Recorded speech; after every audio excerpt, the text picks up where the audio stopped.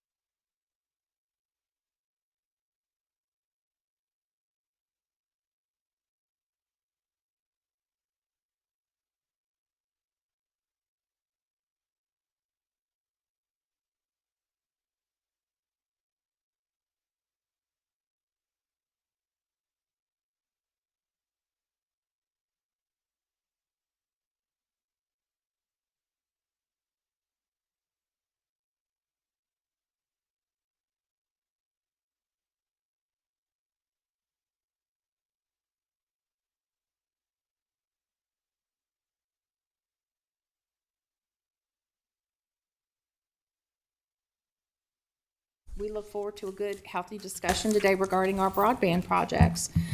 So I will begin with the approval of the minutes from the March 17th meeting. Do any authority members, Mr. Meredith, do you have any Yes. requests for changes, sir? Yeah, there's one, I don't know, on the third page from the back. When we closed the last meeting, it said absent Thompson. I'm sure that should be corrected there. Oh, yeah, I see it. Yeah. We had both of you there, Meredith and Thompson. So I'm not sure, I know earlier as on the vote, I think it was, I don't know, Mr. Jameson or Mr. Tatum, if they was both here. I don't know if that's supposed to be Mr. Jameson, but. So, I guess we need to confirm who was absent, and that the vote is reflective of the record. Would that be, Yeah. would that be your request? Yeah, because I was looking at, when we approved the minutes, last time they had Tatum and Jameson as absent. So I just wanted to get clarification, so we'll have this correct. Thank you, thank you. Okay, any other requests for changes, additions, deletions? Welcome, Mr. Tatum, glad you made it.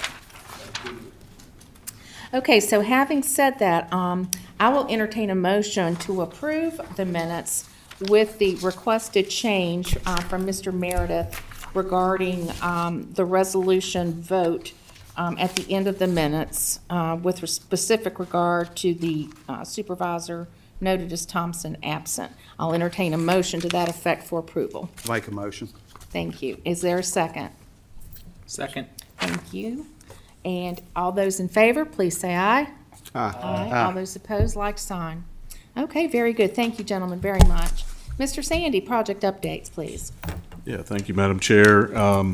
Today, we have Rodney Gray from Zaitel here to give project updates on the Zaitel project. As we talked about previously, we've really completed the Chantel project. The Chantel work,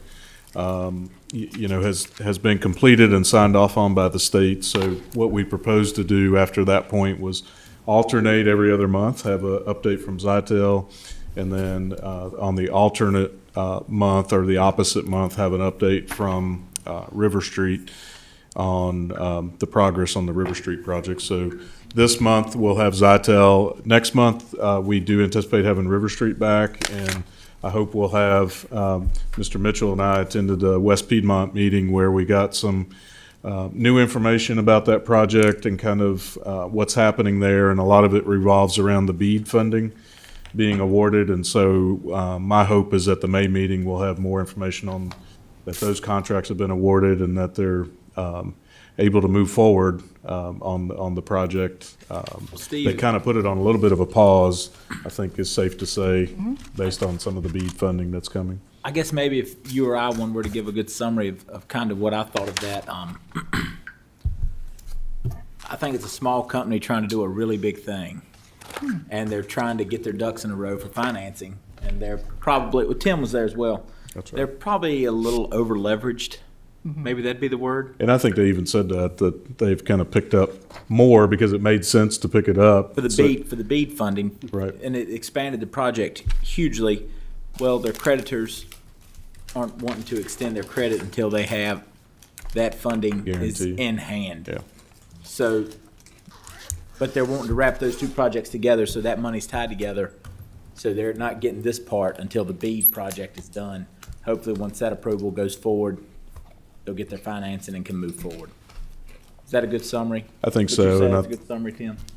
I think the other part is they've been working through the state on this process as well, so the state is aware of kind of where things stand and what kind of completion the state is looking for as they go through this process. So I felt pretty good about it. I think we should have a good update for you guys at that point. I think the BEAD funding will be awarded by then. Rodney might be able to speak to that because he's working through some of the same issues with the BEAD funding. So, but anyway, we expect them to be here in May, and so to give you an update there. But we'll devote this time to Rodney to give us an update on what we call the VDOT 2024, which is a grant that was awarded in 2024 to through the VDOT program to Zaitel. So, Rodney, welcome. Good Thank afternoon, you. Rodney. Thank you Good for being with afternoon, us. Madam Chairman. Thank you for having me, members of the board. Well, we are trucking along in Franklin County. So I think we're making good progress on our 2024 body project. I am waiting for a text from my construction coordinator that I have not gotten. With that, I wanted to give you an idea of where we stood for this month so far. But I asked him this morning for those numbers, and he just kind of gave me that look of, "Are you crazy?" Like, really? Yeah, really.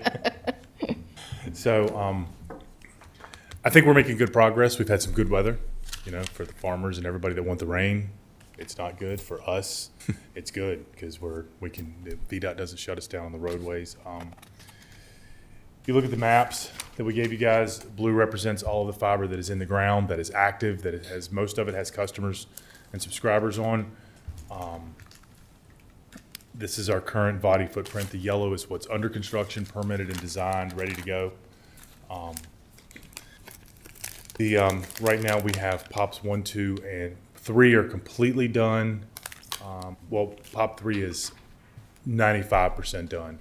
It's the Burke Chimney POP. We're still waiting to, we're going to co-locate with your emergency management in the trailer there behind the landfill in Burke Chimney. Excuse me. And we're waiting to get in there. We want to cause as little disruption as possible digging into that facility. There's so many communications. The last thing we want to do is be the company that took down the 911 backbone system in Franklin County because we dug Please through don't. stuff. Please don't do that, Rodney. We're not. Please, We're gonna please don't do that. make sure that doesn't happen. Yeah. We've got approximately 88 miles of the whole project completed in the ground. 735 passings of the eligible passings in Franklin County. That number is significantly more than that, but the ones that the grant subsidy requires us to pass of that number, it's 735.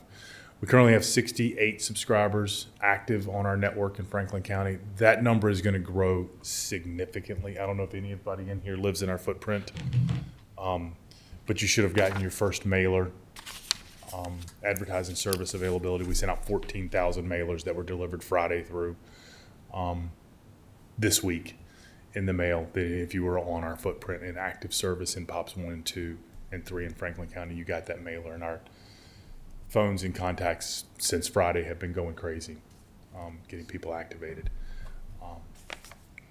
POP 5 is slated to begin in approximately May 15th. We still have all aspirations. This entire 210-mile build will be done in October, which is going to be ahead of schedule.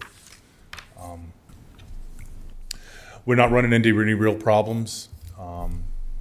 Any problems we're running into are of our own making. We're not having any VDOT problems. We're not having any easement problems.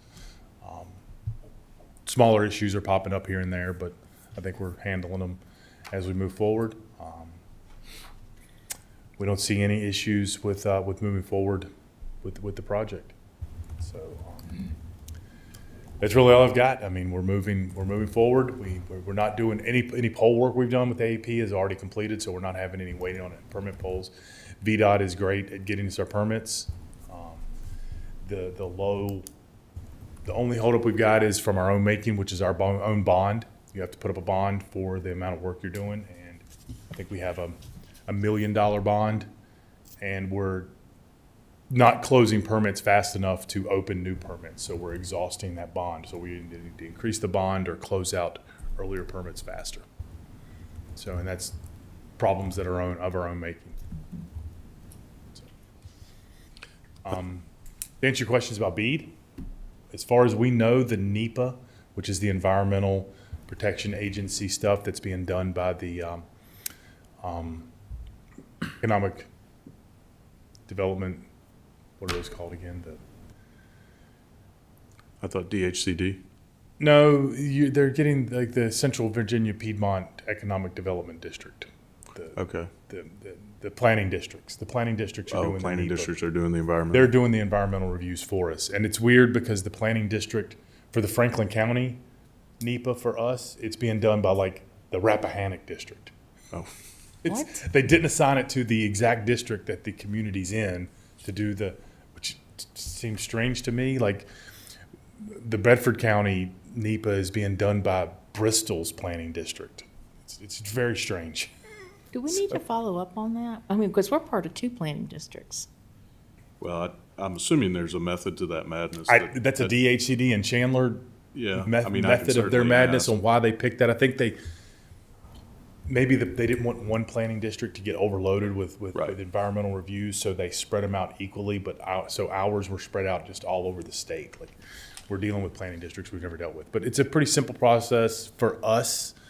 The NEPA reviews, and for Franklin County, there's not a lot, because when you build inside the VDOT existing utility easements and you're not doing any new construction or any new easement gathering, then the environmental review is pretty straightforward. It'll be a And are they being done by carrier or by county? By ISP or by county? I think they're being done by ISP. That's kind of what I was thinking. So, I mean, I think like we may be like the Rappahannock district may be doing our environmental review for Franklin County, but if River Street got some bead stuff here, their environmental review may be being done by another planning district. I don't know how they don't really tell us how they divided it up. They just said, here's your project manager, here's who your environmental review is being done by, which is nice. In Virginia, we're not doing the ISP is not doing the environmental review for those of us that are smaller companies like us in River Street that don't really have, engineering staffs and environmental review boards and everything that can do all that. We're getting help from, other entities that know how to do that. Whereas in other states, we're 100% responsible for everything.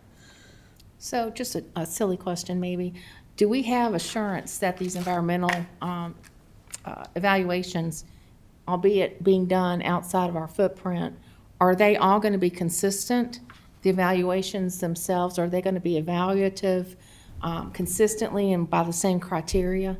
I'm assuming that's why they put it with the planning district commissions. Yeah, but and there's not- We're out of that too. I mean, we don't play any part in that. Right, right. So There's we not haven't really been any notified. human judgment involved in it. There's a set of the NTIA set standards, and the Environmental Protection Agency has standards, and they have a GIS system that you plug your route maps into, and then it gives you a formula back. And it's just having personnel compile that data and put it together and submit it. Okay. So I don't think there's a lot of human, review that's involved in it. It's just a lot of plugging numbers into some federal Gotcha. system and getting this information back. I gotcha. And putting it in the format that they want at the federal level, and then another format for the state level, and giving it all the information that they want. Really, we expect most of our NEPA stuff to be, we're going to be in complete compliance, and, Sure. and it's the word I'm looking for. We won't be under any type of environmental regulations. We're not crossing any tribal lands. We're not in any historical districts. We're not building outside of a utility easement. We're not going to in any wetlands or anything like that in Franklin or Bedford County of where we're building. So I don't think we're going to be contingent to any environmental reviews at all.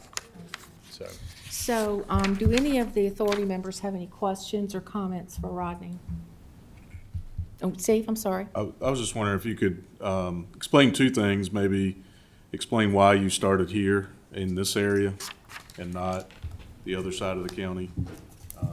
Because I know that's come up in the past with some of the other projects. And then, do you mind just explaining what a POP is for everybody? So a POP is a point of presence. It's what's the best example? I mean, you see these little communications buildings sitting on the side of the road, or the pedestals that you have in your neighborhoods. Think of them as larger cabinets that are maybe the size of this island sitting here, that where the signal comes in and then it's amplified and sent back out. Is basically what a POP is. You put equipment in it. We use we partner and co-locate with as many community entities. We normally use Volunteer Rescue Squad and Fire Department. For example, our POP down on the south, what we call POP 2 is Scruggs Volunteer Fire Department. And in exchange for giving us space, we then turn and give them free services, so they have free phone services and free internet from us in exchange for the use of the space. We're partnering with your emergency management group, and so for them letting us put a POP inside the trailer that's behind the landfill and burnt chimney, we're going to give them free use of dark fiber to get a connection between the burnt chimney tower and the Scruggs tower down on Blue Water. So they don't have to use a microwave wireless signal. They'll have fiber connectivity between the two. And we're hoping to partner with them in a much broader sense and get fiber and give a full dark fiber ring. So right now I think the 911 radio towers have a primary connection, which is microwave wireless technology. They want to make that the backup and get Franklin County all their 911 towers connected on our fiber, which Yeah. we like to do when we come into a community. We like to be partners with the community, which is just a rinse and repeat of everything we did in Bedford County. We're just doing the same thing here. The reason we started there is backhauls. Mid-Atlantic Broadband had fiber coming up through there, and then we can backhaul our own fiber coming out of Bedford County across the lake to get into Westlake. Has nothing to do with where we're building or building around the lake because it's more dense or we think we'll get more subscribers. We don't take that into account. It's all about the fiber backhaul that we can get in there to get the fiber lit up, and then you build from the light out.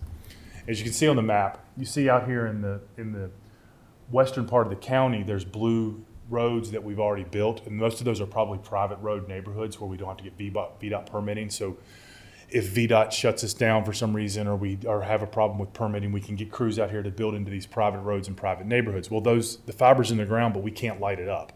So that's what we mean when we say we build from the light out. So from the light source of where we can service people, we have to build from there out. So starting in Westlake where we have our CO and building from there out is the most reasonable way to do it.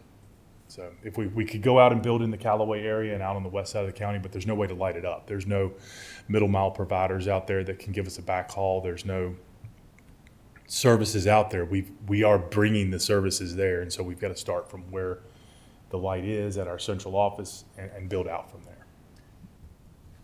Do you have anything else? Any comments, questions from authority members? Rodney, I still am getting complaints here and there. One as recent as last week when I was out on a site visit with VDOT about just some of the contractors, the subcontractors that are out there. And I'm not going to go into the details, but I know that you and I talked about the Waverly subdivision and, how it, there were just some complaints about things not being put back the way they were found. So can you give me some assurances and the authority that you guys are really making sure that things are being put back accordingly? You have, so we're inspected by VDOT, and we cannot close those permits. Remember I was talking about the surety bonds that we have to get. We can't close those permits and get that money released to open new permits until VDOT passes our inspection. Okay. And Lisa's guys do not play around with that. Yeah. They make sure we put our ducks in a row. We have 2 levels of quality control. We have our own construction crews or the subcontractor, our in-house construction crews. They have their own construction coordinators that do a certain level of quality control, but then those invoices that are sent before they can get paid, we have our own in-house quality control department that goes out and checks that to make sure that we're leaving the area the same way that it was prior, or at least to the VDOT standard. Now, leaving a neighborhood to the VDOT standard may still not be up to what the citizens want to see. That's true. I can't justify a neighborhood, and we've had these questions. We like Bermuda grass in our neighborhood. We want Bermuda grass I down on the side of the road. I'm not doing that. I understand. The VDOT standard is that I put a tall fescue grass, which is a contractor misc.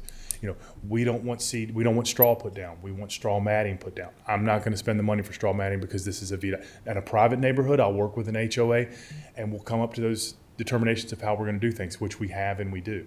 But on a state-maintained road, I do the VDOT standard, which has, on what I do, that still may not be up to a neighborhood standards of what they want. Understood. Or what they, as a HOA, goes out and puts on the side of the road, and they may redo the side of the road. So I'm doing what we have as what we do as a VDOT standard. Well, and just so you know, I haven't had any inquiries given to me about the grass issue or the sod. That's not been anything that I've heard, so that's a good thing. But I understand your rationale, and I think it's appropriate for whatever that's worth. Now, we try to work with neighborhoods, but you and I have had this discussion before. When you have neighborhoods that are from the 80s and the 90s, Oh, yeah. When they had private roads and only had one house built on them or 2 homes, and then that developer had an opportunity to VDOT to come adopt the roads, and because they got that 3rd house, and now this whole neighborhood is full of state-maintained VDOT roads, but the developer never disclosed information about sewer lines that were on off-site sewers that went Right. underneath the roads that are now Right. considered illegal utilities and in a public utility easement. We can't anticipate stuff like that. If you don't know it's there. Right. If you have an HOA Yeah. that comes out, or a homeowner that comes out and they put their own dog fence and their own irrigation system through flower beds right up on the side of the road, but I have a clear misutility dig ticket and my construction crews come through and they tear that stuff up, it's not supposed to be there. And we try to explain that to people. We try to explain to HOAs, you're not supposed to do this. And if you do this, you need to register yourself with the misutility service to say, I have stuff in this, and I've explained this to them before. You can put stuff in the VDOT easement, just don't expect it to be taken care of when VDOT or another utility company comes through, unless you have the ability to mark it. We will always call misutility dig tickets in, but that's up to the owner of the private utility that's out on the side of the road to make sure they have notifications coming to them from misutility so they can go mark it. And there's a lot of misnomers for private roads. Like in my subdivision, it's a private road. It's, so whether when that subdivision was being built, and especially the irrigation systems that have subsequently gone in over the last 5 years or so, who's putting them in? Is that contractor putting them in responsible to let misutility know, or is it the property owner? It's the property owner. Always the property owner. The property Okay. owner, it's their own responsibility.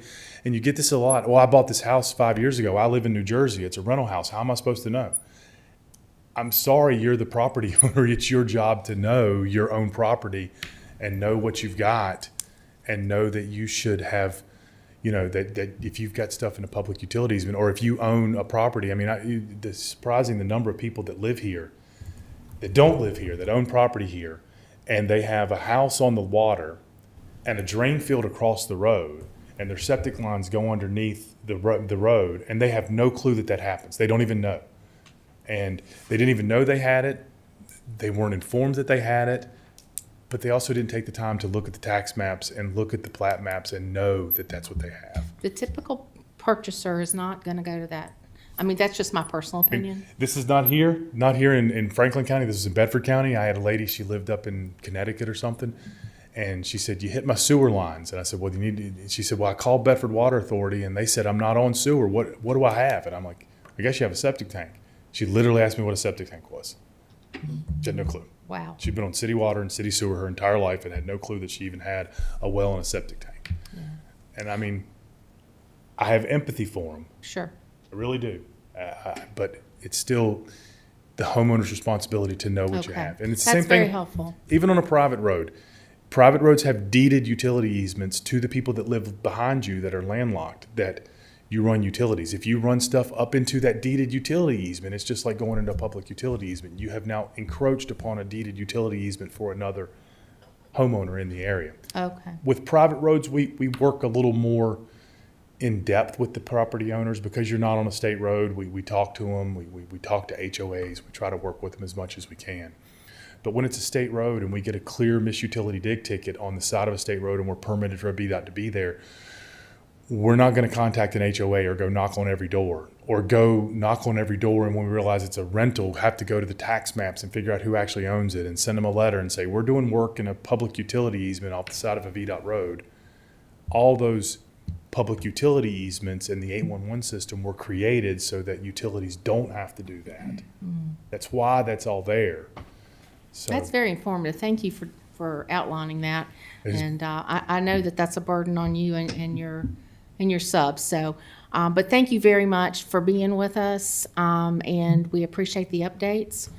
We appreciate all the work you're doing, and we're going to pray the BEAD funding comes down like it's supposed to. we're hoping, just so you know, we've had conversations with Chandler, DHCD. They're still, fingers crossed and knock on wood, that they're going to have the contracts in our hands by the end of this month. Oh, really? So Okay. they think we'll have signed contracts if we can get Senator Stanley, who's our attorney, to review them quick enough and get them back in our hands. We can get them signed by the middle of May. So then moving forward, the next update I'll have for you guys, will have a BEAD map up there, and you'll see progress we're making simultaneously perfect.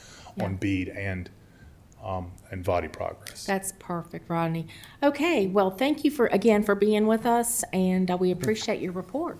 Thank you very much. You guys have a Okay. great afternoon. Thank you. Take care. All right, Mr. Sandy, do you have anything further? For the The authority. only, just some additional clarification, I just texted Chandler, he mentioned Chandler, about the environmental review. So he said there's 55 projects, and so the environmental review is being done by project. So there's 55 different BEAD projects across the state. And there are 9 PDCs that are participating, and each one of them has about 6 projects. So Oh, okay. that's why he said, yeah, some of them are actually doing projects, halfway across the state, but Okay. that's kind of why. So, and they're working directly for DHCD on those projects to get them. And a lot of that is about the consistency of the applications and the work, rather than having the individual ISPs Yeah, kind of doing it on their own. yeah, So I got it.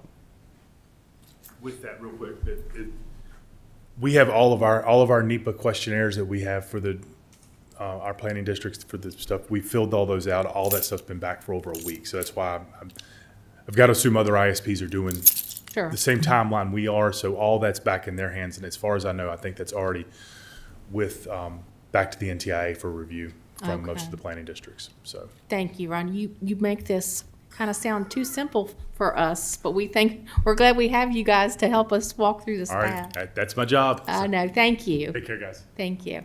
Anything else, Mr. Sandy? And he just confirmed too, they're hoping to have those BEAD contracts in early May, I'm very pleased to hear that. and, Yeah. but he did say, no construction until those environmental reviews are done. So we got to get those done, and then they can release those projects for construction. So, Okay. And you'll keep us updated on as soon as we hear these about- projects in our footprint? Yeah. Okay, very I good. dream of the days that a River Street update will go like that.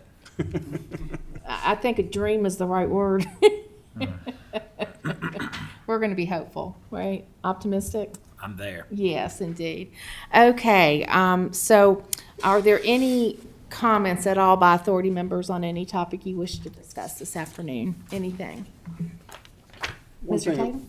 we learned from River Street, they have until December the 31st at midnight of 2027 to get it all completed.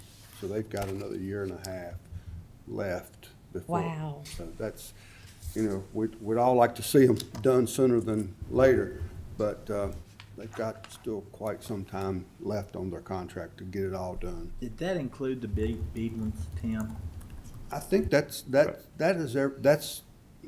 when they have to have everything done, I think, isn't it? No, I think the BEAD is like a 3-year I contract. think the beat, but all the previous ones, Yeah, yes, they all the have. others, okay. Yes. But that's why they want to do them together, because they would pick up a lot of those BEAD Yes. ones as they're doing the other work. Gotcha. And so that's why they, like you said, they almost had to pick them up because they're like literally going right by a house that's funded through BEAD. So Okay. if they can get, get the money Yeah. before they build it, then And they kind of made out to us that they have subcontractors out there that have done a pile of work already, and they owe them a lot of money. Yeah, And When you talk about leverage, yes, but overly apparently they leveraged. have an understanding with them. Well, good But for them. I think they have a lot of. I think they really got their fingers crossed on this bead deal coming through pretty quick. That's not the way I would do business, but that's just me. Well, we don't have a choice now. There's a lot of risk. It's too late. There's no backing. I out of it. understand. I I understand. just installed Starlink this past week. Did you really? What's your experience been thus So far? far, so good. I Okay. disconnected my ground line through Brightspeed. I called them to tell them to disregard, and they asked me, well, can we ask why? I said, you certainly can. Your service sucks. I said, I will say this, the last technician that you sent out to my house did an outstanding job, but it took me 3.5 months to get him. Oh, yeah. I said, that's Yeah. unacceptable. And I said, I told your vice president last year that he has accomplished something I didn't think was possible. And that was he made CenturyLink look good. That is kind of Yeah. remarkable. And I understand, they bought a pick and a poke. They I mean, did. They bought They did. an outdated system, Yeah. but with that, you know, when you pick it up, you know you got issues. This customer service, 3 months to get a repair, that's not gonna cut it. No. But so far, we're happy with our Starlink. I looked up on a couple of different maps, and it looks like Chantel has come to the end of my road. River Street's come to the end of my road. I don't think either one of them's making it to me. Really? The way it looks, I got missed. But so me, my sister, and my brother, all of us up, we're all hooked into Starlink, so we're good. Oh, wow. Well, I'm glad you've got service that you're pleased with. Yeah. When you're paying for this stuff, it's important you get what you're paying for. Yes. Yeah. Yeah, when you pay that much, you want service. You can't- Absolutely, absolutely. Okay, well, if there are no other comments, questions, or concerns, I'll entertain a motion to adjourn our meeting. So move. Thank you. Is there a second? Second. And all those in favor, please say aye. Aye. Like sign. Okay, we are adjourned for our board meeting to begin at 3 PM this afternoon.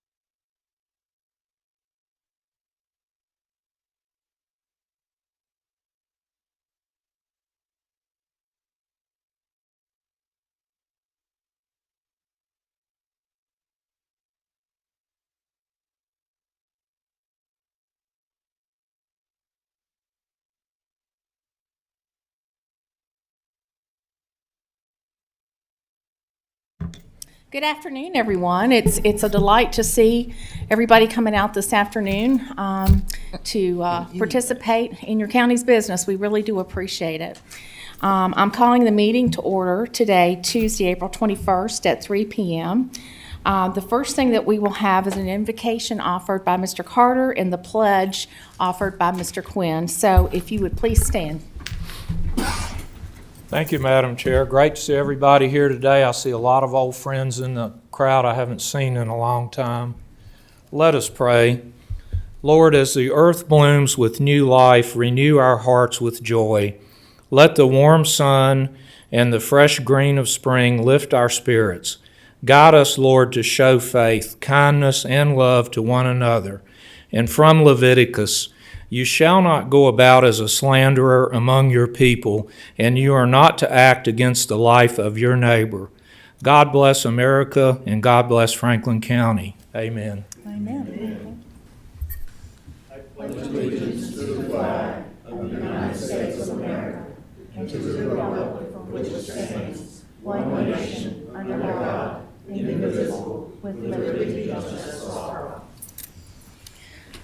Okay.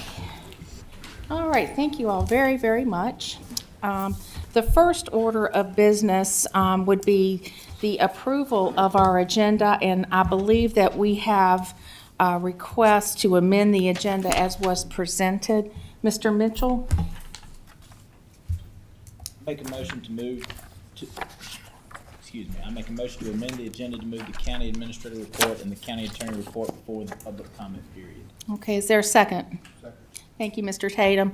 Is, all those in favor, do you need a voice on that, or? Voice is fine. Okay, all those in favor, please say aye. Aye. Aye, and all those opposed, like sign. Okay, so we'll consider the agenda amended to, excuse me, to put the county administrator and county attorney's reports prior to public comment. Okay, we will move on to a very great thing that we are able to do and blessed to be able to do is to recognize our citizens and our employees and our businesses. In this case today, this is a very special day where we can recognize Arrington Management Group and Turner Dock Building. Both are celebrating tremendous milestones, 60 years for Arrington and 50 years for Turner Dock. These two companies have demonstrated clear dedication and commitment to Franklin County. They've played a significant role in Franklin County's economy for decades, and especially around Turner Dock, the craftsmanship and the reliability of the work that they do is outstanding, and it's proven itself over many, as I said, over many decades. Both of these businesses have established longevity, and they are heavy on their commitment to their employees and to their customers that they serve. We are very blessed to have these two businesses in Franklin County, and we want to ensure that they know how much we thank them and appreciate them in this day and time where 50 and 60 years of tenure can almost be unheard of. So we want to make sure that we are recognizing this as, you know, these are locally family-owned businesses.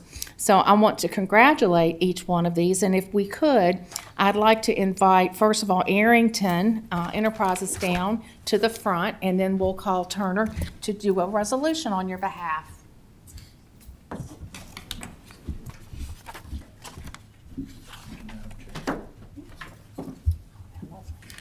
Hello. If you all want to come up here center stage. Hello. How are you? Hi. How are you, son? Dana. Hi, Jamie. Aaron. Hi, Aaron. Brian? Well, I'm just in such good company up here. So if you all just want to stand up, then we'll get a picture after this. Mr. Carter would like to join me in reading a resolution to acknowledge you, Mr. Carter's district. And he's going to, thank you. So what we have is a resolution of appreciation. Whereas Arrington Management Group, a locally rooted company based in Franklin County, Virginia, is celebrating 60 years of dedicated service, growth, and community impact.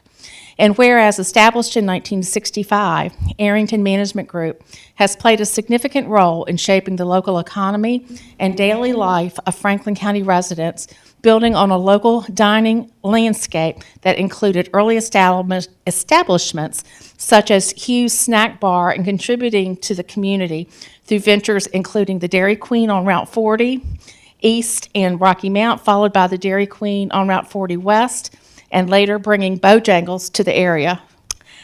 Whereas what began as a small, locally focused business has grown into a thriving enterprise, employing more than 250 individuals, many of whom are Franklin County residents, contributing to the strength and stability of the local workforce. And whereas Arrington Management Group has fostered a strong, family-oriented culture with multiple generations of Franklin County families having worked within the company, reflecting its commitment to its employees and longstanding presence in the community. And whereas, beyond its business success, Arrington Management Group has demonstrated an ongoing commitment to giving back, supporting the local arts, athletic programs, and community members in need, making a meaningful and lasting impact across Franklin County. Now therefore be it resolved that the Franklin County, Virginia Board of Supervisors extends its sincere congratulations and appreciation to Arrington Management Group for 60 years of outstanding service, economic contribution, and community leadership. So let's give these folks a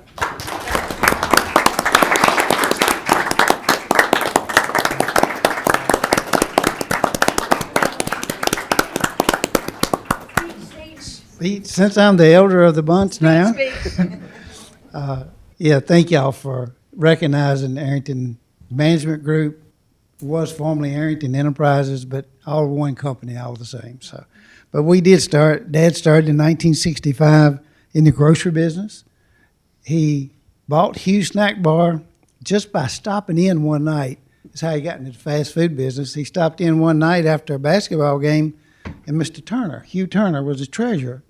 He was in there working, and Dad was picking on him a little bit and said, "What are you doing here?" And he said, "Can't find no help." That story hasn't changed today. But he said, "Can't find no help." So before the end of the night, actually, Dad owned it, and Hugh financed it the next day. Really? Yeah, through that conversation is how we got in the fast food business. But we're very happy to be a part of this community. We've been blessed by this community, and want to thank the community for all that they do in support of our business.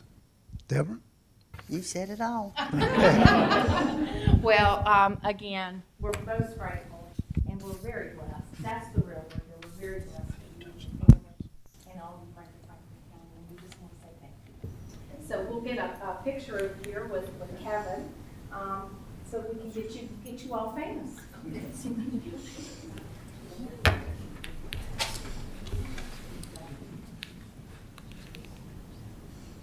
Okay, thank you all so much. Thank you.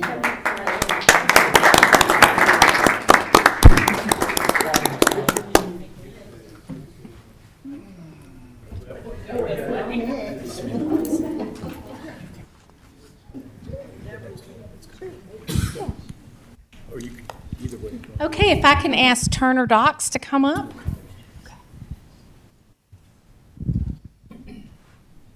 Good afternoon. It is a pleasure. Glory Smith. Good to see you. Is this the power behind the throne? This is the power behind it. I've been there as long as he has. Oh, that's great. Hey, how you doing? It's good to see you. Okay, what a prestigious time this is for our board. I have Mr. Quinn up here to help me as your supervisor in the Union Hall District, and we'd like to present a resolution of appreciation to you. Whereas Turner Dock Building, a locally owned and family-operated company business serving Franklin County and the surrounding region, is celebrating 50 years of business built on quality craftsmanship and dependable service. And whereas since its founding, Turner Docks Building has established a strong reputation through hard work, attention to detail, and long-standing relationships with customers, contributing significantly to the growth, accessibility, and enjoyment of Smith Mountain Lake. And whereas the company's continued success over 5 decades reflects its commitment to excellence, reliability, and the values of a family-operated business that prioritizes both its customers and community. And whereas Turner's Dock Building has made a lasting impact on the region, supporting the local economy and enhancing quality of life through its contributions to Smith Mountain Lake and the broader community. And whereas as Turner's Dock Building celebrates its 50th anniversary, it stands as a testament to perseverance, community connection, and a legacy of trusted service. Now therefore be it resolved that the Franklin County, Virginia Board of Supervisors extends its sincere congratulations and appreciation to Turner's Dock Building for 50 years of outstanding service, craftsmanship, and commitment to Smith Mountain Lake and the community. Thank you. Thank you.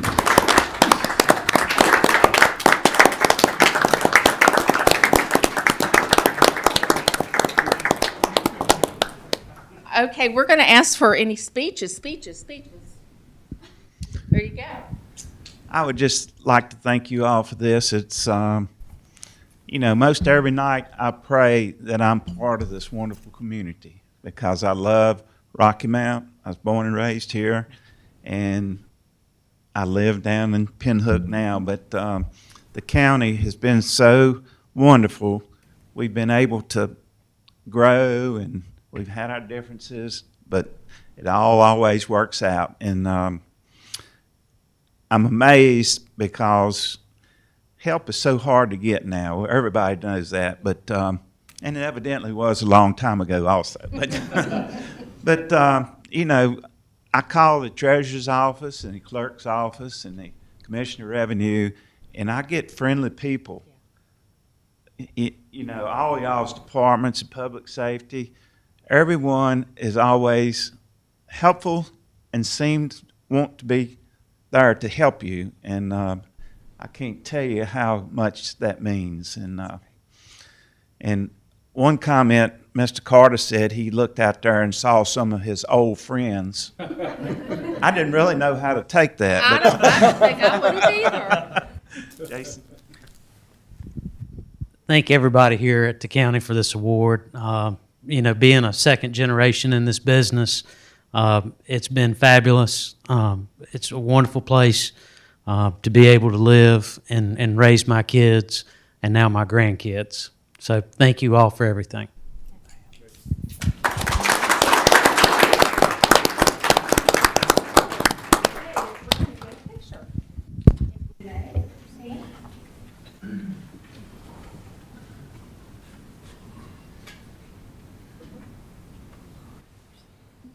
Thank you all so much. Congratulations.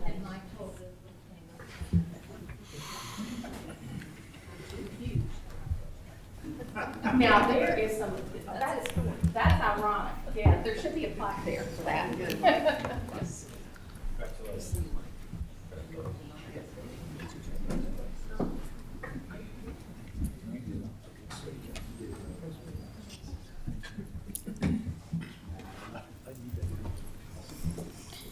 Okay, thank you all for that. What a wonderful celebration.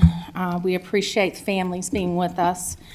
The next thing that we have, or special occasion, I should say, is Franklin County Public Library Award recognitions, impactful marketing, public relations effort, and standard of excellence, and a silver award. Mr. Sandy, do you have any opening comments? Do you just want to invite Rebecca up? Yeah, we'll invite Rebecca and the staff up, and then we'll have some comments as we get down on the floor. Okay, let's do it.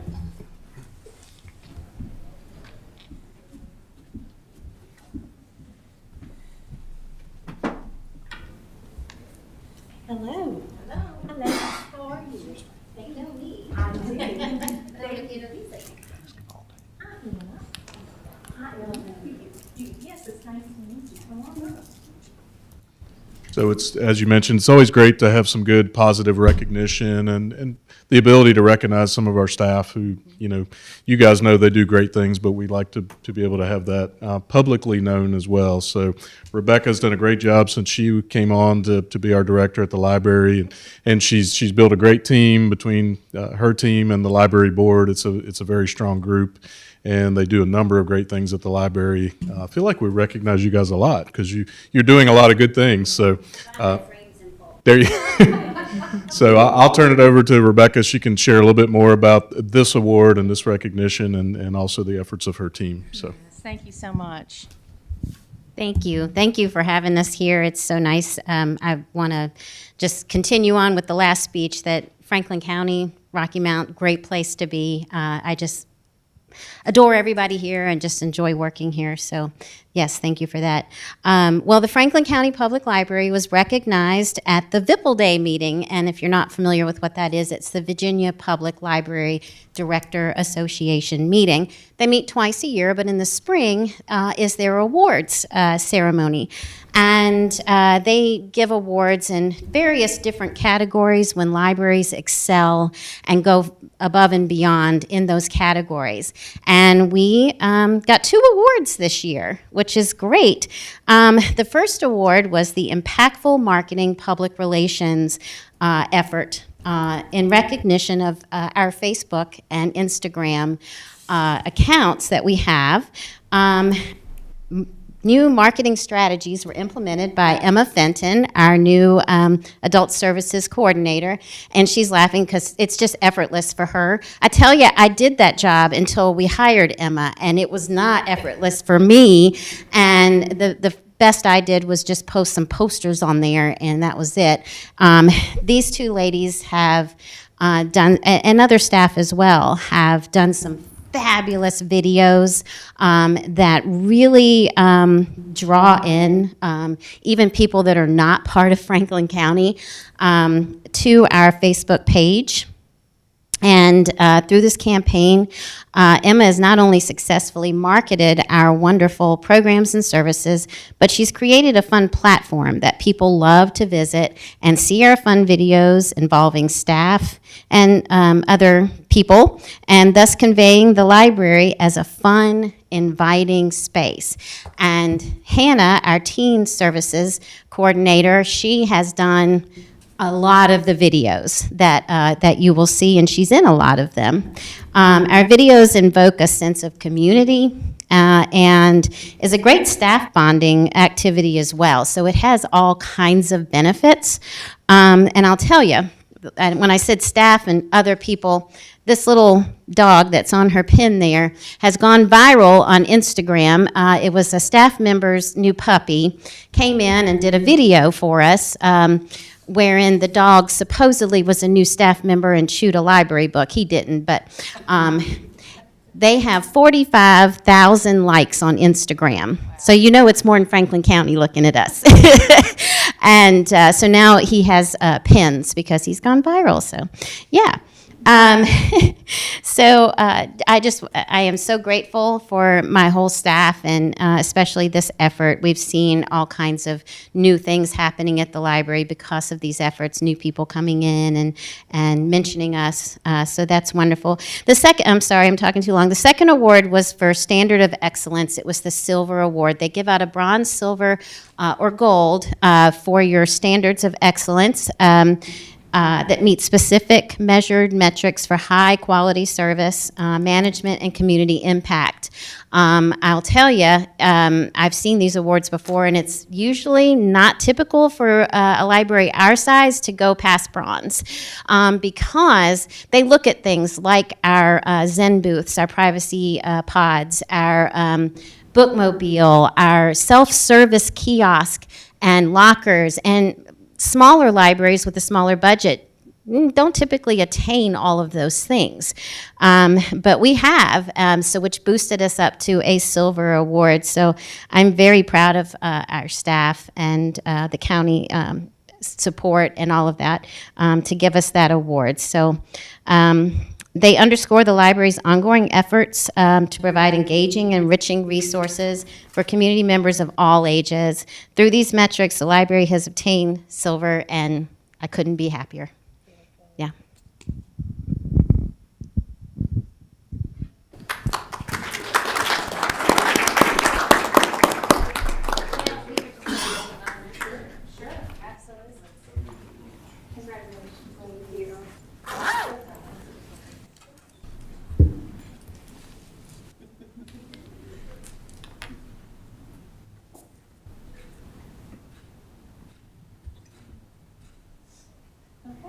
Ladies, thank you so much. Thank you.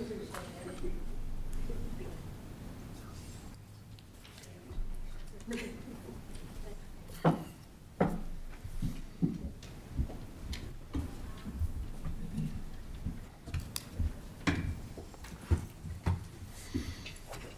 Okay, thank you all so much for indulging us. These are good times, good positive messages.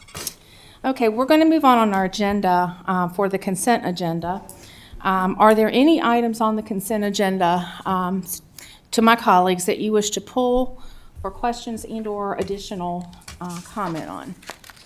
Madam Chair, I'd like to pull number 3 and Okay. discuss that a little more if I could, please. Okay, anything else? Okay, so I will entertain a motion to adopt the consent agenda with the exception of number 3. So move. Is there a second? Second. Thank you, Mr. Tatum. All those in favor, please, we have to, excuse me, we need to do roll call on this. Supervisor Meredith, Yes. Supervisor Quinn, Yes. Supervisor Tatum, Yes. Supervisor Carter, Yes. Supervisor Jamison, Yes. Supervisor Mitchell, Yes. and Chair Smith. Yes. Now we will go to number 3, which is the request to develop and issue a request for proposals for Franklin County Fire and EMS System Study. Mr. Meredith. Thank you, Madam Chair. I was just kind of looking over this. Pretty much this is a RFP for just to kind of look at revenue recovery, long-term budget, optimizing this, and paying somebody $75,000. I would think this is something we could do in-house. I think rather our IT could help with, I think it was mentioning about systems, all this, but in just glancing at this, it says study to identify options to enhance service delivery, operational efficiency, and long-term sustainability. I think it's something we could do in-house. I know we have talked in the past. I know in January I suggested a fire and EMS advisory board, which I guess that's went, I haven't heard much discussion. I know that was recommended in a study in 2017, 16. I think it was 16. Correct me on that, but, I mean, it seems like this is something that we could do in-house instead of hiring somebody or a consultant from outside. I think even maybe the board members might be able to help with some of this, with backgrounds. We have a wealth of knowledge in our staff, so that's just my concerns on, to me, that don't sound like a whole lot we couldn't, handle in-house. Okay, Mr. Meredith, thank you. I would open up the floor for discussion, questions, comments, and Mr. Sandy, I will yield to you. Let me go ahead and yield to you first. Sure. Yeah, I'll just make a couple points, I guess, is that money had been budgeted probably 3 or 4 years ago, so that money has been budgeted for this purpose for a while. We never took action to kind of move forward. I think what kind of pulled it back into light a little bit was that Bedford County had recently done a study that's similar to what we're looking at proposing here. And Chief Fowler and I had talked about just defining the scope a little bit further. And so I can kind of read just a few of the things that we have talked about in anticipation of the study, which I think goes beyond, what maybe some of the internal capabilities would be. And then I'll just also just state that, I think having an independent organization come in and take a look at things through a different lens is part of what we would hope to get here, kind of an objective view of the system and looking at it from, from an outside look in to try to get some good recommendations that we can move forward as far as long-term for our public safety department. So a couple of things we've talked about relative to the scope, and I can just go through those, is looking at system assessment and performance. And that would include looking at current staffing and facilities and apparatus, looking at response times and coverage gaps and service demand trends, comparing our system performance against national standards and, comparable jurisdictions as we look at, what is the county's desired response time throughout the county. I think this firm could help us look at that and look at what's a reasonable expectation for a locality of our size and with our budget. A second one is staffing and service delivery models. Just looking at our model currently is a combination system of career and volunteer resources. So looking at that, figuring out how we can optimize those resources. Also, volunteer system sustainability is another factor that we would look at, is assess recruitment, retention, and incentive programs for volunteers, recommend strategies to strengthen and sustain volunteer participation, and evaluate the operational expectation and performance standards for our volunteer agencies. Looking at the organizational structure and governance, and I think this gets back to your comment, Mr. Meredith, is there was a 10-year-old study that was done that recommended, kind of a, I won't call it a governing board, but some sort of a board mechanism. And so I think, part of the thinking here, again, is our system has changed a lot in 10 years. Maybe we need to reevaluate what that looks like. The recommendation may come back the same, but I think it could be something that maybe there's a different recommendation about what the composition of that group would look like. So evaluate the current system oversight, authority, coordination, recommend improvements, assess policies and procedures throughout the system. We would, another scope would be looking at our facilities, our apparatus, and our capital planning, which is something we've talked a lot about. Evaluate the current station locations, apparatus, and fleet condition, provide recommendations for station placement, relocations and/or new facilities that may be needed over, a 20-year type period that we're looking at, and help us develop a long-term capital improvement plan aligned with growth projections.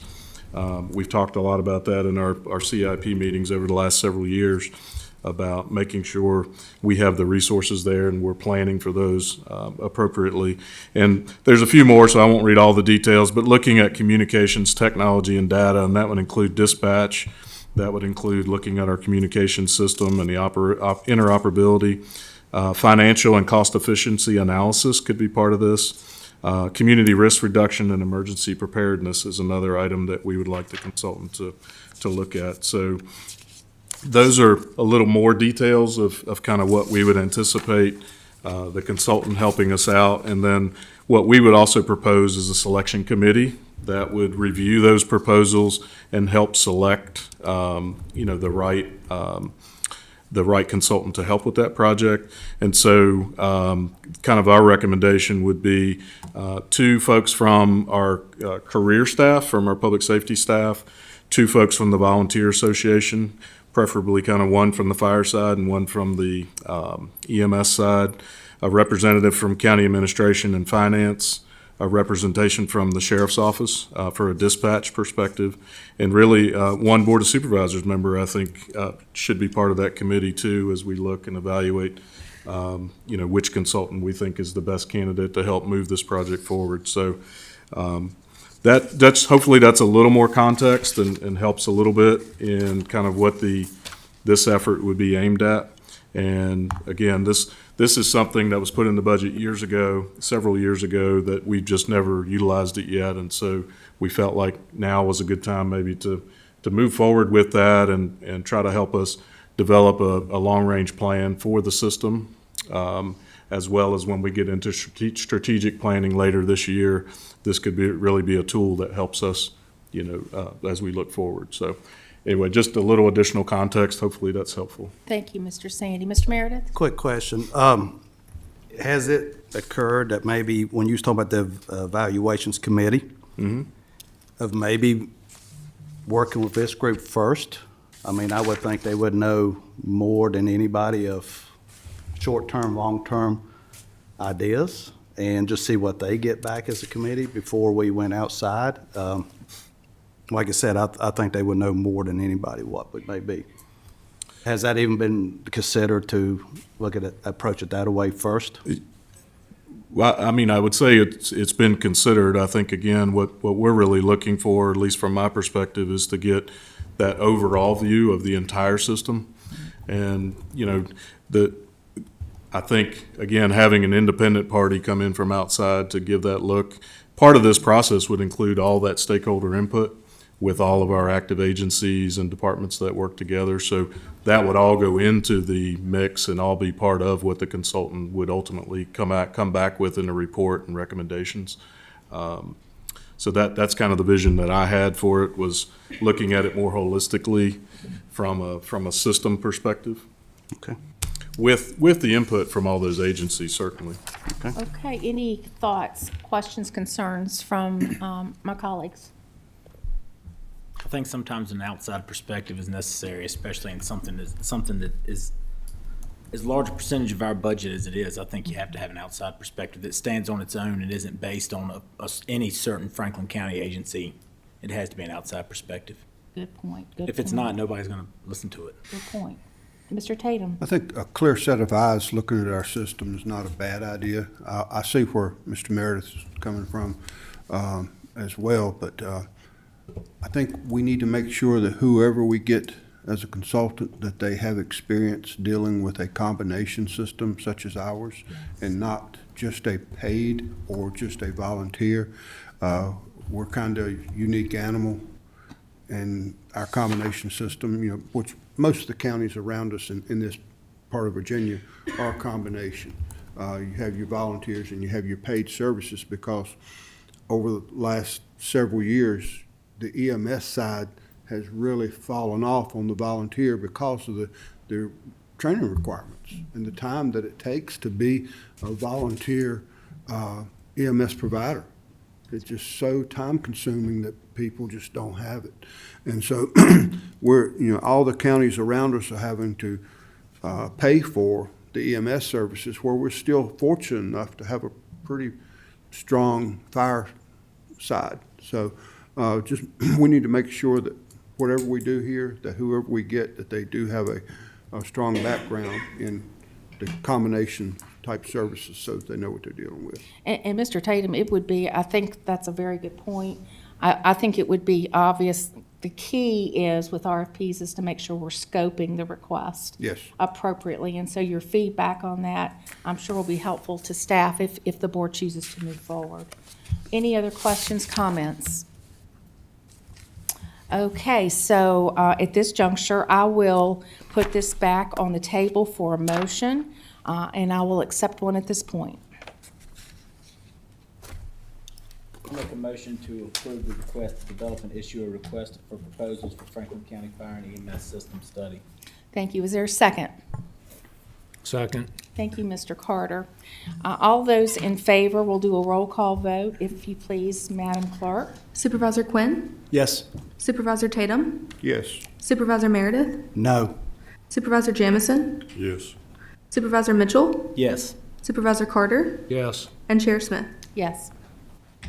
Okay, so we've got that taken care of and approved. Mr. Meredith, thank you for the discussion on that.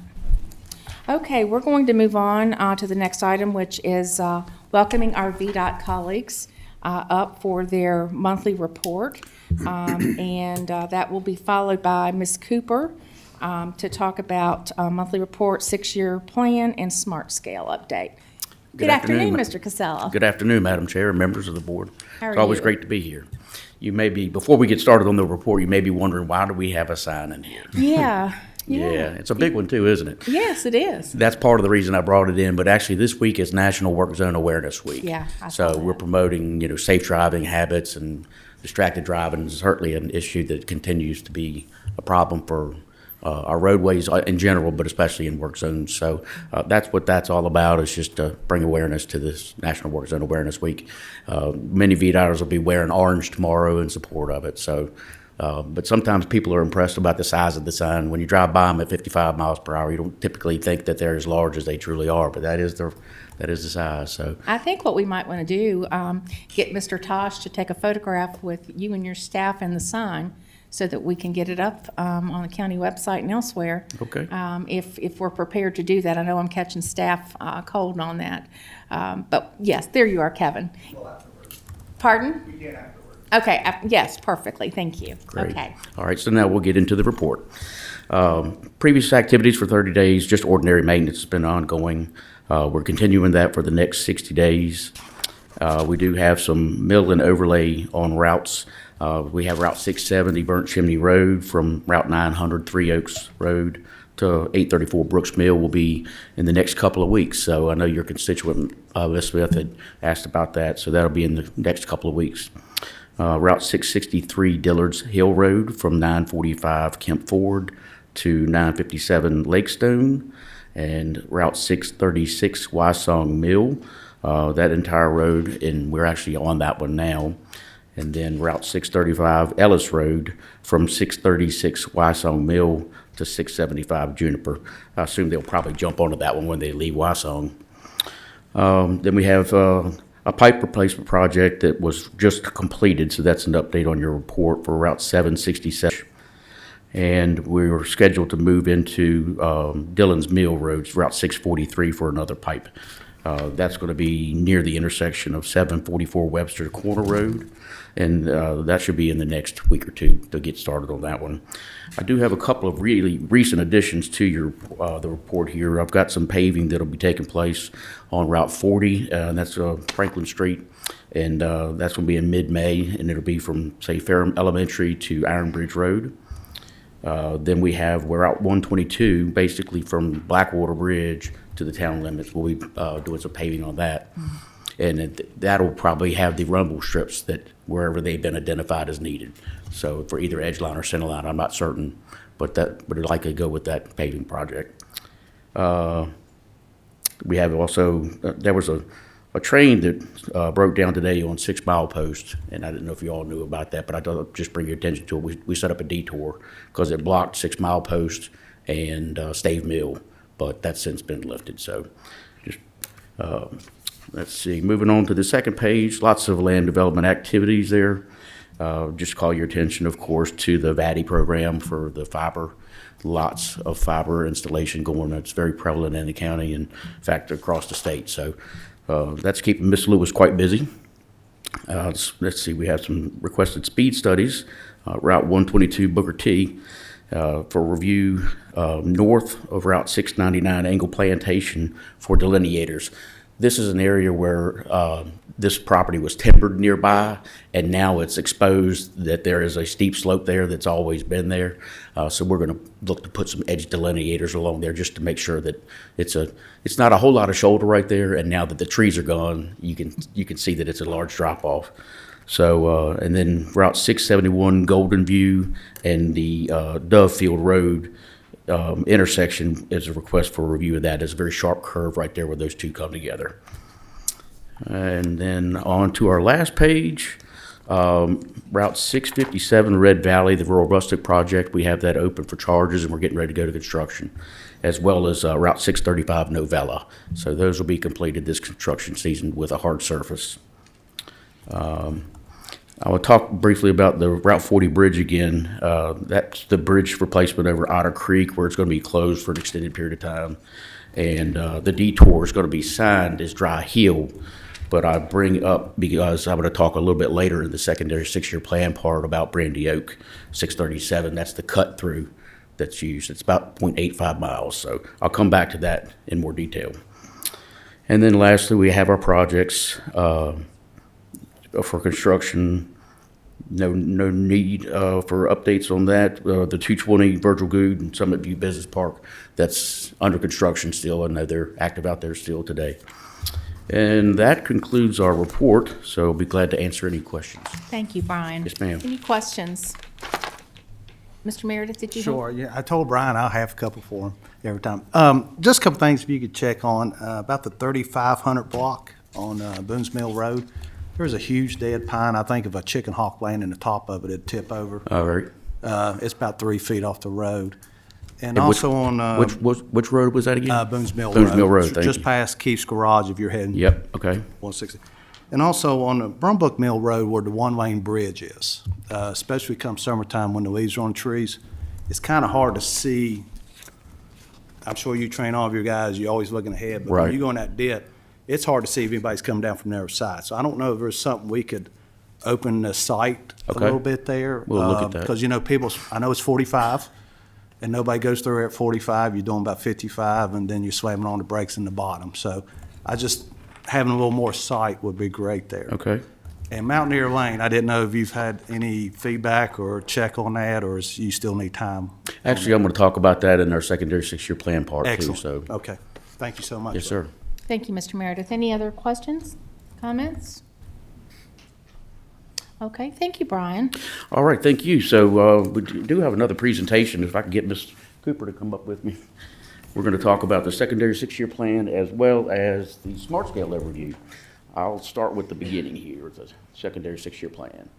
So this slide here just shows the allocations that we'll be getting. We have two funding sources. One of them is the tele-fee, and the second is the district grant unpaved roads.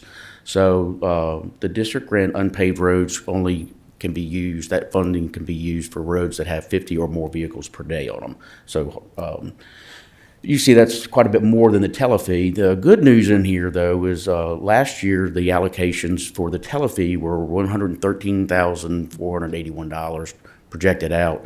As you see, this year the projections are up, and that's reverse trend of what we've been seeing in years past. So that's the good news. But in all, you see the tele-fee in the six-year plan is $765,312, with the district grant unpaved at $1,423,098. So a total of the plan is $2,188,410. So that's the good news. All right. This is currently what is in our secondary six-year plan. I talked about Red Valley and Novella there. We're working on Webster Corner. That one likely will be constructed next construction season. Then we have a segment of Timberline, Stave Mill, and Narrows, and then finally Clark. So those are currently what's in the plan, and it looks like this year we may be able to add a project. So with that, Mountain Air is one of them that we were talking about. This is by no means necessarily a recommendation, but some of the things that we think that some of the roads that we've identified, either by superintendents or work order or complaints or what have you. Certainly Mountain Air has been talked about quite a bit. So we say that might be a potential candidate. So this is just planting a seed for you all. We'll have the public hearing for the secondary six-year plan on May the 19th. So, but Mountain Air Road, Route 766 Beach Mountain Road, Route 690 Pembroke, and then any that you all might want to also consider. So, all right, and on to smart scale. It's that time again. It seems like the 2 years comes around very quickly here lately. Smart scale pre-applications needed to be submitted by April 1st. This year, the county submitted 3 projects. Full applications, the portal opens up on June 1st, and we have until July 30th to get all the refinements, estimates, drawings, everything in line to be submitted by the deadline August 1st. And then between August and December of 2026 is when the projects will go through the screening and scoring process with VDOT. And we hope we are successful. We should hear something in January, February, sometime around there. So the 3 projects, this one probably looks familiar, Brooks Mill Road and Scruggs Road. It's a roundabout. We've submitted it for a couple of years, but VDOT and your county staff feel like it's still a really good project. We feel like it's needed, especially for the Westlake area. So we're hoping it scores well and it gets funded. But this shouldn't be new to some of you. It might be new, but others you've seen it before. The newest project that we have, and Brian helped us with this project. This is, you might recognize the area. This is where the high friction pavement surface was put down because we had a lot of crashes. So it was decided that it might be really good for smart scale projects. So VDOT has been working with their engineers to get a drawing and an estimate. I think this is going to be a strong project because, as we know, that pavement isn't going to last forever. So if we could get this along with your Pleasant Hill and Cassell's project that will probably be under construction. If it gets funded, yeah. Within the 6 years? Well, there's another project, the Pleasant Hill R-Cut. Oh, you're talking about the R-Cut. R-Cut. Okay. So this would go nicely with that one. So we're hoping, we feel like it's a strong project, so we hope it gets funded. The other one that county staff and VDOT really like, it comes with a really high price tag. I think the last time we submitted it was 40-some million dollars. We don't foresee it going down, but they're working hard. This is Henry Road and 220. So there's a lot going on with this map, but we're just trying to reduce crashes here. And if we could get that estimate down, I think it would be a really good project. We have several, it's such a big project, we have several maps that show how long it goes.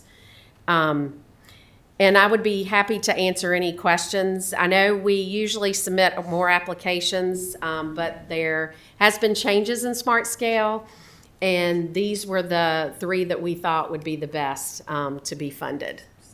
So I'd be glad to answer any questions. I will also be coming probably sometime in June, maybe July at the latest, looking for a resolution to support these projects. And I might have a little bit more information by then. Thank Maybe. you. Thank you, Ms. Cooper. Questions, comments on the proposal of these 3 projects? Mr. Meredith?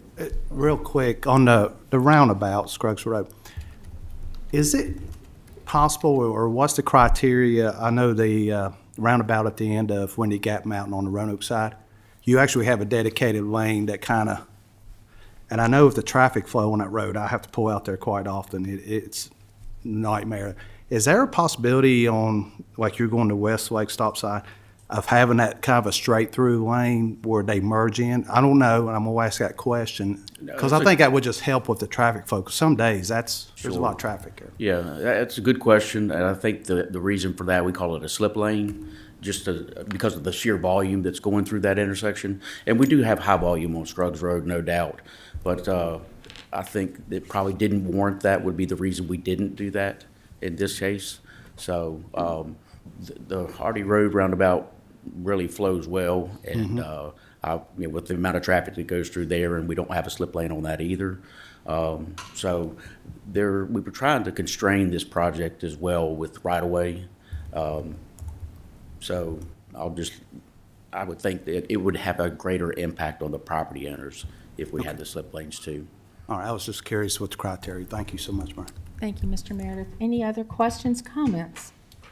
I'll just say that the 220 project, I'll maybe give a shout out to former board member Ronnie Mitchell, if you recall. This was one that, because he was familiar with a number of accidents there, I think he brought up before that, is there something we can do to kind of straighten that out a little bit more? So I appreciate you guys kind of looking through that. And just a little more background is I know these projects go through a lot of work with the VDOT staff, with Brian's folks, but also the Salem folks, of really trying to identify what are the best viable projects that we can put forward. And we are limited to 4 total projects that we can submit.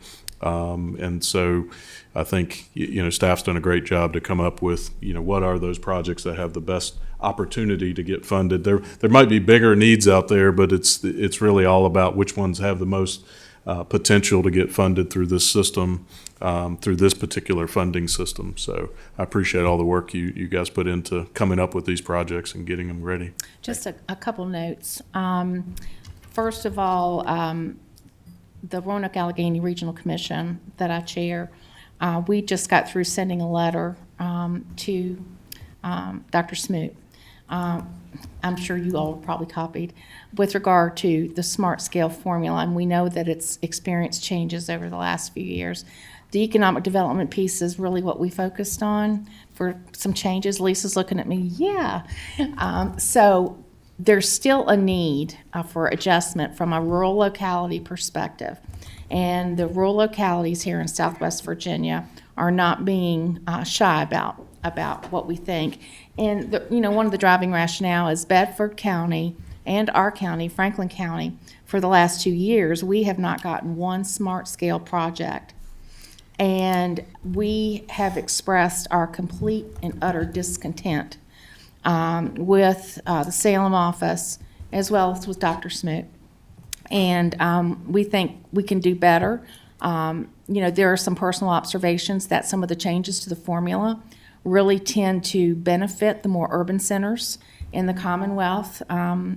Northern Virginia is an example, at the behest of some of our rural localities. And we're going to make sure that the rural localities, especially here in Southwest Virginia, we're standing up and advocating hard for appropriate smart scale changes to be in consideration, because the last round of changes really almost, in some of our regional partners and surrounding counties, ruled out their possibility of ever getting a project. And that's not okay.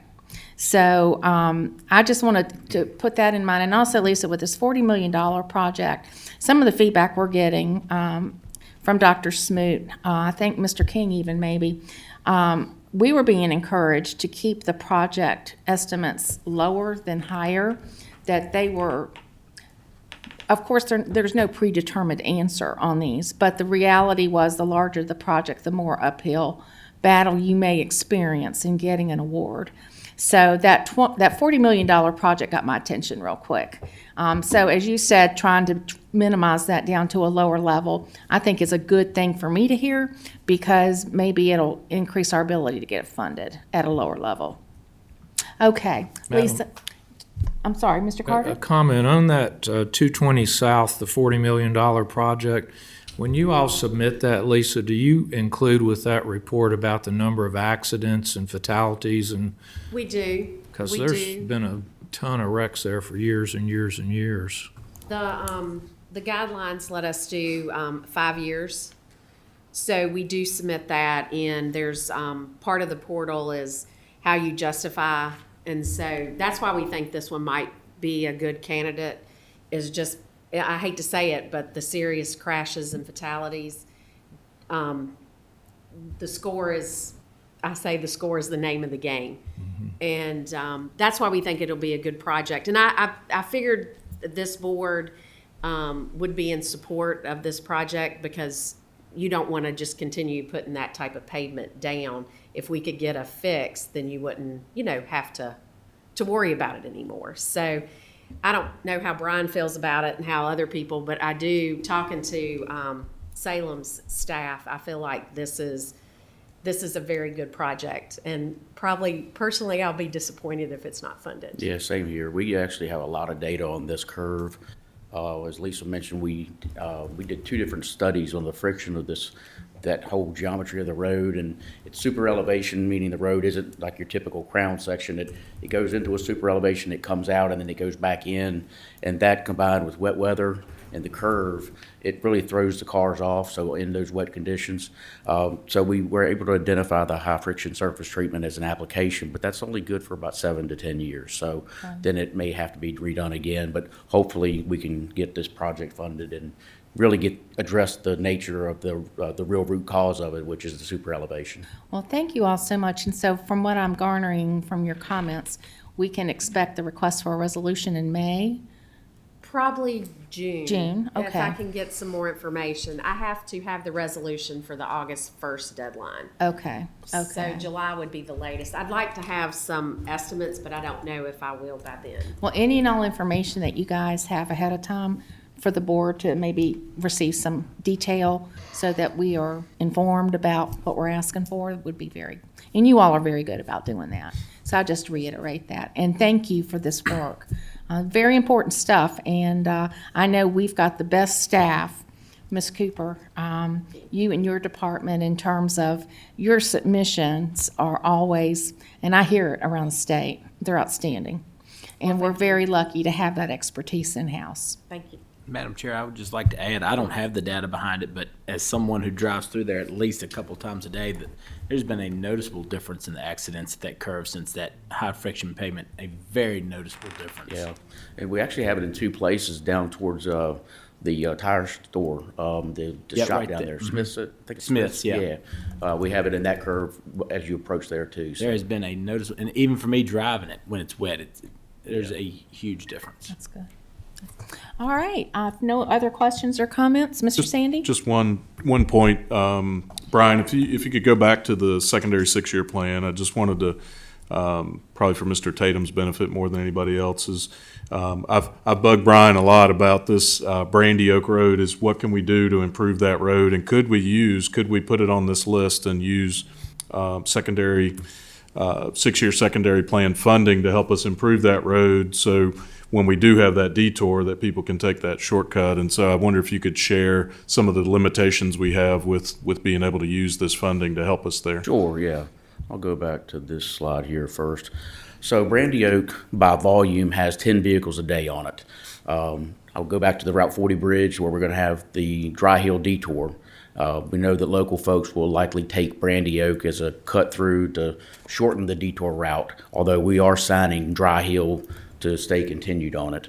But the estimate, it's 0.85 miles long, and our estimate was $800,000. It's a high-level estimate, but that seems to be what we're seeing in the construction world. As you see, Telefee is the only money that we can put towards funding that project. And I know the desire would be to have that project funded within the year prior to the bridge being constructed. But that's unfortunately not feasible with the amount of money that we have available to apply to Brandy Oak. So I hope that kind of puts a little light on it. Yeah, it's just the concern we pressed is the emergency services in particular, is that shortcut cuts off a number of minutes, maybe 15 minutes in response time to some parts of that area. So wanted to see if there was anything we could do to get that road, brought up to a better standard. It's a gravel road. It's got some steep grade. It's got some washout and things like that. So I know Brian and his folks have committed to keeping it well maintained during that time. But just so you know and the citizens know, we're still trying to find a funding source to help us get that paved or get it improved. But unfortunately, this program is not going to give us the dollars that we need and the amount of time we need to get it done. So approximately how long will the detour be in place? It was between a year and a half. Really? Yes, ma'am.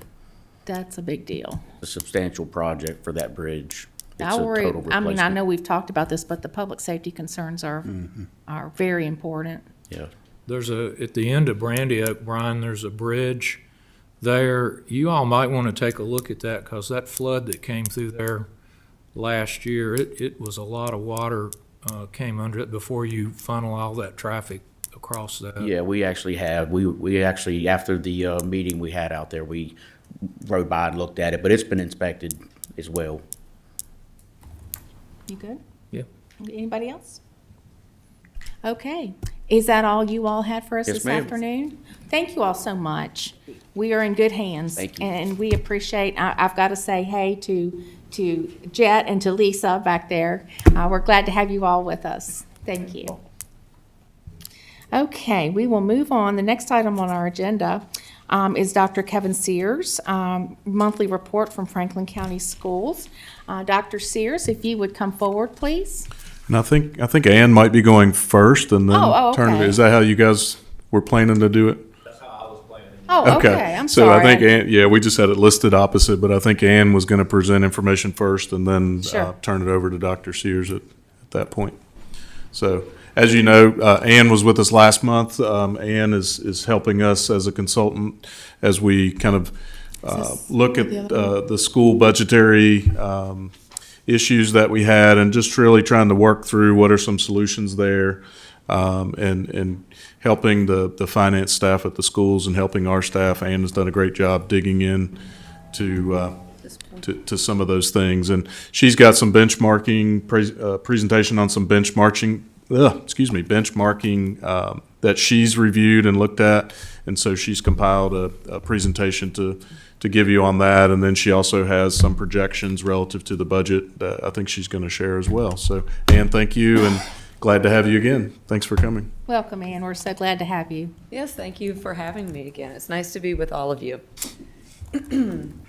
So this afternoon, what we're going to start with as far as the discussion about school finances is the benchmarking presentation that we put together. Mr. Carter requested this last month, brought the topic up, and I think I said, sure, we can do that. And it's been a fun project and an interesting project, and I will admit it's been a little bit of work. So hopefully it'll provide all of you some really helpful information, though. And what I would say is that this is really a performance measurement story, and we're going to show you some input information about both dollars and staffing efforts that are put into education here in Franklin County and how it compares with 6 other county school divisions that are basically all neighbors. And we're also going to look at some output information as well.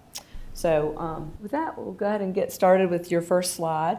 And so the first step was really to determine with whom would we benchmark.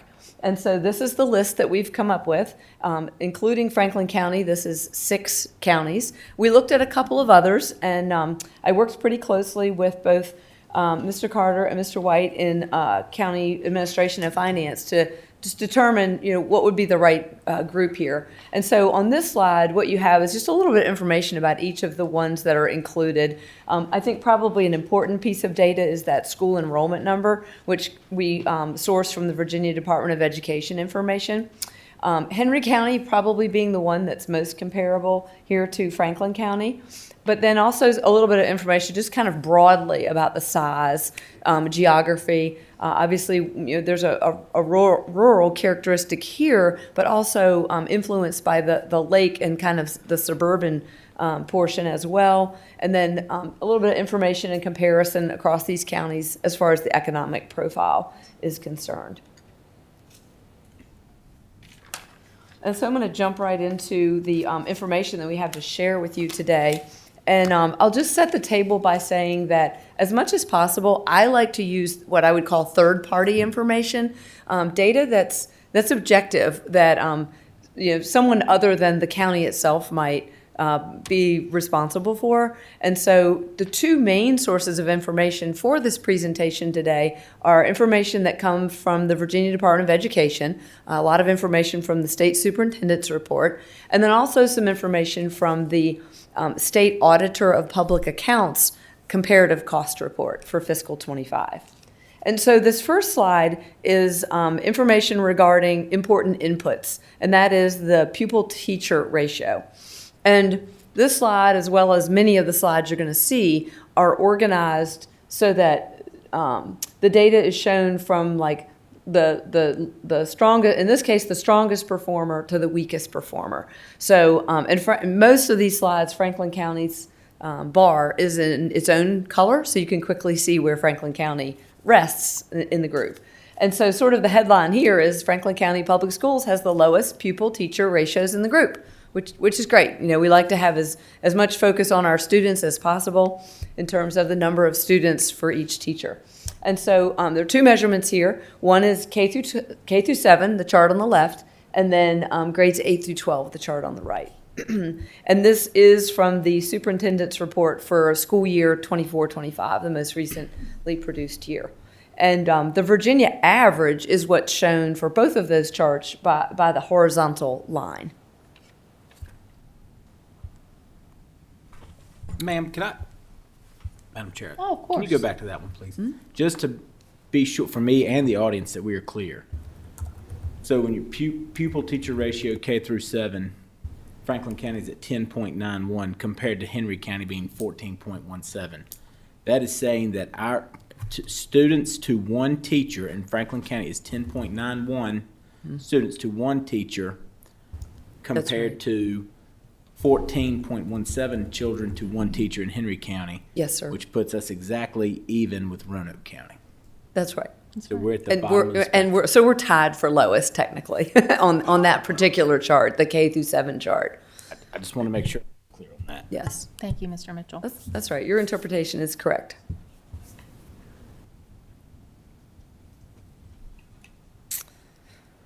Okay, and then the next chart that's included in your presentation is about spending. And so this one is sourced from the Auditor of Public Accounts report. And just a little bit of information about that. I think it's unique to Virginia. I think there might be one other state in the country that has something similar, but I think this is something pretty unique to Virginia, whereby all local governments are required to submit data to the State Auditor of Public Accounts, and they prescribe how that data needs to be arranged and submitted. And so it really, in theory, it's the most apples and apples way of comparing different communities rather than like me just going to their annual report and picking up that data. The APA report is going to do the best job of making sure that everyone is comparing themselves equally throughout the state. Okay, so included in the APA cost report is, of course, revenue data, expenditure data. And so here I selected expenditure data, and there's a whole set of data about education. I stripped out, there's a piece for funding of community colleges, and I took that out because we're talking about K through 12 here. And so what this chart is is intended to depict is the per student expenditure for each of the counties that we are benchmarking against. And so the expenditures are from the Auditor of Public Accounts Fiscal 25 report, and then that student number is the end of year ADM. And so here you can see that the Franklin County dollar amount per student at just about almost $18,000 is fairly consistent with the group. What we see on this slide, I would call them slight outliers.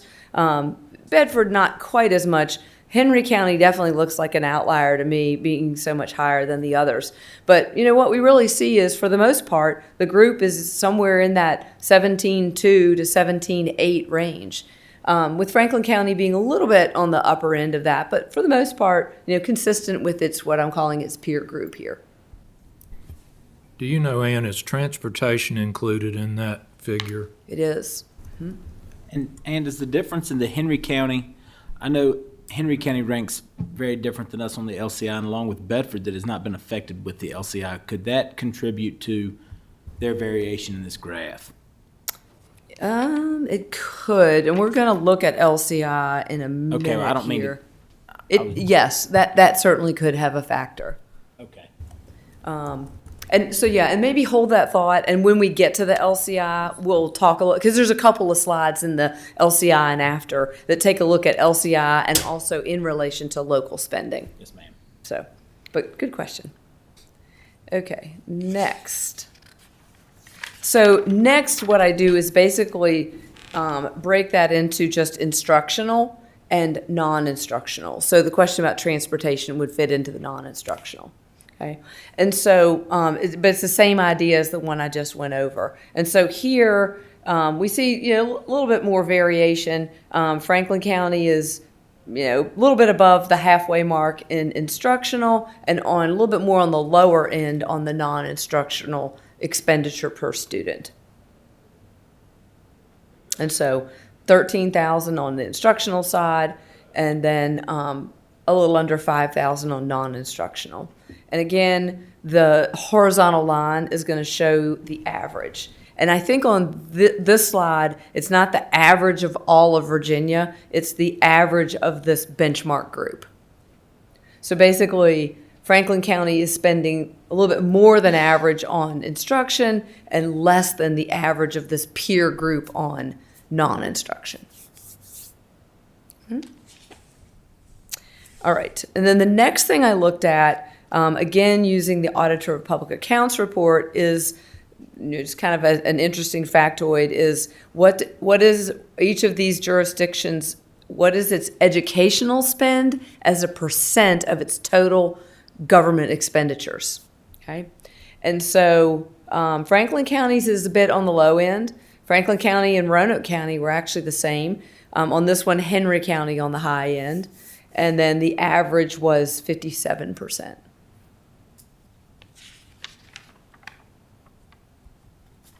Now we start getting into LCI.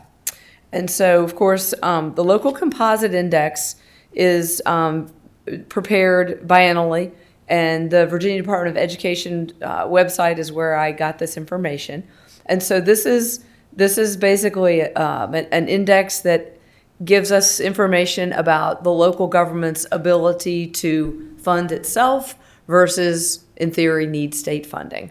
And so the lower the index, the less, I guess, the locality has the ability, the economic ability to fund itself. The higher the index, in theory, the greater the locality's ability to fund itself. And so in theory, the lower the index, it's not theory, it's truth. The lower the index, the greater amount of state funding. the higher the index, the less state funding. And so here, I mean, it's positive from the economic sense that Franklin County has the highest LCI of the group, but it's going to lead to the less amount of state funding of this group, all things equal. Okay, so I'll just let you see this for just a second. I have a question on that. It seems odd that Bedford and Franklin County are so different. You know, both have a lot of lake residents, and you would have thought there would be a similar outcome. Do you have a reason why the two are so different? Unfortunately, I do not.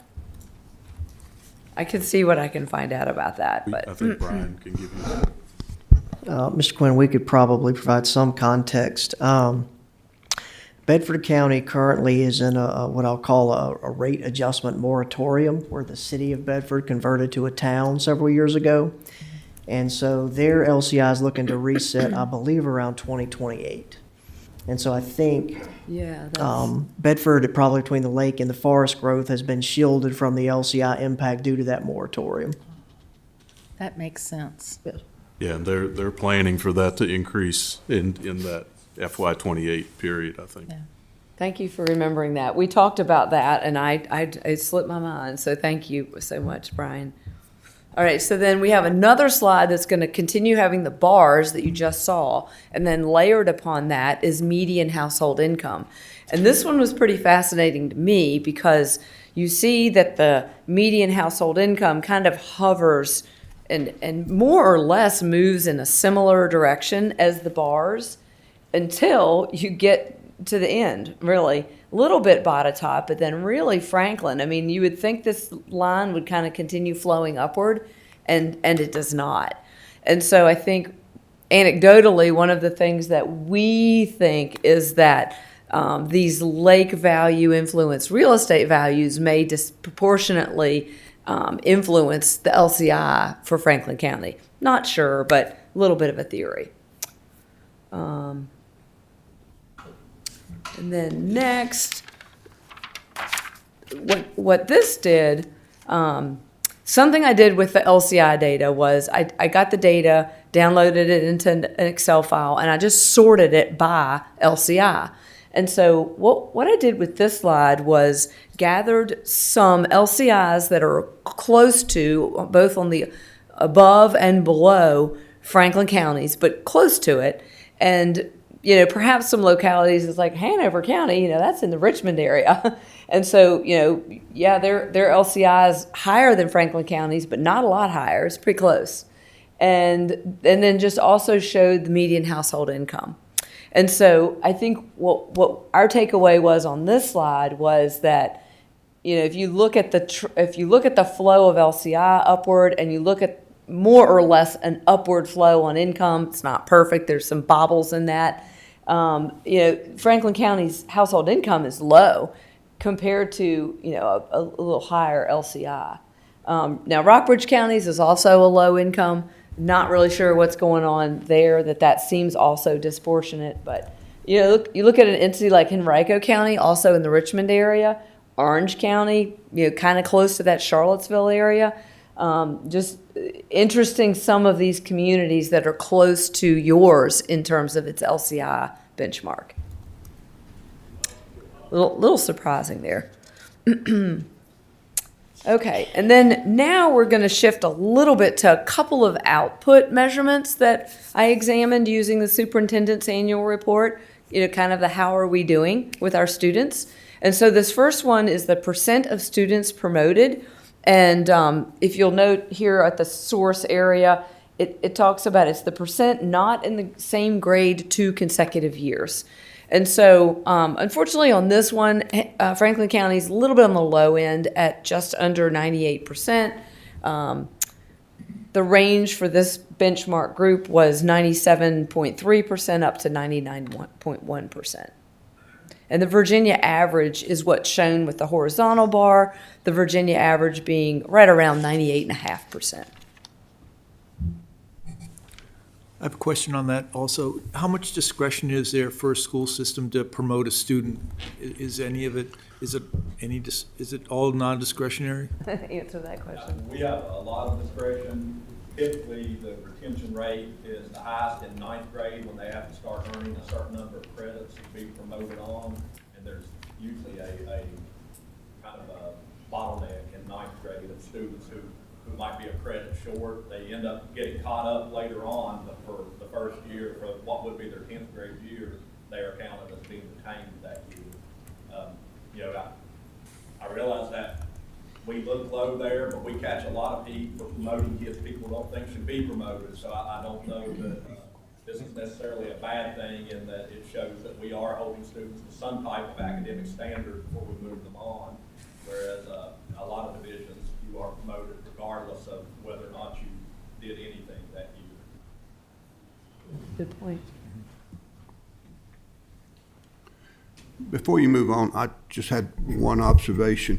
A few slides back, you showed the amount of money spent per locality, per student, and it showed Henry County was substantial, a bit more than everyone else. But then when we look at the graph that shows the lag of students, Henry County was at the bottom. So that's telling me that they might be spending a lot more money, but apparently it's not having the outcome that they would want, because according to your graph, they're at the bottom here, even though they spent more money. Okay, thank you. That's a good observation. All right. Next, on the output perspective, take a look at SOL pass rates on a couple of slides. And this first one's a little harder to look at because it's simply line, and it's busy. But Franklin County is the green. Tried to make it a heavier, bright line so that you could see it a little bit better. I might go ahead and move to the chart which follows, where you kind of see the numbers that are behind that. And we'll flip back. So what I did was I said, well, okay, let's just put it all together and kind of just from a comparison point. And so I guess, unfortunately, as far as the pass rates go, Franklin County ranks 5th of 7. So a little bit close to the bottom of that. Looking again at this detailed chart, what I can tell you is it's 6th out of 7 for English reading. It's actually 2nd place out of 7 on history and social science. And then 5th mathematics, 6th in science. So really strong in one area and, on the bottom half for a couple of areas in terms of SOL pass rates. And again, this is 24-25 state superintendent's report. And could I just qualify that as well? Absolutely. That is correct. We are in a strong academic area. What is missing from that report is the fact that we actually went up from 33rd in the state to 26th in the state in that same year. So we are making strides, and we were very close overall in a couple of those divisions. But this area in general does very well academically, Franklin County and the surrounding counties. Dr. Sears, just for future reference, if you'd come to the microphone, All right. that would be very helpful. Thank you. You can come on up now if you want to. Sorry to interrupt. No, I'm glad to have you've got the expertise on the education I just want to make sure perspective. everybody can hear. Okay. And I then, have a question on this, or just a comment to make. So it's interesting that we have such a good teacher-to-student ratio, right, amongst the best, and yet our SOL pass rate isn't that great. You would think that the higher teacher-to-student ratio would translate into a higher SOL pass rate, but it doesn't, apparently. So it's just a comment, not a question. yeah. Thank you, Mr. Quinn. And that's one reason we want to look at both input measurements and output measurements. We want to put resources into the division, but also want to make sure that those results are, strong and hopefully on an improving trend, as Dr. Sears mentioned. Okay, so the next thing that I graphed for you is a trend. So most of these are looking comparatively across jurisdictions, 1 year data, okay? Then this one is looking at only Franklin County, but 5 years of data. And there are 2 lines here. The one that is the downward trend, the orange line, is enrollment. So enrollment trend is decreasing. And then they're similar in color. I probably should have made the colors different. This more red line is the education expenditures.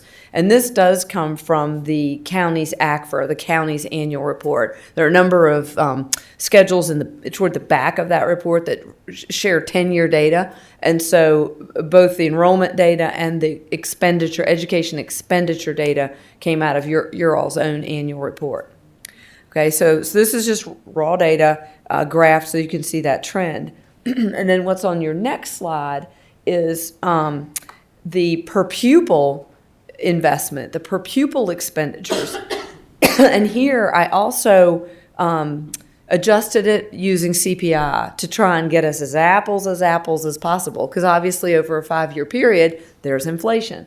And so what this is going to show you is that on a per pupil basis over that period of time, the investment per student did increase. We knew that the raw investment increased, but what happens when you do per student, it increased as well. A quick question. If we go back one slide, do you have a chart showing what the decrease in LCI funding? I know this looks like the county's investing more money, but also I think the county was forced to because of LCI numbers. So do you have a graph showing the decrease? I don't have your LCI trend, no, but that would be a good piece of information to look at, is what the 5-year trend is. Do you have that off the top of your head? Or do you all know the LCI trend for Franklin County? I did not look at it, other than this 26-28 biennium. Right, yeah, you are correct. So the last 2 cycles of LCI has reduced state funding. And so the county made up some difference. The county did not make up all of the difference of the state funding loss from the last LCI. So if you look at a total school budget, it would be a little bit different graph. But for local funding only, you are correct, that's the gap, and the county we weren't forced to, because we fund above the required local effort, the minimum the state sets. But the county chose to do so, but it did not offset 100% of the state revenue loss in that LCI adjustment. All right, I appreciate it. I just think that needs to be clarified, that it looks like we're putting more money in there, but it was actually the state put less, so we're just kind of zeroing out the loss. That's correct. Correct. Okay, thank you.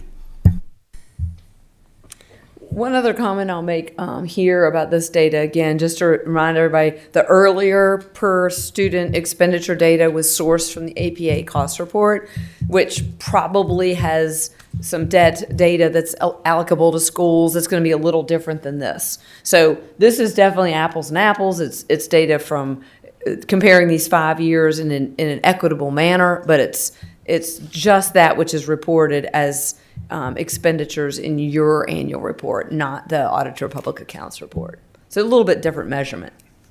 So, and with that, we've been having questions and discussion as we go, which is great, but I'll just conclude and just see if anyone has any final remarks or questions or requests for additional information. Thank you, and I think Mr. Mitchell would like to begin. To Mike's point, Brian, does the required local effort, does that change as the LCI affects our school funding? Do they raise their required local effort as they reduce state funding? I don't know that how directly they are correlated, but yes, typically as the state funding is reduced, the required local effort is increased. Oh, yeah. I don't know that it's dollar for dollar, I guess is what I'm saying, but there is a correlation there, that's correct. I'd like to know what that is, as the answer to that. I'm pretty sure the State Department of Education probably can't answer that for you, but because it's what some I'm afraid formula in a of. computer system somewhere. But we can look at a trend. So maybe what we can do, Mr. Mitchell, is ask our school staff and maybe their counterparts at the state level if there's some kind of formula or correlation, and if not, we can do some research on our end. Thank you. Yes, sir. Any other questions, comments for Ann? Mr. Quinn? I just have a comment. So the number of teachers that we have for our group of students is significantly higher than average. But it's kind of interesting that our cost per student is about at the average. And I would conclude that that's because our teachers are not being paid competitively, right? There's many steps behind. So it's just a comment, not a question. But when you put all the data together, that's a conclusion that I would have. Okay. Can we go back to that slide where it showed the ratio to pupil, teacher to pupil ratio?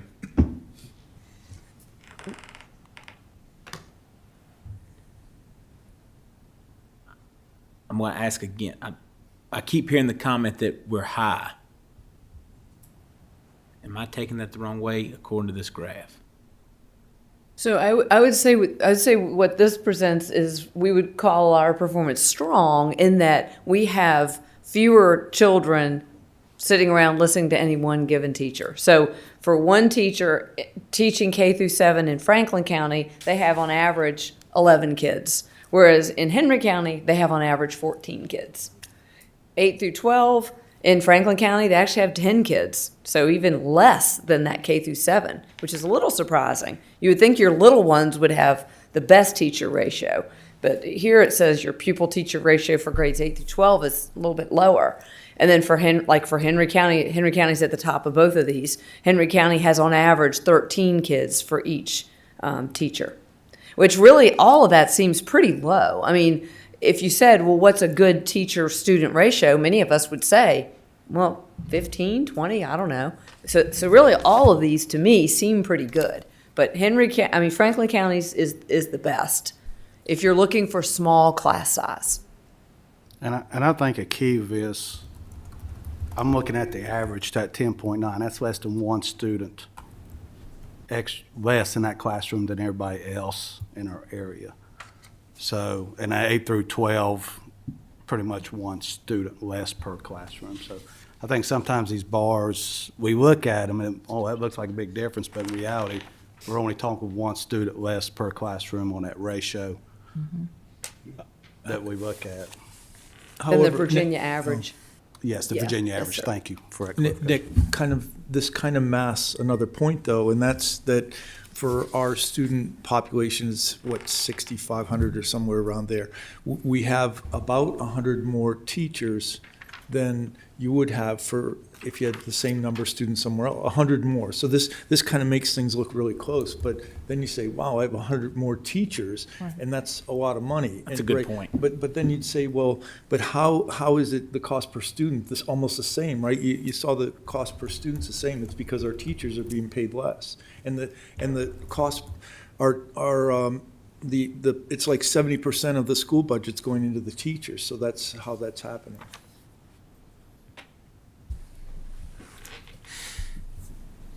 Any other questions, Mr. Jamison? How does, say, Henry County, which has a 14-1 compared to Franklin County as far as academics goes? I guess we can look at some of Do you the. have that? I think Supervisor James, when she gets there, they're at the bottom. Can you go back one slide? That line at the very, whoops. Oh, this one? Yes. That line at the very bottom is Henry County. Mm-hmm. That's, So that, SOL is pass that correct? rates. That's Henry, yeah. So they're spending a whole lot more money Here, Henry Getting less County. results. and getting a lot less results, but that's them at the bottom of Yeah, that like SOL. if you look at the raw numbers, you can really see that. 61 versus, I mean, you got this group in the 70s, 80s, and then Henry County 61, 65 here yet. I think that's correct. That lowest color is Henry County. Mr. Jamison, does that satisfy your question? Anybody else? Questions, comments? Okay, Ann, thank you so much. I appreciate you being with us this afternoon. You are welcome. I will call Dr. Sears up at this time. Got one more. I got one more what? Ann has one more. I'm finished, but I guess, am I leading this next Thought one she was too, done. or? And can I get to it, or do you need to get to it? How do we do this? I Maybe don't it's in here. understand. She says it. Oh, I better, the presentation, this file. Oh.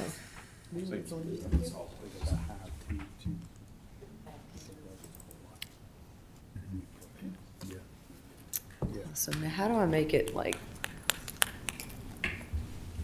Zoom in a I little want to bit. make it take up the whole screen, just to make it as big as possible.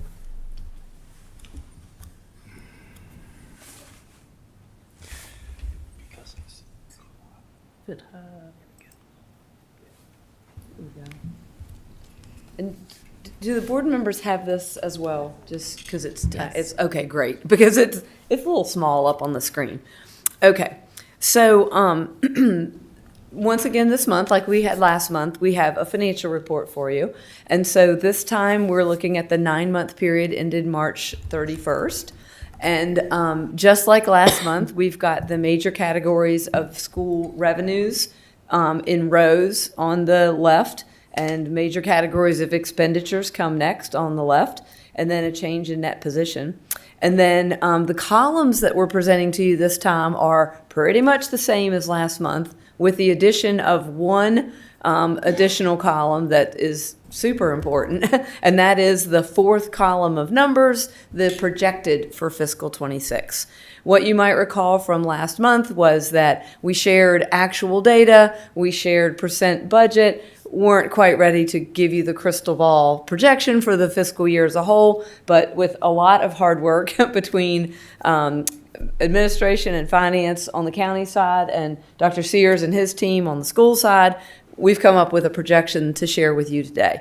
And so I'm going to provide some high-level comments about this. Dr. Sears will be chiming in on some information to support those projections, and then, of course, we'll open it up to questions from all of you as well. And so this leftmost column of data is our March year-to-date results, so again, 9 months out of the year. Next to it is the current budget, and the budget does get amended every month, and there were some amendments that took place during March that changed these numbers from the prior month. And then the third column, that percentage column, is just the mathematics of how much of March year-to-date is as a percent of the current budget. And so I'm going to kind of pause and make a couple of comments about those columns so far.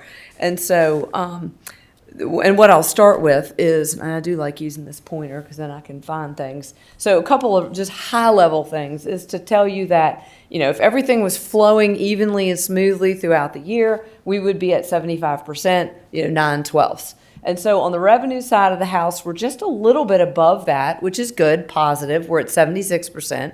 On the expenditure side of the house, we're just a little bit below that at 74%. So also, slightly positive. And so those two positive results are what give us this change in net position through March that's positive at a little bit over $2 million. Okay. And of course, you have a balanced budget, $99.1 million of revenues budgeted, $99.1 million of expenditures budget, so a balanced budget. Okay. And so the next column to talk about is the projection column. And I want to talk just a little bit about methodology. For me, methodology mostly relates to looking at trends or expecting trends to continue the same as what we're seeing so far, and also some examination of the prior year as well, just to see, how did the prior year tend to flow and what do we expect about the current year. On the revenue side, your state funding makes up 42% of school revenues, and county funding, and this is from a budget perspective now, county funding makes up 37% of budgeted school revenues. So two things that make up just the lion's share of those revenues. State sales tax 10%, federal funding 10%, and then your other is just 1%, so very small. And so, when we put effort into things, we really want to focus on that state funding, also the sales tax and federal funding. And so then on the state funding side, I did some trend work, and then two different individuals engaged by the school division did detailed analyses there. I was coming up with something more along the $40 million line. The school staff came up with a number a little bit more like $41.2 million. And so we used an average of those in order to develop the forecast you see here of $40,640,000. Now, if that amount is generated, it's going to result in about a $1 million shortfall, 2% short of the budget. Last year, in terms of performance, that particular revenue was 5% under budget, which was about a $2 million shortfall. So, we will wait. We will see how things continue to evolve as we move through the last quarter of this fiscal year, but that's the projection as it stands now. On the next line item, state sales tax, the state sales tax flows, 2 payments per month come to the school division on a delayed basis from retail sales activity, flows to the Commonwealth and flows to the school division. And so I built a model that I've used in a prior employment situation to project the sales tax performance. And what I saw when I looked at that is fairly consistent flow of sales tax over the last 2 completed years, which gave me a lot of confidence in using that model to develop the estimate you see here. A little bit over 10 million, positive performance of about 200,000 or 2% against your budget, your revenue estimate. On the federal funding side, again, that one was very similar to state funding, where I did something that was really a trend-generated estimate, but relied heavily on the work that was done by Dr. Sears' employees in developing their projections of federal revenue. There was some variance between a couple of their projections, but one of them we really selected to rely on the most, and that developed that estimate that you see of $9,045,000. Again, that would fall slightly short of the budget and result in a 5% underperformance in terms of federal revenues. Other funding, we basically worked jointly in analyzing that, did a trend evaluation, and also took into consideration an adjustment that we are expecting related to food service and other funding. That one also results in underperformance of the budget to the tune of about 300,000 and change, and that's the largest percent underperformance, that 28% there. That one also was fairly, it underperformed last year to a pretty significant degree as well. And then county funding, the anticipation is that it would exactly equal the budget that is currently in place. On county funding, I would like to point out that it's at 89% of your budget right now. In a perfect world, it would be at 75%. That 89% is reflective of basically the cash position of the school division, and is influenced by the fact that both your state sales tax and your federal funding are behind, if you will, on our year-to-date expectation. And if I could just make a clarifier there to see if you agree. The county funding piece, to clarify, using your 75% average number, just in layman's terms, the school system is clicking away at county local dollars at 89%. And so they're spending money quickly here at year end, or moving towards year end faster than we would anticipate. And I'll get Brian to answer this later. So that to me is where a large level of concern is, because the school system typically runs through about $3 to $4 million a month, and clicking through at 89%, and the school system coming into a deficit situation again. I think that number looms large in terms of going through and spending local dollars that they don't have. I think maybe one soundbite I would share about that county funding is when we look at the budget of almost 37 million, the dollar amount that 75% represents is 27,722,000. What has been paid is 32,722,000. So 5 million in advance funding has been provided. So $5 million above and beyond what would be level if it were done equally throughout the year has been provided. What is it when you take away the 2 million that is currently in the change in net position, though? That cuts it down to a degree, doesn't it? I think that cuts it down to about 80. I share your concerns, and it's not that we're actually spending less than we had budgeted at this point in the year. It's the revenue has not been coming in right at this point. So the county funds have had to supplement the slowness in the state sales tax and the federal revenue. But there is, if you look down at the bottom, the change in net position is $2 million. So I think you've got to subtract that from the 5 million that has, in additional county money that's been provided up to this point. And that puts the county number, which is still very high, but it's actually around 83% instead of 89%. I think what you're trying to say is you don't need to have positive change in net position of 2 million. You could be just break even. And if you stripped out that 2 million, the percentage would be lower. Yes. Is that what yes, you're pointing yes. out? Yeah. And we'll get back, we'll go to that in a little bit. I don't mean to interrupt you, Ann. No, it's okay. It's there's a lot of numbers and a lot of data. And I Because mean, we're going to could- want to drill down on that with Mr. Carter from the county's perspective. Yeah. Madam Chair, can I have, oh, I'm sorry, you want to go, Ms. Quinn? You can go first. I understand what the county, what it's doing. My concern is the state and federal funding. And I'm sure those numbers come from somewhere or projections in that part. And I'm kind of curious on the year before, is the state and federal actually matching year to year what they say or their projections, or is these projections off, or what's causing that little bit of a difference there? Because I'm looking at, close to $1 million you're anticipating maybe not getting from the state, and also $500,000, so I'm looking at 1.5 million from there. So I guess my question is there a flaw somewhere? And I'm not pointing fingers at anybody, because I know the state and federal's going to do whatever they want to do, but are they misleading the counties in our state, saying we're going to give you this month, and then you're almost need to anticipate they're going to give you 10% less? I don't know if I'm asking the right question there, but you can't have counties anticipating getting a certain amount of money, then at the end of the year, they shortchange you 1.5 million, and then the taxpayers of the county has to shore us up.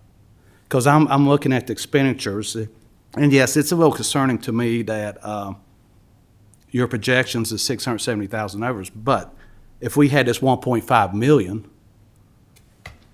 from the state level, I think that would take less burden off the county. And I may be looking at this wrong, and I don't know if I asked a good Comment on question this there. question. So basically, I think your question is, is it problematic? Is the state funding formula problematic? Is it maybe not accurate, or is the state not coming through with what its formulaic method would indicate a school division could get? I think Yes. is what you're getting at. And we'll have to let you answer that, because I don't get into those details.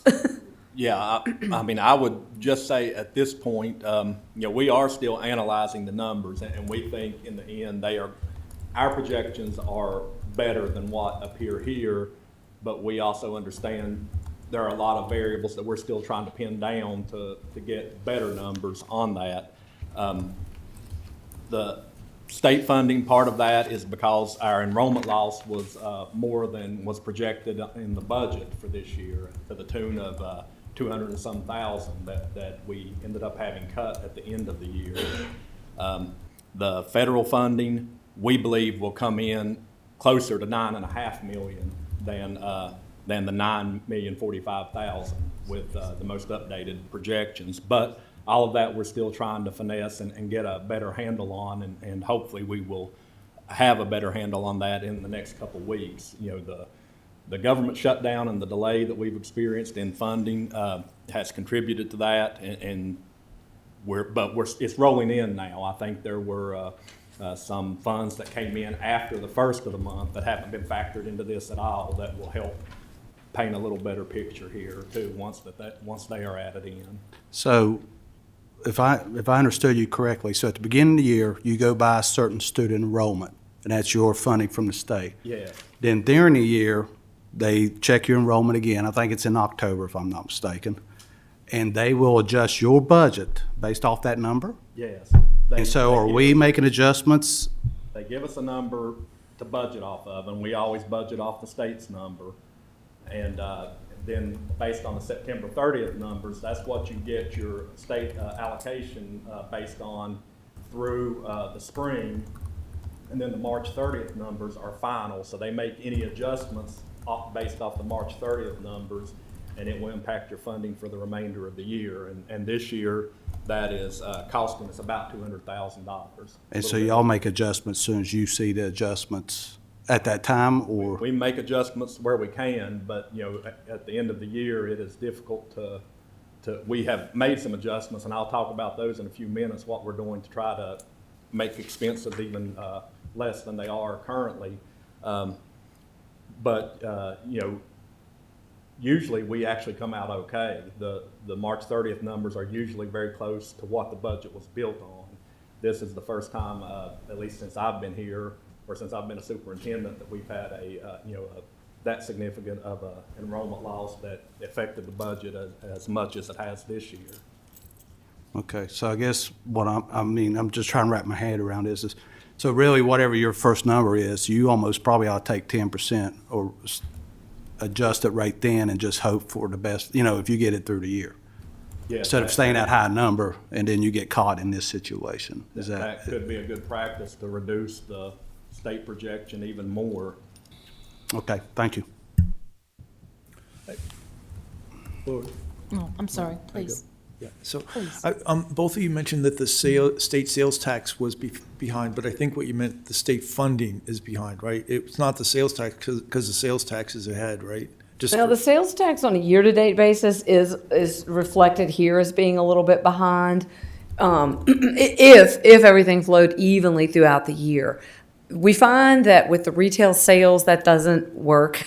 And so that one is a little unusual in that the projection is calling for us to top the budget, even though the year-to-date is behind a little bit. Yeah, the projections ahead. Yeah. But this little model that I put together that I was telling you all about earlier, I mean, it's a month-by-month model, and so it's designed to look at the flow, what we expect to happen each of those months the rest of the year. And there will be an accrual that's done for accounting purposes at the end of the year to properly report the sales tax that belongs with your fiscal year ending June 30th, even though we receive it after that date.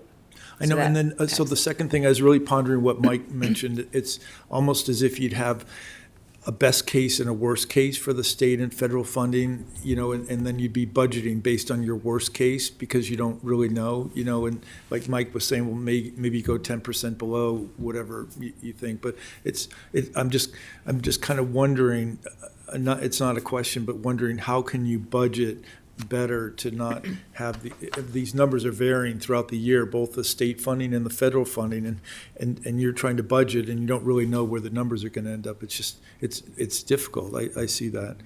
And then I did have one question. So, we've had a number of teachers that have talked about how they're really eager for phase 3 to be implemented. And the reason is because now that goes into their retirement number, right? And I don't know if it's the last year you work or the last 3-year average, but it's it seems like you have a bunch of teachers that are waiting for this to happen, right? The catch up. And so the question to you is, if you implemented phase 3 and now those teachers have been caught up, are you going to have an exodus of these expensive teachers, which will help you down the road? Because they've just been waiting to retire, right? And now you're finally paying them the top rate and they can retire and get the highest retirement. So they're going to leave. Is that, and the reason I'm asking, I think that if it was true, it's a hypothesis, but it could help your situation. It would be 3 years at your highest, 36 consecutive months is what your retirement is based on. So if we were to implement phase 3 and get all of those teachers to the top of the scale who deserve to be at the top of the scale, but have not been put there yet because they had their salaries frozen so many times, they would still need to work 3 years at the top of the scale in order to have a retirement based on that. So what you're saying could happen. I don't expect everyone would leave at once, though. I think a lot of folks, still need to work past retirement age for health insurance and other reasons. But we could see, a significant loss of teachers once they get those 3 years in at the top of the scale. All right, thank you. A couple of more high-level items I'd like to share on the revenue side before we look at expenditures. So just a couple major things here. As of right now, we're expecting a shortfall on the revenue side of just under $1.6 million or 2% overall. And unfortunately, just about every category will underperform other than state sales tax and county funding. Last year, where are my glasses so I can see? Last year, once a year was finalized and an audit report produced. The school division had excess revenues of almost $3 million or 3%. So, definitely looking like a different picture. And I think, as Dr. Sears mentioned, this was the first time we did this. And so we're going to go through this exercise again in April and again in May and again in June. And so as we do that and we get more data and we just have more experience doing this together, we hope that we will be able to get the pencil sharpened and all that. Right now, if anything, we want to err on the side of conservatism, which means don't project more revenue than you think you're going to bring in. Yes, there's some averaging going on between my view and the school division staff view, but hopefully this is the most pessimistic view that we have to share with you right now. Okay, so let me move on to expenditures and talk a little bit about that as well. Same idea. We've got the categories presented here. And I want to kind of give you the piece of the pie layout right now. Instruction, the biggest one by far, budget to budget, it's 71% of that slice of pie. Both pupil transportation and operation and maintenance, the third and fourth line, 9% each. Your administration and health, 4%, food service, 4%. The other categories really are, almost negligible. Your debt service is important. We don't want to not pay our debt obligation, but it rounds out to 0% of that pie. So instruction, transportation, operation and maintenance together make up 90%. So those are the biggies. And we worked together as well on this one to, mostly for me, trend the data. The school division had more sophisticated methods of developing estimates, and pretty much the numbers that you see here in the projected column are those that were derived by the school division staff. I think for the most part, my numbers and theirs were fairly consistent with each other, except for instruction, where my projection was lower, but I don't have the line of sight about 10-month contracts versus 12-month contracts, et cetera. So, certainly defer to them and would expect theirs to be more accurate. High level on the expenditure side, expecting about a $700,000 overspend, 1% of that budget. And so when we put the revenue underperformance with expenditure overspending together, we're at about $2.25 million in terms of projected shortfall for the year. On the expenditure side, a number of categories lead to that over expenditure, most notably instruction, also administration, attendance, and health, food service, and then there are a number of categories with positive performance. The positive number indicates positive performance. So on the revenue side, it means we bring revenue in above and beyond budget. On the expenditure side, that positive type number means there's spending less than the budget. I would just basically, because I'm an accountant and this is what accountants say, my encouragement would be that the school division should work really, really hard to make sure that it does not overspend its total appropriation. We don't want that to happen. And so, there's some work to be done. I think Dr. Sears referenced that. And so let me turn it to you, Dr. Sears, to add comments as you may wish about the categories. Thank you. And I am not as talented of speaking off the cuff, so I prepared comments if you'll indulge me. Madam Chair, Mr. Sandy, members of the board, thank you for allowing me to speak today. I'll just say the last few days have really been a roller coaster ride as we begin to try to pin down our budget projections for the remainder of the year. On the plus side, we have been able to whittle down what was last week a $4.3 million discrepancy between the county projections and our projections to what you see today. And let me start by saying that the current 2.2 million projection presented today is still higher than our internal numbers indicate, but we understand that there are a lot of variables to be worked through before our counterparts at the county might be comfortable with those projections. There's no doubt that this year is an incredibly tight budget year, and we greatly appreciate everyone's help on the county side to make sure that we don't experience a repeat from FY25. Our current projections have us coming in, our current projections, not these, have us currently coming in near budget, and we have taken a number of austerity measures and control measures this year to help make sure that that happens. As you remember, some of them we discussed early on. We stopped all locally funded professional development. We limited field trips. We reduced the size and scope of extra instructional support programs that were funded with local dollars. We dissolved 3 vacated teaching positions when they were open mid-year. We have not filled 2.5 additional positions that became vacant during the second semester. We're postponing needed repairs and services to our fleet of vehicles and facilities. We're currently holding off on making another $172,500 worth of repairs with our fleet and with our facilities. We have sidelined 11 vehicles. Another note, we did have to make $395,000 worth of repairs this year that were not initially reflected in the budget or on our capital needs list. They've included such big ticket items as replacing the hot water heater at Giroux and having to do a significant well repair at Windy Gap Elementary School. But I'll total those unexpected expenses totaled almost $400,000 that were not planned for in our budget. We have stopped all non-essential spending on March 31st with the objective of keeping non-personnel expenditures below $800,000 per month for the remainder of the year, and that should net us a savings somewhere of $300,000 to $400,000. We're exploring the possibility of using some of the remaining Fund 18 money to offset the overages in school nutrition this year instead of supplementing it with local funds. It's important to remember that the projections we're looking at today are based on trends established by monthly averages, and they do not fully recognize the impact of cuts that have been made in the past few months. I think that the data in Ann's benchmarking presentation today paints a fairly accurate picture of our challenges.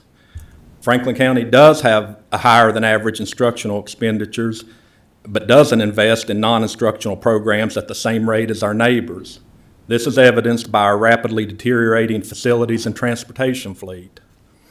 We have the highest LCI of the divisions in her comparison, which according to the state formula means we have the highest ability to use local dollars toward our public schools. However, we also have the lowest percentage of local government expenditures going toward public schools. As I stated in an earlier presentation, we appear to be in a race to the bottom regarding local school funding, so this is a disconnect that probably deserves some additional attention. Going into FY27, we know that if all things had stayed the same as they were during FY24, we would be receiving an additional $5 million in state funding. Our current overall budget is a few million dollars less than it was 3 years ago. We have had to make rapid adjustments to declining revenues over the past few years to the point that we closed 2 schools, eliminated over 80 positions, postponed full implementation of the salary study that would bring our most tenured and loyal employees to where they should be on our salary scales. We have been reduced by millions of dollars in funding while still dealing with inflationary pressures, skyrocketing health insurance costs, unfunded and underfunded mandates from the state, ever-increasing costs associated with our large at-risk student population, and rising capital and capital outlay costs caused by years of funding neglect toward our buildings and transportation fleet. School budgets are notoriously tight, but we are finding that there is now no wriggle room for dealing with unexpected expenses. A single unplanned facility repair can put us into deficit spending for the entire year. We really need a good long-term plan for school funding, and we need some improvements to our financial accounting system that will help us be better able to track and project the multiple funding streams that go into a school division. Our folks have identified 3 changes that we would like to see put in place in the near future. First, create a separate account for federal funding. Currently, everything is lumped into one primary account, which makes it very difficult to track. Second, implement a purchase order system. It is difficult to control spending without a standard approval system in place. And third, utilize a program to encumber salaries for the year that can be adjusted as employees come and go. With over 1,100 employees, we have near continual turnover going on, and there is sometimes a large variance in salaries when employees are brought in to replace those who have left. I spoke with a retired school finance director who now works for a state university, who said it would have been incredibly helpful to have had this program when he worked in schools. He has one at the university, and he's going to send me an example of what they use there and how it works. In closing, I'd just like to assure everyone that we're doing everything possible to meet our budget projections for the current school year in a way that doesn't diminish the safety and security of our staff or students, and we're doing it in a way that has as small of an impact as possible on instruction. Thank you again for allowing me to speak today. I appreciate your time and I appreciate your time and the assistance of Brian, Corey, and Ann as we try to get things figured out for the end of the year. I'll be happy to answer any questions that anyone has. Thank you, Dr. Sears. I'll open up the floor for questions from supervisors. What I would like to do at this juncture, if there are no questions, Mr. Carter, I'd like to invite you to the podium, if you'd be so kind. We, of course, as a board, of course, since the deficit last year, we have, Brian and Corey have been keeping us, up to speed on the progress of the monthly meetings and things that were initially put in the corrective action plan. Some of the reports are not what I would have expected to hear and am very disappointed with. And so, Mr. Carter, first of all, I would like for you to clarify, because I know that there's ambiguity between the school numbers and the county's numbers. And I'd like for you to bring some clarity, because as of last Friday, I was hearing that the deficit could be anywhere from $2 to $5 million. And you've indicated that it still could go as high as $5 million. Can you explain that? Right, so we're going to be back to the discussion, I think, two things. One, as Ann and Dr. Sears have indicated, we went through several rounds of refresh numbers. Mm-hmm. And so I think from us as a county staff perspective, we've just taken a very conservative approach to the numbers and feel like we would rather be there at this point in time. Because if you remember, at the end of last year, we were also projecting a surplus for the school system, and it ended up being a deficit, and county staff at the time warned about that. Right. So I think we're taking that conservative approach. And as Dr. Sears said, so as we get through proving the numbers, I think we'll feel more confident. And we're just waiting on that, so it sounds like maybe a couple of weeks. That'll be encouraging. Hopefully by the April report at the May board meeting, we'll have a little bit more confidence in having a better projection for you. So that kind of is why some of the numbers have been different, because we met on Thursday, and then we had a new set of numbers Monday morning. And so we're trying to work through all of that as new data's coming in. And so that's a little bit of a reason for variation and maybe what you've heard on updates. One thing to keep in mind, and this is the same issue that became apparent to us at the end of last fiscal year, is that these are projected numbers based on accrual accounting. Mm-hmm. Whereas this is not cash basis, so that there is going to be a number, and we don't know yet. We're really hoping to work toward that number at June 30th, at the end of the fiscal year, where the schools have written checks that they haven't received reimbursement for yet. And so that's going to impact their cash position. So if you remember last year, we had to cover $3 million of school spending, but the actual net loss was 1.4. Right, because of the state and federal. Yeah, so number we were, 1.7. and they did come in roughly 1.6 million in July and August, and we worked with the schools and gave them credit for that. So the only real payback plan was the 1.4 million. Mm-hmm. And so wanted the board to be aware that right now what we're seeing, and I'm hoping that we're correct. I mean, trend would hopefully be that, yes, these numbers are going to come in. Historically, we have not seen the influx of cash come in at the end of a fiscal year that the schools are projecting. We're hoping that it is because of the federal government shutdown and there's some state delay, but that's why we're being more conservative. We just haven't seen the millions of dollars it would take to come in between now and the end of June to offset this. And so for us, we're conservatively projecting cash. As Ann said, we're at 89% of the county's local transfer. We're transferring roughly $3 million a month. Right. If that continues, and that's a big if, we'll probably know a better picture in April. I do know from Dr. Sears and his staff some additional revenue has come in April, so that should help our county cash position.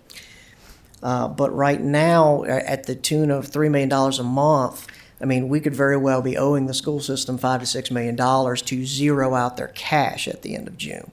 But all of this is contingent on all this state and federal money coming in, and we're really hopeful that those projections we received yesterday are accurate.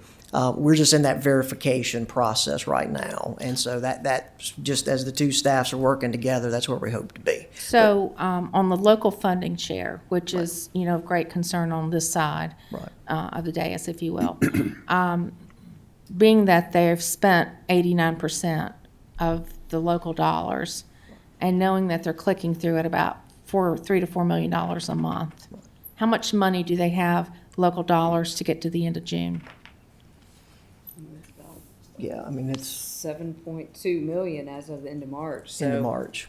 at the clip that Mr. Carter described, I mean, 2 months and that's gone. Right. That's, okay, At best, maybe not even quite that. that's my point. Yes, ma'am.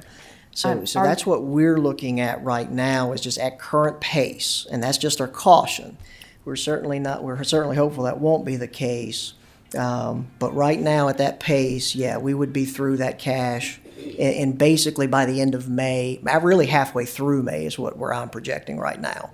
And then we would have a month and a half beyond that where the county would either have to fund or we'd have to rely on state or federal money to come in.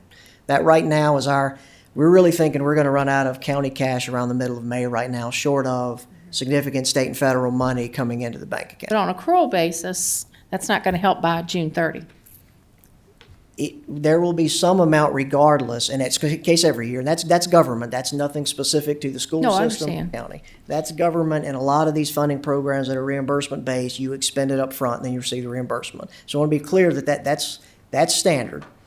But there will be some dollar amount, and that's what we're really hoping to work with the Dr. Sears and his staff on, is what do we project that amount will be, and that really depends on the timing of these reimbursements being received in the county's bank account. So as you and staff continue to work with the schools, would you say that you are getting the amount of data and information that you need to be confident of what you're seeing and what your staff are seeing as the county's position? Are you getting what you need from the schools? I think we're making progress. I would like to be further along from our corrective action plan that was adopted at February board meeting and really discussed at a joint meeting in January. I think that would make our job easier on these projections, so we weren't at this point in the fiscal year still kind of fine-tuning the numbers. I've been encouraged by the positive progress over the last week. So hopefully here in the next couple of weeks, it sounds like we're going to have some renewed effort in allowing to get that information. I mean, right now, I think, and that's where we're seeing the difference, as Ann and Dr. Sears were saying, we've just got several variations of estimates and numbers, and I like to prove a number. So I want to see support and backup assumptions and justification That you don't currently have? that we don't currently have. And so, Dr. Sears, when do you project that he will have what he needs? Well, I think, we've been meeting regularly and trying to get those updated, and Mr. Terry has been helping shore up some of the numbers and the projections, and, we'll continue to work on that. And as Ann said, I would hope that by the May meeting, we will have numbers that are as solid as we can get at that point in the year. And correct me, the federal allocations, federal monies are fairly restricted, Yes. correct? So how can we, as a lay board, not on the school board, understand how you're going to roll up federal revenues against a general deficit situation when they're restricted to federal programs? Most of our federal revenue goes towards salaries, so we have been paying those salaries out of local funds, and it will be just a matter of going back and changing that to credit those salaries to the federal funds that were covering them, and putting the local funds back into the local side of the column. And so, I mean, obviously, I will say I appreciate very much all the work that's going into this. I think the bottom line is, we've got year 2 of a deficit. I don't see that going away. Do you, Brian, do you see a deficit reoccurring for the second year? I think the latest estimate was a slight deficit in the most positive scenario that we were discussing this week. So much better than 2.2 million, less than 1 million, maybe 400,000 or 500,000. But the latest estimates that we as staff collectively were working on was a slight deficit for the school year. Yeah, I concur with that. I thought about that on the way here. I think we do have variation in our estimates, but I think there's no estimate that's projecting a surplus. Every estimate is projecting a short. So as of tonight, you're projecting 2.2, as of tonight. And Brian, your higher number moving towards the $5 million mark is going to depend upon these variables over the next 30 to 60 days to see how far over 2.2 we perhaps end up. So we're looking at a 2-year deficit school board budget. We all know what that means. And of course, my colleagues can say what they need to say. I'm just going to say what I think. We have a big problem here. I am at a loss to understand when you have a budget, we have a budget. If Brian were overspending our budget, he would know it the month he's doing it. And he would be looking to remediate that. I'm at a loss for why 2 years in a row, you're spending money you don't have and you don't know it. I am at a loss, Dr. Sears, to understand that. And here we are again with a deficit budget. And it's just, here's the larger problem. When you run a deficit, we are the ones that have to stand in the gap for the citizens, and we have to cover it on the taxpayers' backs. And if we're running a deficit that especially goes over 2.2, close to 4 or 5 million, I start to get really, really worried about the fiscal health of our body with regard to the rating agencies and with regard to how hard we've worked over many, many years for our bond rating, and we're 1 point away of a triple bond rating. Every time we have to go hit fund balance or unrestricted monies, it's going to hurt the county as a whole. And it makes me very, very angry that the schools are not being good stewards of your money just from the outside looking in and the reports we get at the cost of the taxpayers, and knowing that we're headed down a road of having to write checks for you guys, that's going to hurt the county's fiscal position. And I don't know how else to look at it. And we're going to have a deficit again. That's what you all are telling us this evening. It's just a matter of what is the number. And so I view this as a serious, very serious matter. And we have got to receive it as a serious matter as a Board of Supervisors. I'll open the floor if my colleagues would like to add anything that I have said. Mr. Meredith. I want to add something because I've spent a lot of late nights, 2 or 3 o'clock in the morning, past couple of weeks with this budget. And I'm looking at a sheet here, and I agree something's got to do better. But on the other hand, in 2022, 23, I'm sorry, school budget was $113 million. That's 19,000 students. It went down to 109, 97, 98. They have lost $15 million in budget. Went down $2,000 a kid, student. So I'm not covering for what's going on right now. I think there's for improvement. But I'm also looking at this, they're working with $15 million less from 4 years ago. I understand students went down. So there's questions, how's this, it ain't making sense to me. And like I said, I've lost a lot of sleep because I do think we could do a better job funding some things, but I also think we need to be accountable that we don't go over budget. It's tough. I mean, this is a tough thing. And I was listening to talk about buses and transportation, but I'm looking here at this sheet that you're going to save $1.4 million off transportation because it's covering something else. That could be fixing our buses by, and I'm not pointing for it. Please understand it. I just think this is a moment moving forward that I've asked for stuff too, and I can't get it and all that. But I also know that you've had $15 million cut out of your budget in the past 4 years. And I think that's a significant point. And we all agree that that's arduous on any board Yes. to lose that kind of money. But when you have a budget that reflects the reduction and your budget is $15 million short, you don't budget $15 million over because you lost it. And I agree with that. I just said there should be accountability for what's happening. I mean, I know right now, diesel fuels kill me right now. I have to adjust with what I do. And it's the same thing when you lose this money here. But to me, it's a trickle-down effect. It's hurting students and teachers and parapros. And That's right. Me and Mr. Quinn was talking about the money spent in Henry County and what they're way down there. But our teachers are leaving to go make more money. So you got, luckily, some that's holding on, hoping when they'll get a phase 3 to get to retirement. So there's a lot of factors going here. Accountability is number one, and accountability on both sides. Because I wasn't part of this board, and I don't know the justification of this decline. So I'm just saying from this day forward, when questions are asked, I'd love to see proof. I'd love to see straight answers. That's what I want, and I think the public deserves that.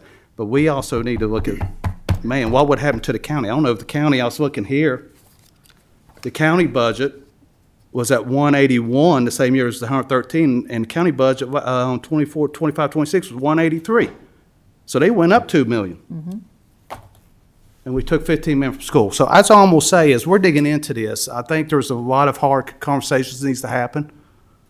But also I think we need to be looking both sides of this conversation. That's all I'm gonna say on that right now. Thank you, Mr. Meredith. Brian?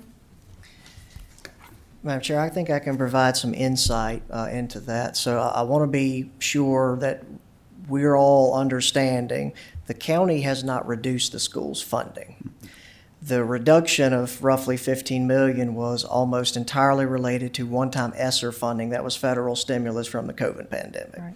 So the school's overall budget has increased when you factor out those one-time monies that were coming in over 2 or 3 years. So roughly most of that, I think it's about $10 million, was probably the federal drop in that. The other bit, you're probably right, was probably the LCI reset in state funding. And ADM. Yeah, well, and ADM. But I want to make sure we are clear from a transparency standpoint. The board, this board, previous boards did not reduce the school system's funding by $15 million. That was one-time federal stimulus money that basically sunset. And so it was removed from the budget once that did happen. That's a very good point. I failed to acknowledge that, Brian. That's a good point. Any other questions, comments from supervisors? Mr. Carter?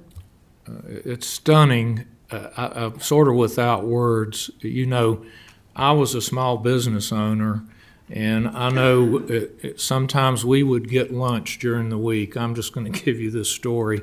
And my sister managed the books. And one day I came in and she said, "You're going to have to start packing your lunch because we can't keep buying lunch out. Y'all are going to have to start packing your lunch." I don't know how to correct this. I will say on my term on this board, I've heard ADM from day one, and I don't know what you all are doing to address that on a yearly basis. You know you're going to lose these students every year, and I don't know if you're adjusting your budget to compensate for the loss of state and federal money from this decline of ADM. It's a multifaceted problem, and I feel really uncomfortable throwing the bailout on the taxpayers of Franklin County. Again, we're throwing good money after bad. And that's all I have to say. Thank you, Mr. Carter. Anyone else? Mr. Mitchell? I'd like, Dr. Sears, thank you for coming, and I'm glad to see you all and county staff and y'all working together to get through this. And this is a tough talk for me because my babies are in it. I know. And there's capital things on both ends, and I agree with Brian's thing that the county has not, since I've been here, we have not cut a dollar. It's increased. Now, has it increased to the point? I'm not going to go into that. I'm not going to say that we have grossly underfunded the schools. I do not agree with that for a minute. But do I believe they have needs? I do. I do believe they have needs, and we can sit here and nickel and dime talk about teachers, and that information that she provided is great, and that's a great tool for us looking forward to set a budget for the schools.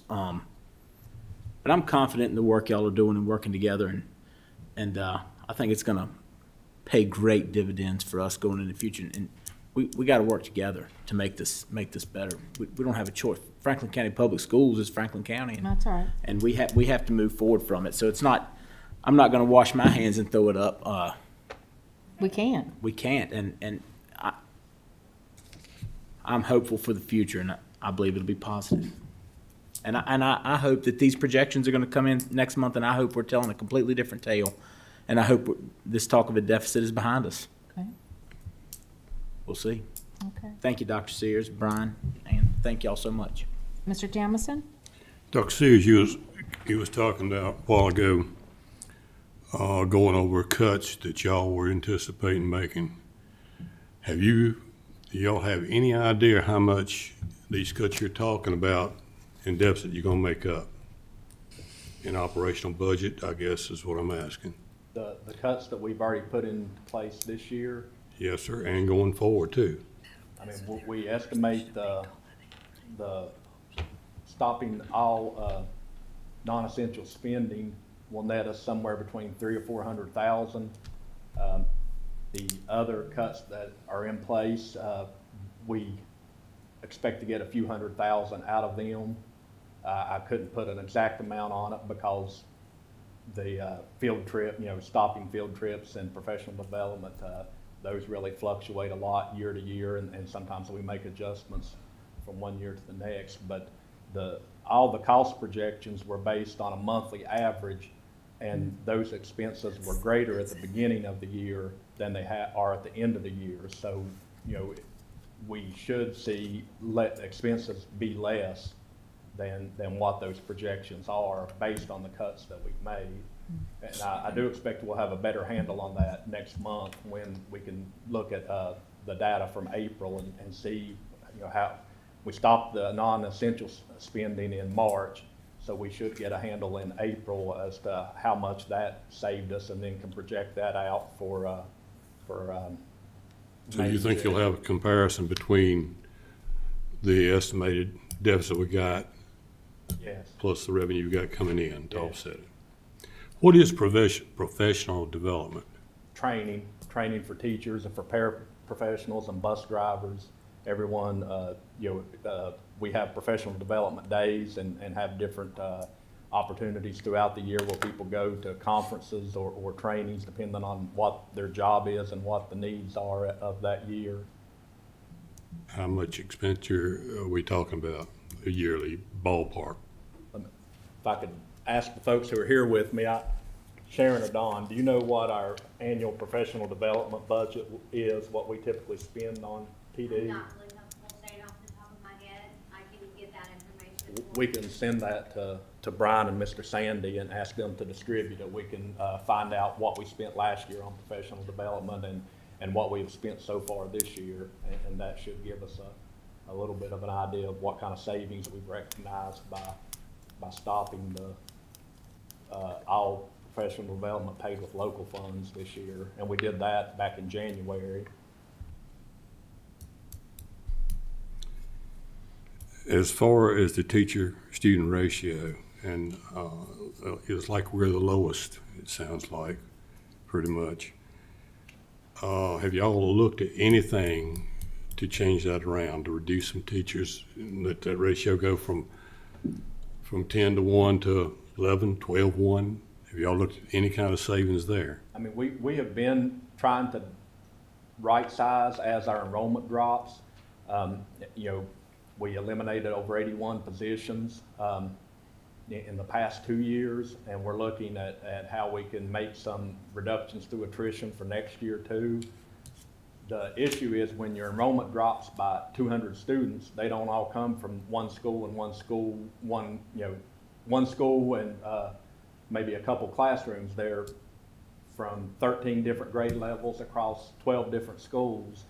And so when you lose 200 students, you can't just automatically cut an equivalent number of positions, 20 positions based on those ratios, because you might lose 1 in first grade at Boone's Mill and 2 in first grade at Ferrum, and you know, it's just spread out. So every other year, we have been taking a look at that and doing pretty significant reductions, but it is difficult to do a reduction every year to offset the enrollment loss. But we have done some pretty significant reductions through attrition and are looking at doing the same thing for next year.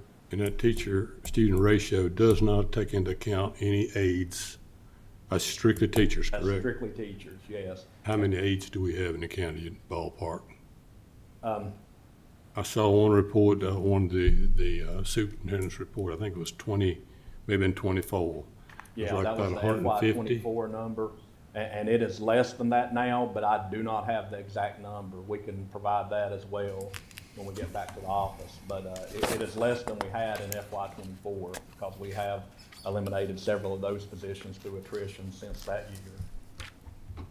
And attrition's when they're retiring, correct? Retiring or quit, and we don't fill the position. How many positions in attrition do we have right now, say teachers that we're paying? And do you have any kind of handle on the cost of just those that we're carrying on and letting them retire out? I'm sorry, I don't understand the question. How many teachers' positions are right now are getting close to retirement to retire out? And do we know the cost of it?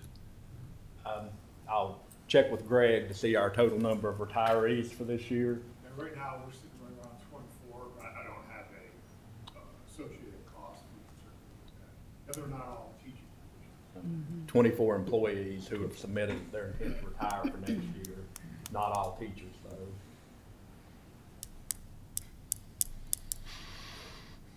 Thank you, Doctor.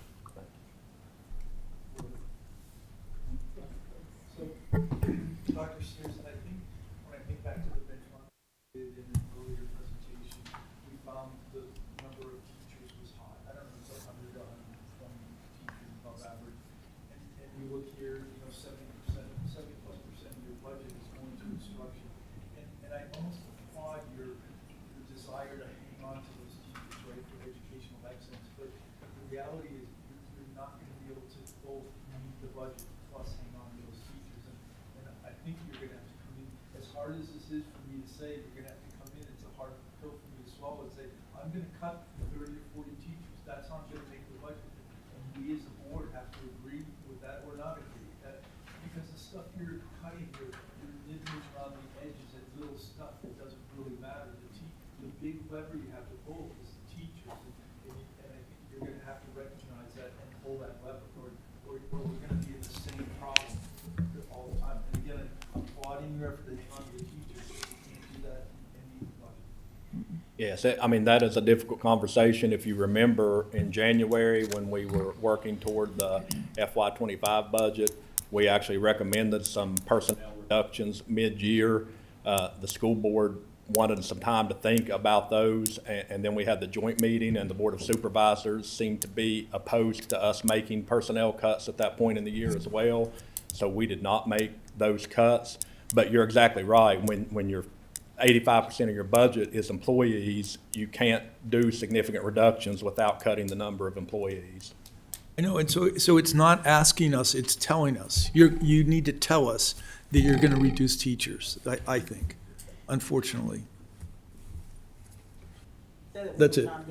So, just kind of going back at this, 70%, more than 70% of their budget is teachers, right? That's data point one. Secondly, through the benchmarking we did earlier in the year, and now you couldn't quite see it as clearly, but we're 100 to 120 teachers high for our population of 6,600 students, right? We have 120 teachers too many. And so Dr. Sears, he's kind of nibbling around the edges, I'll take out field trips and stuff. But the money, all the money is in the teachers, and he's trying to hang on to the teachers for educational excellence, but he can't do that. He can't hang on to the teachers and meet the budget. It's not possible to do that. You can't cut that money anywhere else. You see here, 71 million is teachers, right? That's where the money is. And you can't not, if you don't paint the school, well, if you don't go on a field trip, that's little money. The big money's in the teachers, and you can't hang on to the teachers and meet this budget number. It's not possible. Well, and I would also add to that, Mr. Quinn, the concern I raised last time, let's say in the perfect world, that the board would pony up $4 million for the comp study. Well, that automatically raises about $2 million more in operating for the next year that they don't even have today. So your point about the teachers is spot on. I mean, you can't keep doing what you're doing and expect to stay in budget. Madam Chair. Yes, I'm sorry, Mr. Taylor. That's okay. I don't have so much of a question as a comment.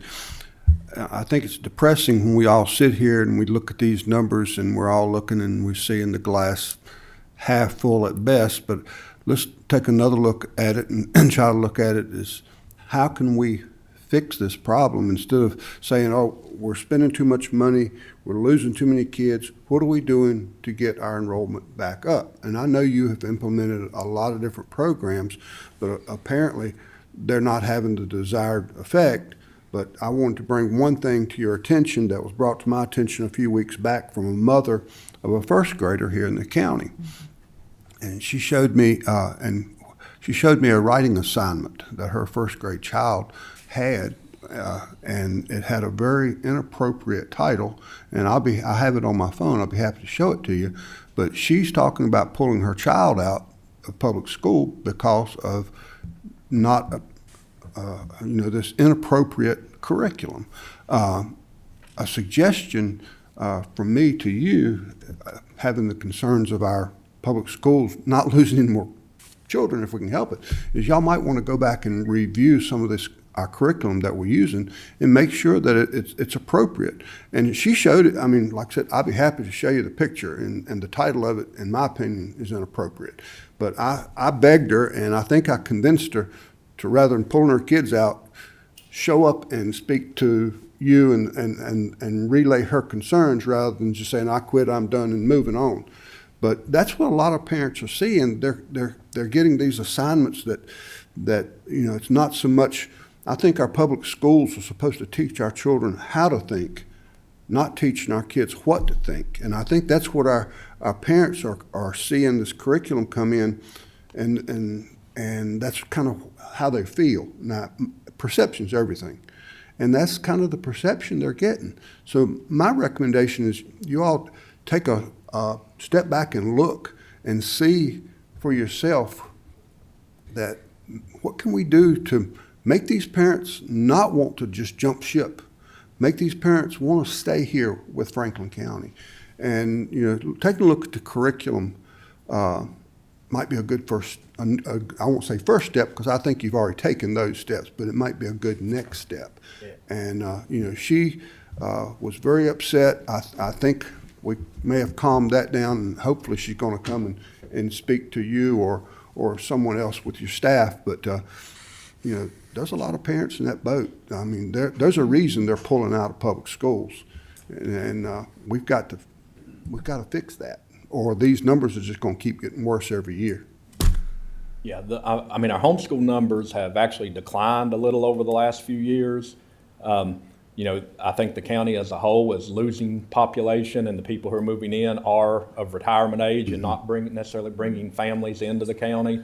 So it's a larger community issue, but I certainly take your point, and we often work with parents if they don't like a particular assignment to give them an alternative, but if it's wholly inappropriate, we certainly want to take a look at that and try to work with the teacher on how to structure assignments differently. So if you want to share that with us or have the parent call us, we'll be happy to look into it and see specifically what the issue was with that. Okay, thank you. Okay, gentlemen, I am going to have to call time at this point. First of all, Dr. Sears and Ann, thank you so very much. Brian, thank you. We know you all are hard at work numerous times a week with meetings. Keep it up. Let's have a better report next month, and we will look forward to that. So thank you for being with us. Thank you. Okay, gentlemen, we need to take care of one more order of business before we Oh, I guess before we take a break before the 6 PM, and we're going to be deferring several things to the 6 PM meeting agenda. But what we need to do right now is move on to approval of the fiscal year 26-27 tax rates. Mr. Sandy.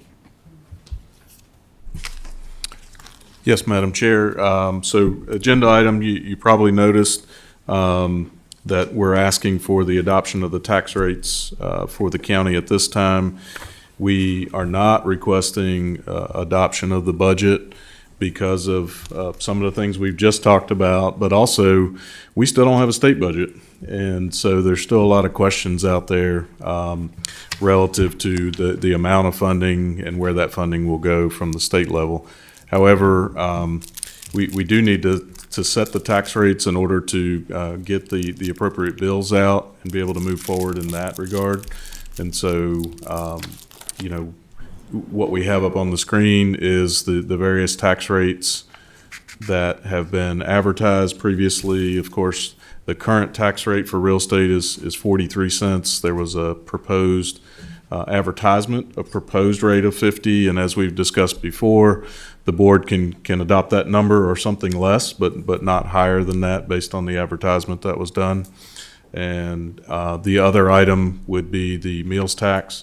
As proposed in my budget, that was a 2% increase in the meals tax, so to go from 4% to 6% on the meals tax. So those would be two separate actions that we would be requesting this board consider today as far as the tax rates go. And I'll just say on the screen that you have in front of you, 2 through 5, those rates are what they are today. Those rates are not proposed to change. It's really just number 1 that's proposed to change, and then the meals tax rate. Okay, thank you, Mr. Sandy. And as you said, to reiterate, these were duly advertised according to state code. And we're at this juncture, and I do recommend to the board that we certainly need to set the tax rate so the commissioner can get the tax bills out in a timely manner. But I do highly recommend that we defer budget adoption until such time as we have better numbers, maybe some of the school information that may come back to us in May. So the first thing that I'm going to ask for is a motion or your inclination on setting the real estate tax rate. It's been proposed to set it at 50 cents, which represents a 7-cent increase. And of course, with this motion, we would deal with the proposed change in real estate, but then maintaining the balance of the rates as shown on the screen. So I'm going to open up the floor to you gentlemen to find what your desires are, and if someone would be willing to make a motion to express getting this thing on the table and get it seconded. Madam Chair, Yes, I'll go sir. ahead and break the ice on this. Thank you. Like I said, I've had a lot of sleepless nights in thinking about this because whatever decisions we make affect everybody in this county. Right. It affects us. We live here. And doing research, I noticed that the last time the tax rate was at 43 cents was 1984. Also, I got curious one night and I got looking at, and I didn't realize this, I looked at 12 random properties from the last assessment when it dropped. 7 out of those 12 were paying less taxes now than in 2020. And fortunately, I was one. I didn't realize it was $90, but I'm paying $90 less. So in doing more research, I think it was about 50-50, which has a lot to do with the assessment, and we'll talk about that a different day. So with that in mind, I started looking 3 years out because of what we decide today, I think should cover us for a while. I know we have another reassessment coming up which will determine that, and hopefully we got some houses being built that's going to help, bring in more revenue. It's what it's about. So in doing that, we're flatlined, and we've been flatlined, and it's hard to grow with anything the same thing as us as we work out there in the real world. We like a COA raise, and we like this and that, and we have to adjust and all that. Also, I was looking at safety apparatus, and I asked some questions, and just replacing fire engines and ambulances and landfill equipment and sheriff's offices. We're looking at 2.2 to 2.8 million a year to keep those services up. And I think the citizens love knowing if they make a phone call, fire truck's going to show up in an ambulance. And I do have considered kicking things down the road, but all it does is create a bigger bill next year because we got more equipment, more capital improvement. So with that all in mind, what I've came up with, I know Mr. Sandy and his budget, and I know they did not request all the positions, and they've made some cuts going into it, was 3 cents. Also, I would like to see a penny dedicated, and I don't know if it's legal or not, we'll figure a way out, going towards public safety equipment, so we know that we have the equipment to serve our citizens. So what I would present is raising it 4 cents to 47 cents, and that is my reason why, and I think that will cover us for a while, but it is hard to do anything when we're not keeping up with inflation. And then I hate doing this, it affects us all, but you know, we got to provide services for our citizens, and we have certain things we have to do, and we need to have that extra revenue to move forward. So I'll leave it there, and anybody has other, I'll listen, and we'll go from there. So are you making a motion, Mr. Meredith? I don't know if you want to discuss it more before I make a motion. Is there any further discussion? I would rather, if there's more discussion. Okay, I that's think fair. this is a good chance. 'Cause That's we fair can enough. before we make a motion. That's fair I'm just enough. stating where I'm at and the reasons why. Okay. Thank you, Madam Chair. I just didn't want to cut you off if you were wanting to make a motion. I would rather get input from everybody because Okay. this is a very Of serious course. thing we're Of looking at here. course. Yes, All thank you. right, comments? Questions? Mr. Carter? Yeah, just so I'm clear, you're saying 4 cents, but you want to dedicate 1 penny of that to equipment, correct? Yes, apparatus, ambulance, sheriff's vehicles, you know, just, unfortunately, I don't know if anybody's seen the budget, we got, as an apparatus, $350,000. And hopefully, Mr. Carter was nice enough saying, but, you know, I just looked at what we need to replace next year, and it's close to $2 million. I mean, 1 cent ain't gonna help, but if we have that dedicated line of revenue, I think would help us on that rotations. So yes, sir, that's what I was proposing. Anything more? Any other feedback for Mr. Meredith? Mr. I agree with a lot of Mike's points, and my only change would be, I would have different ideas on where that extra penny goes. Okay. Okay. I would support Mike's motion Okay. with us discussing that extra penny at a further work session. I'd like to see school buses. Okay, so would it be fair enough to say that you support a 4 cent increase Yes. with the dedication, how we break down that 4 cent increase to occur during our upcoming budget discussions? Seeing as we're not voting on a budget tonight, I would like to leave all those talks to later. I don't want anything earmarked. How are you with that, Mr. Meredith? And I'm fine, and Mr. Supervisor Mitchell, thank you for mentioning, because I was including my school buses with the police car, Okay. because those are things, that's safety issues, and school buses are safety for our kids. So Okay. I have no So problem. for me to be said, I agree with what Mike's saying. These needs are there, and we've kept it flat.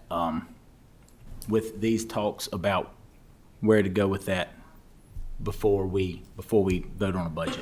Okay, so we've got 2 supervisors so far on informal basis supporting a 4 cent increase. So we can do this a couple ways. I can go down the dais, you can express your desires, or we can move straight to a motion if somebody's ready to make that motion, which will, it's eventually, Mr. Carter? Yeah, before we do that, I have a question for Brian Carter. I think on the budget presentation, you had a chart and you showed, say, a house that was worth approximately, maybe it was $230,000, what 3 cent would mean and what 4 cent would mean. Could you pull that up or give us an idea of what a 4 cent tax increase would mean to the average home?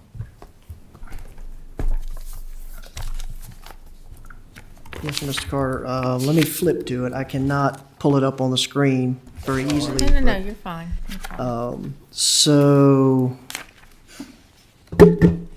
I can do a 3 cent. We'd have to recalculate on 4 cents. I could probably do some quick math, but on 3 cents on an assessed value of $350,000 on a home assessed value, that increase would be $105 a year on 3 cents. So divide that by 3, $130, $135 a year, roughly really round math on 4 cents. It's 140, yeah. So Okay. if you move it up to even 500,000, it's about $150 a year increase. And based upon that $350,000 home, with that $105 annual increase, that's about $8.75 a month. Correct? Correct. On 3 cents, yes, ma'am. That's based on 3 cents. 4 cents would do the math. 140 divided by 12. And I think it's important to note that the extra penny that Mike and I are talking about is to set toward capital, which has been behind since I've been here. Clearly. That penny is for capital improvements, both on the county and the school side. That's how I feel about it. Okay, very good. Does anybody else want to volunteer your position, or do you want to run it to a motion? Okay, I will ask for a motion. Madam Chair, I'd like to make a motion. Thank you. I make a motion to approve a real estate tax rate of 47 cents and to approve the other unchanged tax levies as listed below. Thank you. Is there a second to that motion? Second. Thank you, Mr. Quinn. I'm going to, on the second, ask if there's any further discussion. Mr. Jamison? The 1 cent we're talking about, and Mike may start talking about, are we still holding out off that? It's gonna fall under the budget in later discussion? Yes. Yeah. Thank you. What the rate that we're setting is Right, going to be the I rate. understand. But what we do and how we allocate that increase is yet to be formally determined by this board. Thank you. Okay, so we have a motion on the floor and a second, based upon an increase of 4 cents, bringing the real estate tax rate to a total of 47 cents. Madam Clerk, if you would do a roll call vote, please. Supervisor Mitchell, Yes. Supervisor Meredith, Yes. Supervisor Jamison, Yes. Supervisor Carter, Yes. Supervisor Tatum, No. Supervisor Quinn, Yes. and Chair Smith. No. Okay, so we have the tax rate set. We'll move on to the sales tax. Meals. Excuse me, meals tax. I've been hearing so many taxes tonight. Let's move on to the meals tax. Meals tax rate that the county administrator has proposed to be raised from 4% to 6%. So I'll open up the floor for discussion on the 6 cent proposal. Yes, Mr. Carter. I'll go first. I think a meals tax is regressive. I think it hurts single-parent families. I don't like taxing food, and I will not support a meals tax. Okay, thank you. Anyone else? Okay, I'm I sorry. agree with Mike. Okay, okay, Agree with Mike. all right. Support it. So Mr. Jamison and Mr. Carter are not in support of raising it to 6%. Anybody else that would like to volunteer comments or position? My comment to that would be the town, the majority of your restaurants in the county are in the town. They're already at 6 cents. They are. And I take my family out to eat all the time, even in Rocky Mount. And that drive-through line at Bojangles, I haven't seen it cut back at all. It doesn't. And if Deborah Russell were still sitting here, I would tell her Yeah, that. yeah. For us to be 2 cents below the town's rate when the majority of the restaurants are already in the town is just, it's just bad business. Okay, all right. Anybody else, or would someone like to propose a motion? Find the paper, I'll make a motion. You gonna make a motion? No, I got paper. I'll make a motion. I'll make a motion to approve meals tax rate of 6%. Okay, is there a second to that motion? Second. Thank you, Mr. Mitchell. Madam Clerk, if you'd be so kind. Supervisor Mitchell, Yes. Supervisor Meredith, Yes. Supervisor Carter, No. Supervisor Jamison, No. Supervisor Quinn, Yes. Supervisor Tatum, No. Supervisor, or Chair Smith. No. So the meals tax fails by a vote of, I believe, 4-3. Is that correct? That's correct. Okay, very good. All right, I appreciate your consideration, gentlemen, on these most difficult decisions. It's difficult. I see arguments for and against all of these things, and I appreciate you bringing your best thoughts. Yes, Mr. Tatum? Madam Chair, before we get too far away from the tax rates, we just set the property rate, but all the other personal property rates and everything stayed the same, but there's one difference in the way we collect our taxes. We collect real estate twice a year, so it makes it a little easier so that people get a tax bill in June, then again in December. In the past, we used to get one big tax bill right before Christmas. I think we need to look at, if possible, look at the feasibility and look at making it so that the others, our personal property taxes, are offered the same way. Right now, the only thing we're collecting twice a year is real estate. We're still hitting people up with a huge personal property rate bill right before Christmas. It's sort of like being Scrooge, the reason it was set up that way years ago, people got a Christmas bonus, and then the county says, give it here. Well, I think, with prices continually going up, values of property and vehicles and everything keeps going through the roof, let's make it as easy as we can for people to pay. Instead of one big bill right before Christmas in December, let's collect it, half of it in June, half of it in December, like we're doing with our real estate. Inflation is inevitable, cost goes up, but by George, we can make it easier on our citizens. We can give them a better pay plan than give it all to us right before Christmas. That just, to me, is inconsiderate. Thank you, Mr. Tatum. Thank you very much for those thoughts. Okay, so we've got those matters disposed of, and I appreciate, again, your time and consideration. It is 5:53. What I'm going to propose is that we take a 10-minute break, grab something quick to eat, and we will come back a little after 6. We'll have our public hearings that are scheduled. We will have our public comment as scheduled. We still have reports of the county administrator, county attorney, and Mr. Carter, your monthly finance report. We'll have all of those per the amended agenda, and we will deal with our closed session at the end of the evening. So if you all, is that okay with everybody? All right, so we're going to take a quick break to grab something to eat real quick.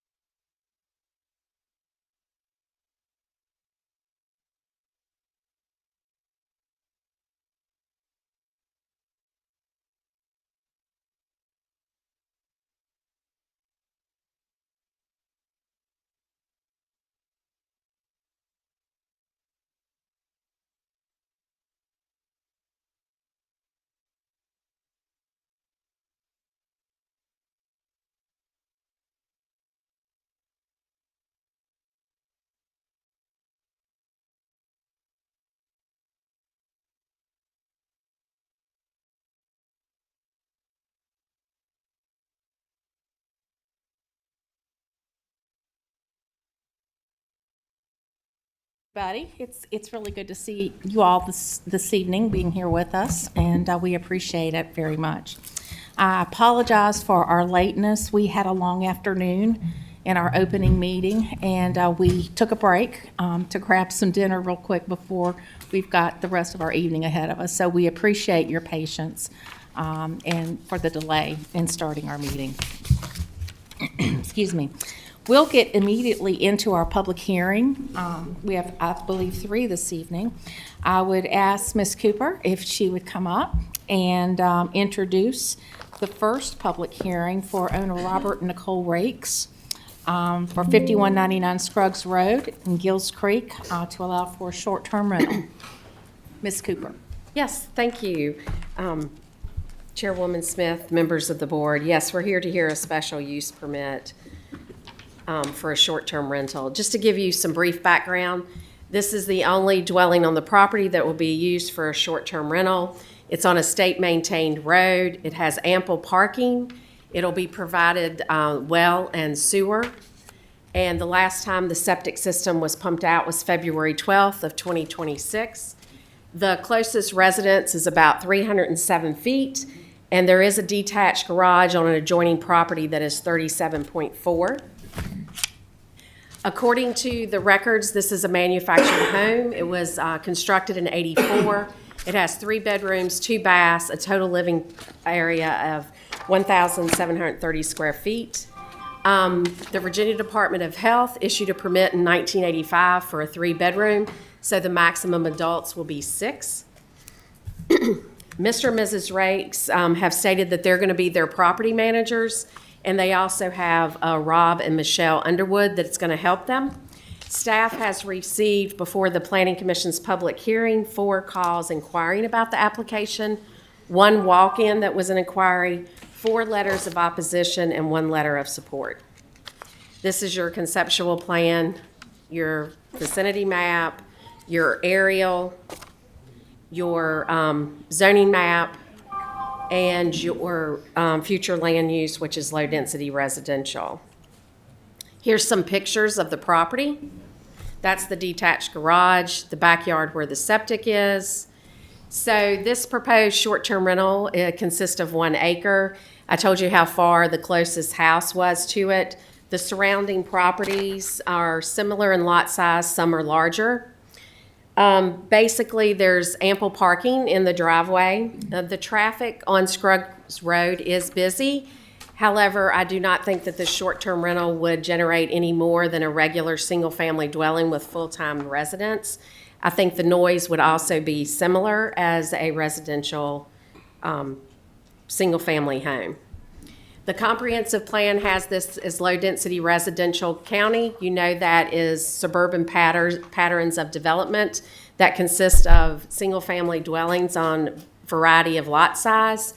We do know that the increase in tourism around the lake, there is a need for accommodations for guests, and I think that STRs will increase in this future land use designation. Planning Commission concluded that there were minimal impacts to the surrounding area. The character of the A1 district would not change, and the STR would be in harmony with the purpose and the intent of this chapter and the uses permitted in the A1 district. So your Planning Commission did hold their public hearing. They did recommend approval with 5 conditions. The first one being that this would be the only dwelling that would have the short-term rental, that they have to apply to all of the regulations in the county code and the zoning ordinance. They have to give a proof of liability insurance.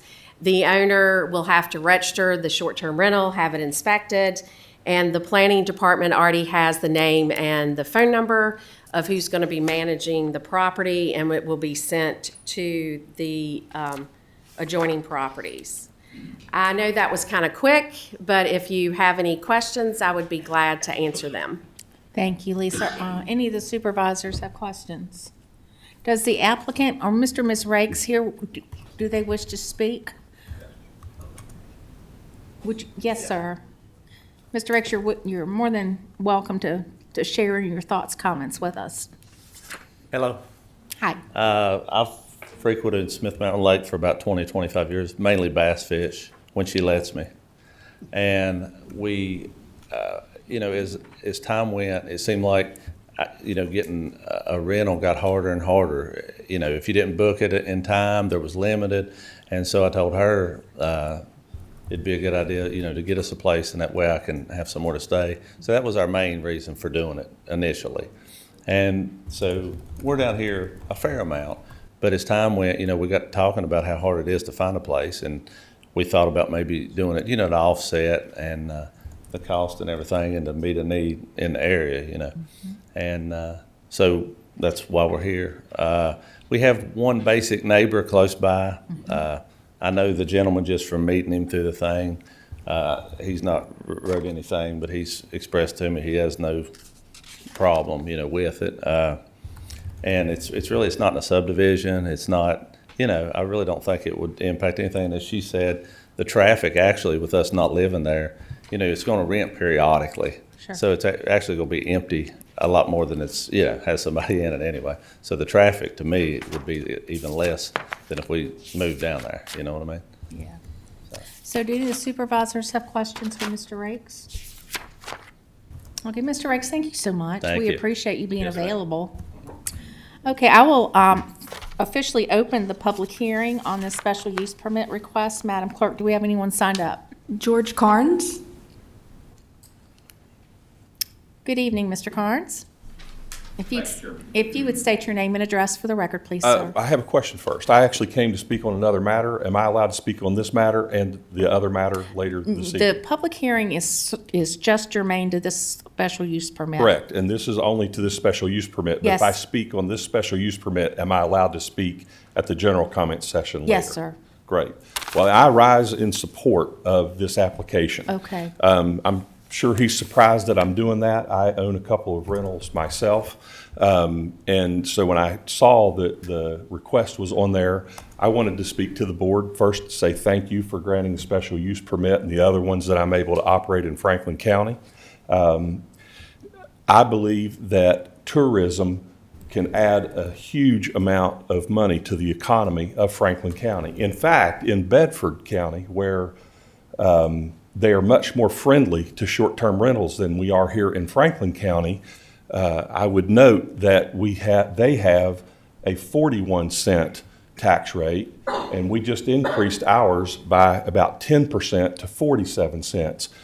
Just on our rentals alone, last year, we paid the occupancy tax of about $24,000 to the county. And the county's going to benefit from the tax revenue that the Rakes will bring to our county. And I would like to encourage the board to approve their application and to make the process easier for other folks to do the same thing here in Franklin County.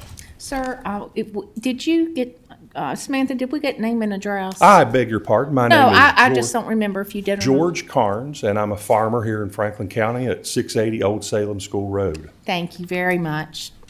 Is there anyone else signed up, Madam Clerk? No one else has signed up. Okay, I will close the public hearing at this juncture, and I will open up the floor to supervisors. Mr. Tatum? I'm prepared to make a motion if you're ready. Yes, I am. Thank you.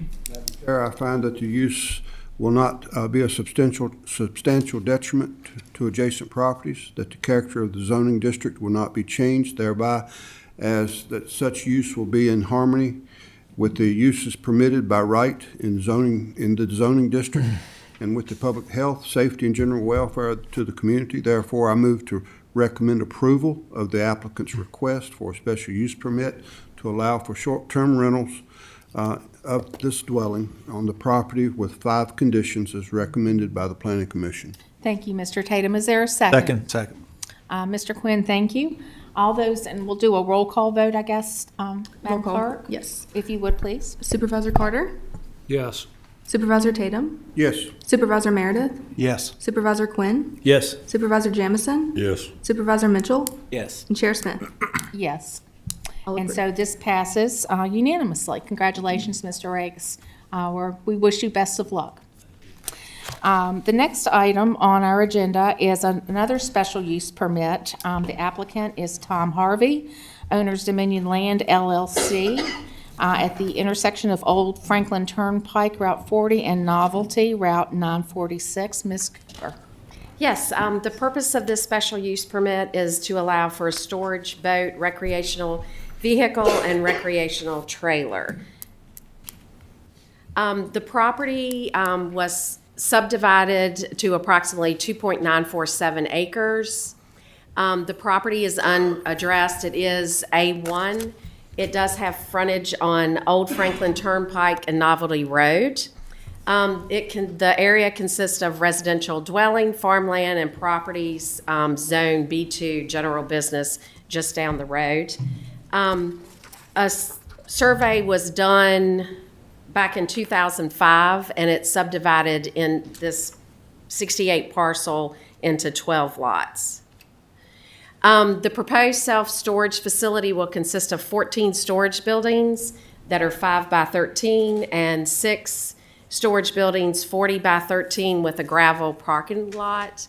The access will be off of Novelty Road. There is some proposed landscaping on Novelty Road. The facility will not have an office. It will not have management on site, and there is no well on the property. Staff received 3 phone calls inquiring about the application along with 1 walk-in, 7 letters in opposition. A petition to deny the application was also submitted. At the Planning Commission's public hearing, 7 citizens spoke in opposition of the petition. This is the conceptual plan that was done for the storage facility. Lisa? Yes. Could you go back to the last slide just for a second? Yes, sorry. So the last sentence, you said 7 citizens spoke in opposition to the petition. So the petition was against this application, right? So they spoke in Yes. opposition so they're supporting this application? No, they're against this application. Oh, They're in so- opposition of this application. I've wrote it wrong, but at the Planning Commission, 7 people. They spoke in favor of against- the against petition. Okay. the petition. Yep, thank you. Sorry. This is the conceptual plan that was given during the application. You see the entrance on Novelty Road and the additional landscaping. The land is mostly forest. This is your vicinity map. It's located in Union Hall. This is your aerial showing that it's covered with forest or trees. This is your zoning map. This is your future land use map. This happens to be rural area county. So the entrance, like I said, is on Novelty Road. It is a safer entrance than off of Route 40. This is a typical use. This typical use would generate more traffic. The comprehensive plan is rural areas as described to protect the rural aesthetic of the county and protect the ability to actively farm. Rural residential is also found in this designation, also usually on larger lots and sometimes supports farming. Boat and recreational storage facilities would not usually be one of the primary land uses that you would find in this designation. This use you would usually normally find in one of your DGAs or a rural village. Character guidelines of the comprehensive plan are to protect the farmland, primary farmland, and important for farmland to be preserved as much as possible and keep the rural character. The comprehensive plan would not support this type of use. The Planning Commission made a recommendation for denial of the special use permit because the use will be substantially detrimental to the adjacent properties, that the character of the zoning district would be changed, and the special use permit would not be in harmony with the purpose and intent of the county code and the use permitted by right in the zoning district, and with the public health, safety, and general welfare of the community. So basically, the Planning Commission made a recommendation for denial for this application. And the, Mr. Harvey is here and his engineer. Thank you, Ms. I'd be Cooper. glad to answer any questions. Yeah, do the supervisors have any questions for Ms. Cooper while she's at the podium? Okay, is the applicant, you say Mr. Harvey is with us? He is, and his engineer, Mr. Lumsden. You're welcome to come and address the board. We would welcome that if you'd like to come forward.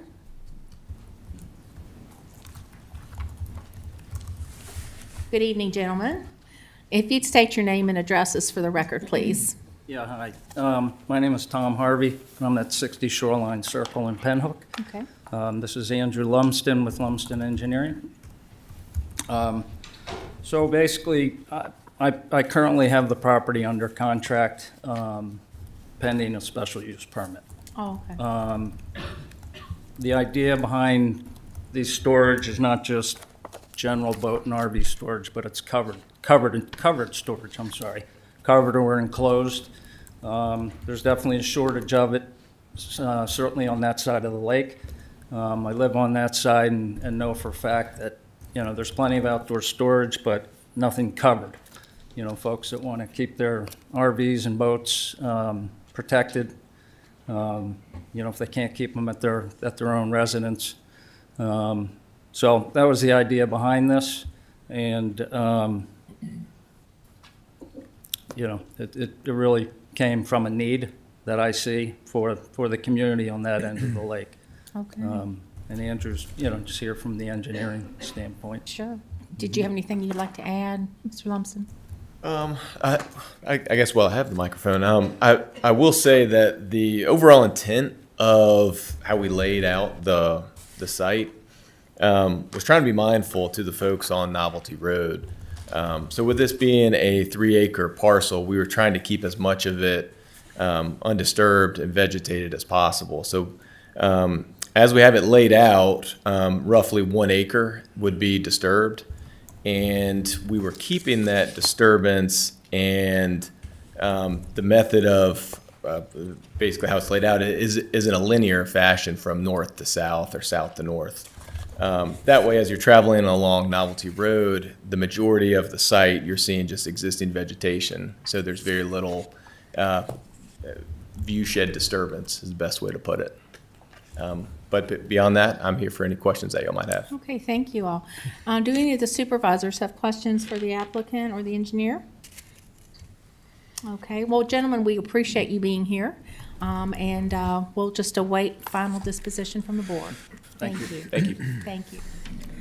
Okay, I will formally open the public hearing on this special use permit. Madam Clerk, do we have anyone signed up? Amy Robertson Dorton.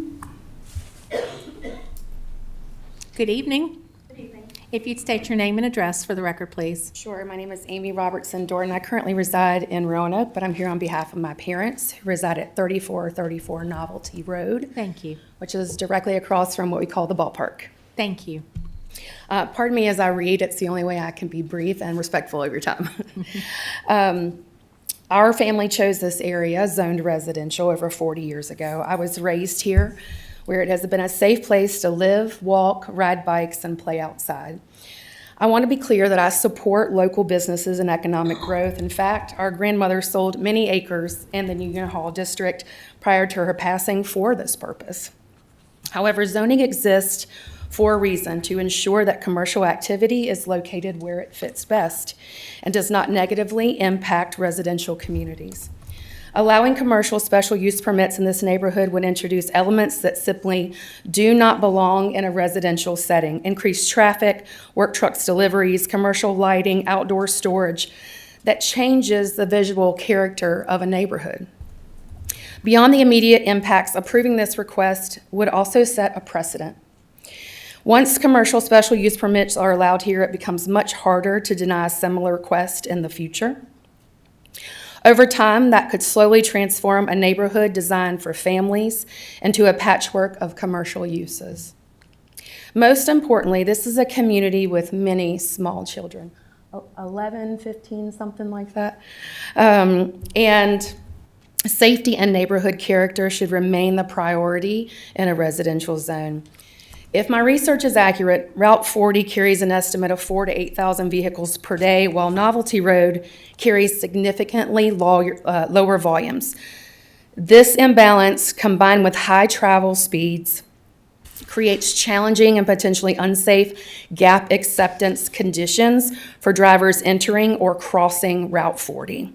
My favorite childhood dog, Max, was a casualty of this intersection, unfortunately, as well as a few motorists over the years. In fact, I believe there's a current study or a study that's been funded in progress on the very next intersection, which is Morgan's Fork Road, where many of these vehicles could be heading from this proposed facility. The presence of larger vehicles, including RVs and boat trailers, common to the area, significantly increases risk at this intersection. These vehicles require substantially more time to accelerate and clear Route 40, increasing exposure to high-speed traffic and reducing the margin for safe gap acceptance. For these reasons, I respectfully ask you to protect the intent of residential zoning and deny commercial special use permits in this neighborhood. Thank you so much for your time and consideration for our families and neighborhood. Thank you very much. There's no one else signed up. Now signed up? Okay, thank you. So I will close this public hearing, and I will open the floor for comments, questions, or concerns from the supervisors. Mr. Quinn. I guess I'll start it off. So I'm a huge supporter of small businesses, both those businesses that are already in the county as well as new businesses wanting to come to the county. However, this applicant and this location is in A1. It's not in a business district. And so as such, it requires the SUP that is now in front of us. And an SUP is really a zoning variance. And as such, with a zoning variance, I have to give heavy weight to the people that are involved with this, the neighbors that are involved. And in this case, we have one person supporting it and many, many people opposing it. I think the petition was upwards of 100 people. I'm not sure where they found 100 people, but 100 people signed the petition. And so I can't support this SUP for those reasons. Thank you, Mr. Quinn. Anyone else wish to speak to this? Madam Chair, there was a lady that stood up. Yes, sir. I had signed up to speak. What is your name, ma'am? Pam Flanders. Your name is under public comment. Oh, okay, so I think you signed up under public comment, not for this public hearing. Okay, well, that's my error. I'm not familiar with doing this. No, that's okay. Did you mean to sign up for this public hearing? Yes. Okay, I'm going to make an allowance for that because I understand the confusion.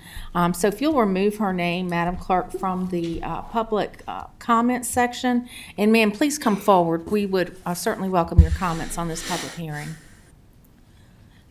So I'm going to reopen this public hearing for purposes of hearing from this young lady. Well, thank you for that. If you would state your name and address, please. My name is Pam Flanders. I also live on Novelty Road, 3540. Thank you. And I have a written statement so I don't stumble all over You're the fine. place. You're fine. Good evening. My name is Pam Flanders, and I reside directly across the street from the proposed storage facility, having lived there for more than 20 years.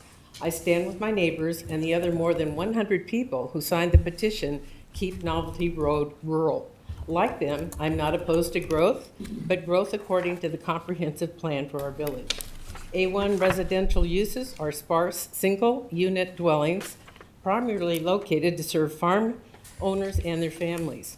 Even if future zoning resulted in an A2 designation with low-density residential of a rural nature and certain agricultural and silviculture uses, the district would still remain an agricultural character and be less dense than residential.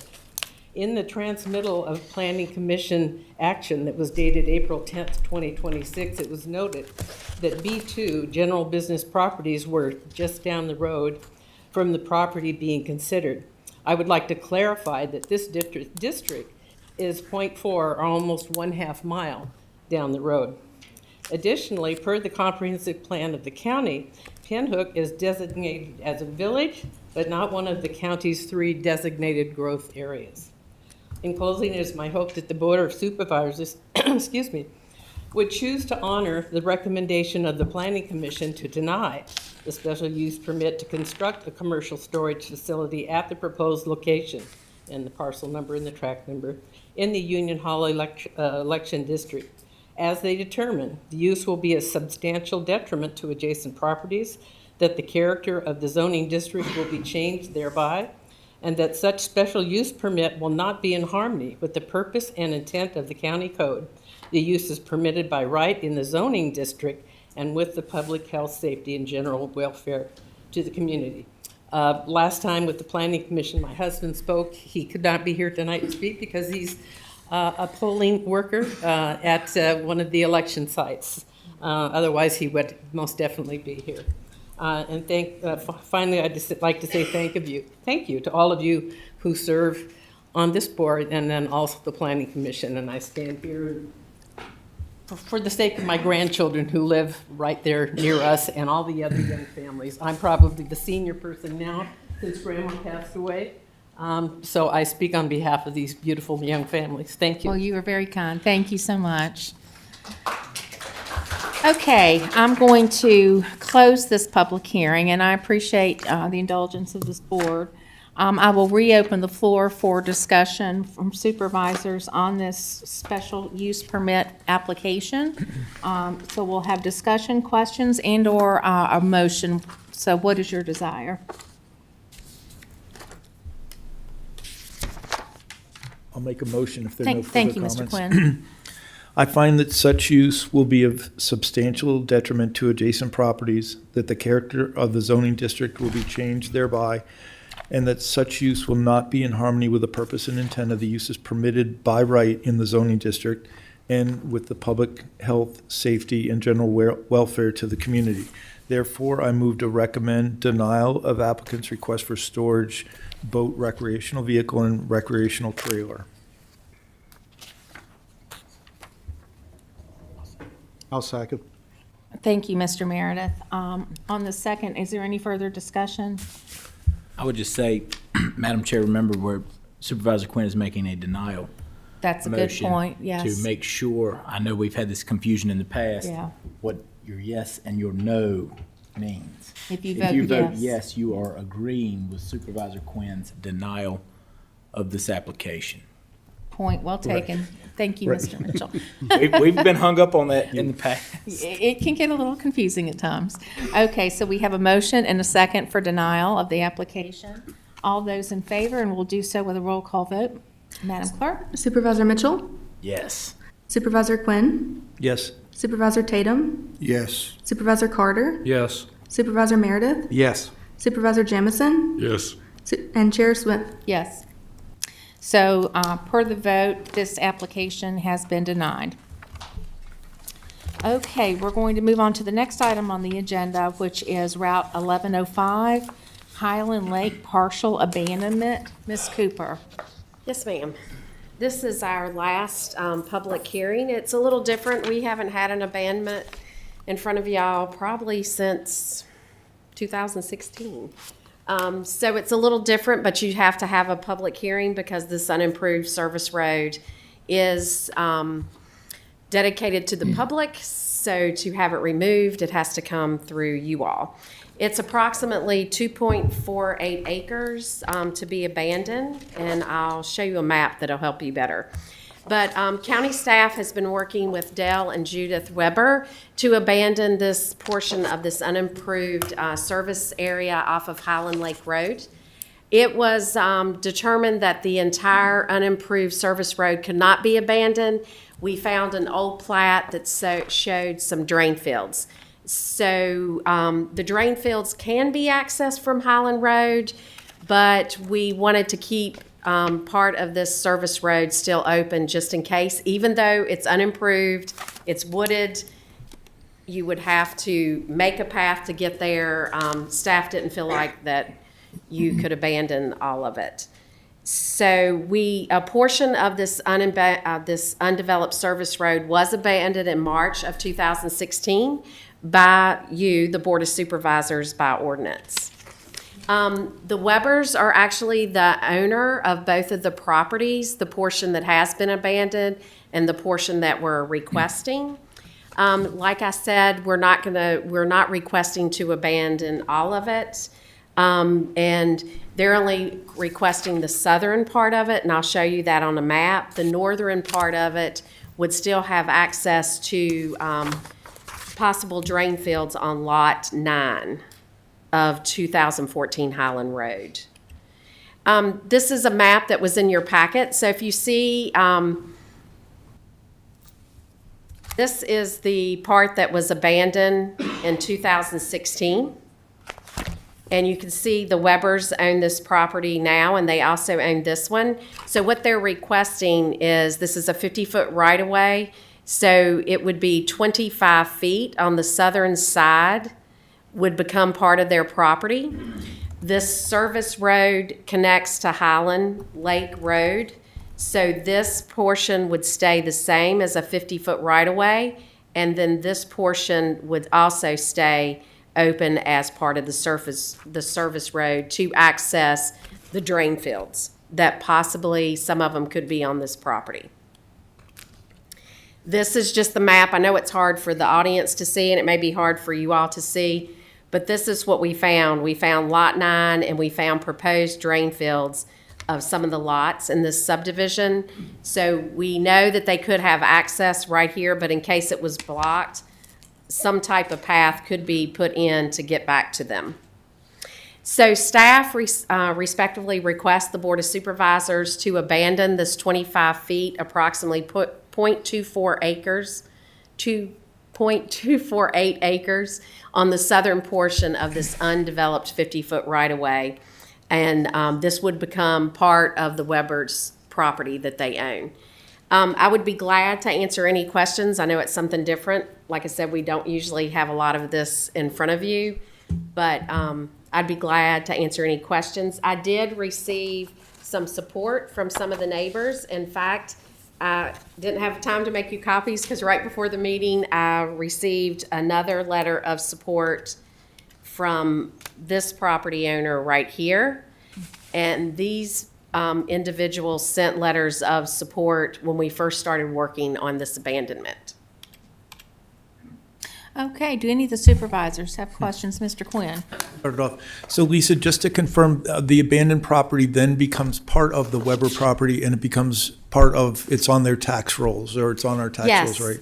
Yes, it would. So what would happen is probably they would use the same surveyor, and instead of seeing the .495, you would see just the .248 as part of their property, and the rest would stay as a service road.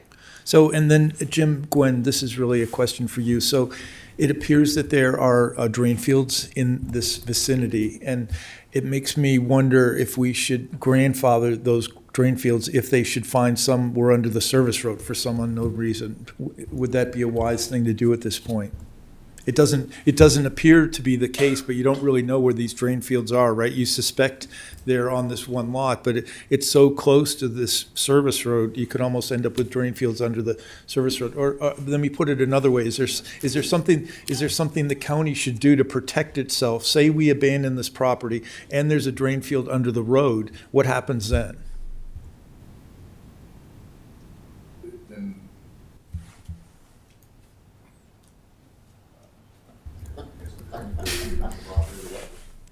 Or at least a portion of it that's under the road. Well, and I'm wondering, could the Webbers then decide that whoever owns it has to move it, which wouldn't be fair, right?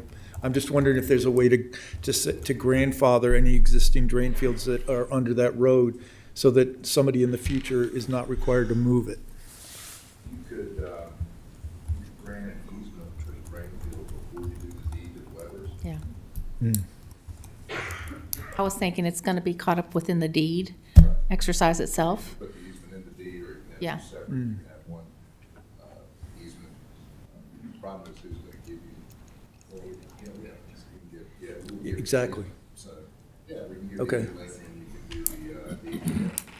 And if there is a drain field out of there, you can give an easement for it. That's a good solution. Yep. Okay, any other questions, comments? Ms. Cooper, the applicant's here. Yes, I think they are. Yes. Would you like to speak this evening to the board? Good evening, sir. Good evening. If you'd state your name and address for the record, please. I am Dale Weber, and I live at 6 Highland Lake Road in Union Hall. Thank you. As far as the drain fields go, I know where they are. If you pull up the deed to Lot 9, you'll see them. They wouldn't be affected by the service road. They're not under that road. if you look it up.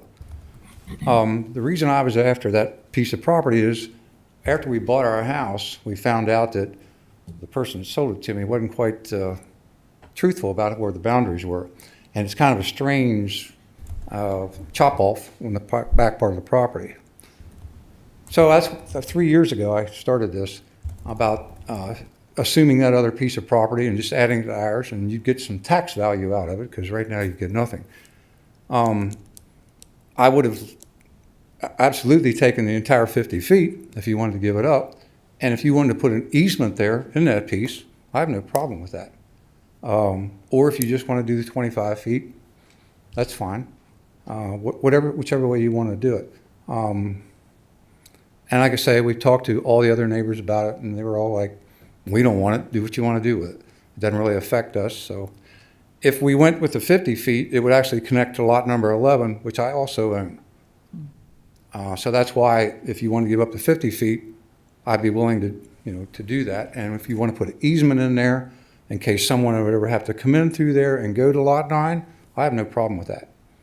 But if you just want to give up the 25 feet, that's understandable too. You all can make that decision, and I'll live with the results. Okay? Thank you. Does anybody have any questions for the applicant? Thank you so much. I'm sorry, Mr. Gwynn? We don't usually have questions from the county attorney. I was intrigued. You're telling us that the 3 lot owners across, essentially across the service road from you are not interested in it? Right, yeah. Jeff Tom. Draw the line down the middle, half to go one way and half the other. Yeah, they didn't seem to have any concern about it at the time. Now, I don't know if something's changed.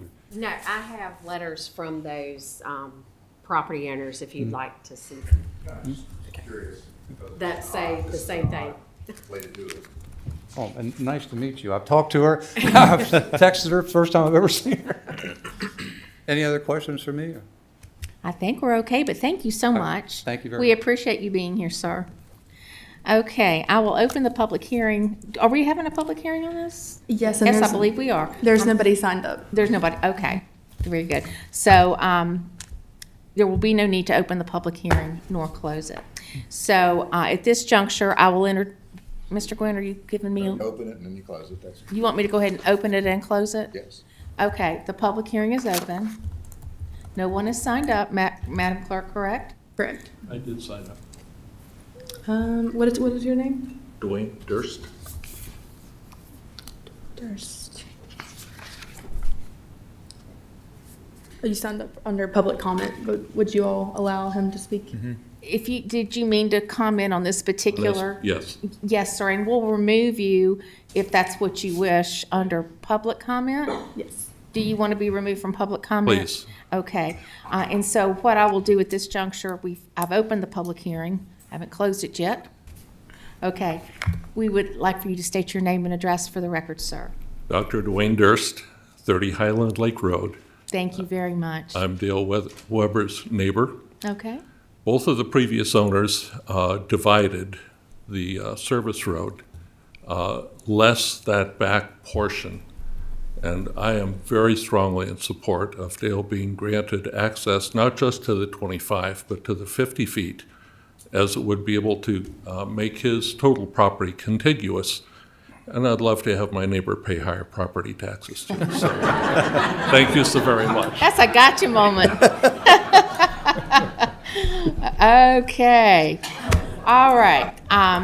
So I will close the public hearing. Thank you, sir, for acknowledging that you were signed up. We appreciate that. So I'll close the public comment. I will reopen the floor to supervisors for comments, questions.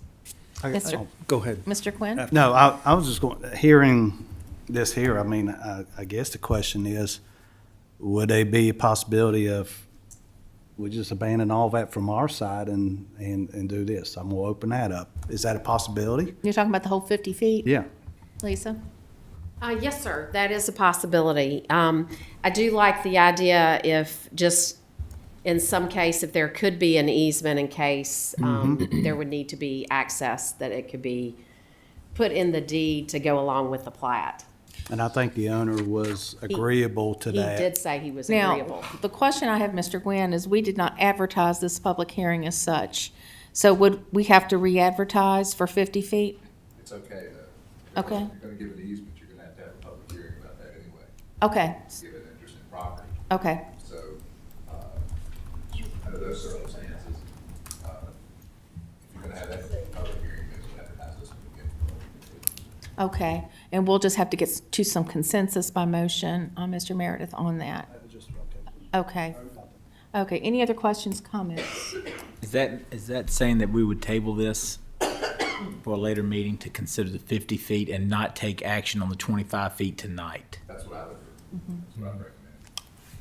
So we would not have a vote against, we would table or defer? Just table it? If that's at the will of the board, of course.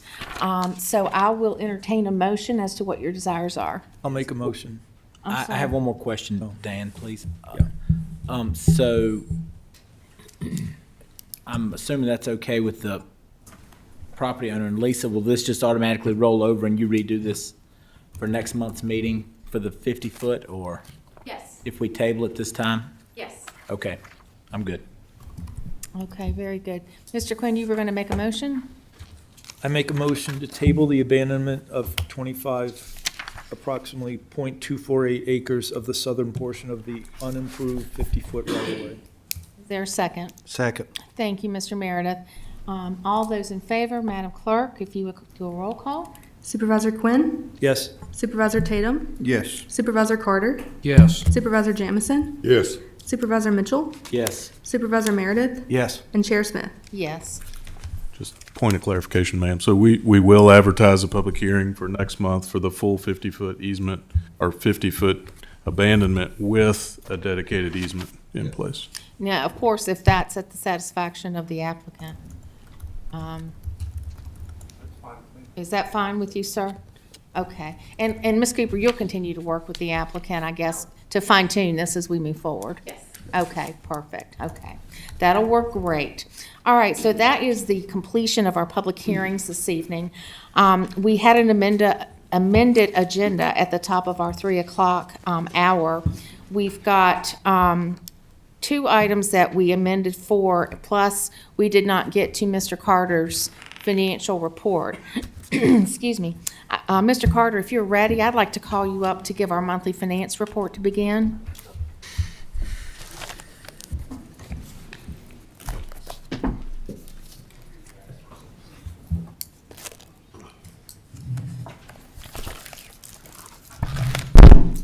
Madam Chair, members of the board, so we'll try and go through this fairly quickly for the sake of the rest of the items this evening. So financial report through the end of March, so this would be 9 months out of the fiscal year. You would be looking at roughly 75% of the budget is what we would be considering. So you're looking at our property taxes, or taxes in general. Property taxes are a little below that 75%, but they're not collected evenly monthly, and we know that. So overall, they're trending okay. Our revenues are looking good. You can see the total is 73% of the budget, but that's being driven down by property taxes, which are twice a year, or some of your federal government, which is mostly due to timing in the social services department. They're the big driver of federal revenue on the county side. Because they're not on a fiscal year basis either. Well, they're a June to May fiscal year in social services. It's June odd. to May? It's odd the way they do it, Okay. but Okay. they're a little behind on the federal revenue portion of the budget, but they're typically program related, and so it's going to be more reimbursement based, so that just means they're not spending that money either. So on the expenditure side, you can see that we're at or below that 75% mark across pretty much all of our categories, except Public Works. It's a little bit above that at 75.7%. Not of grave concern for us from a total budgetary standpoint. So actual revenues, you can see graphically, they're up a little bit for March compared to prior year on the green line. I'll break that down a little more categorically for you. Realistically, property taxes are where the growth is remaining at this point. Other local taxes and state revenue are relatively flat year over year as of the end of March.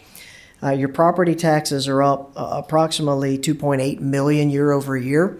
Remember, about $1.5 million of that is Mountain Valley Pipeline money that was not budgeted for and was not collected in the prior year's first year of it.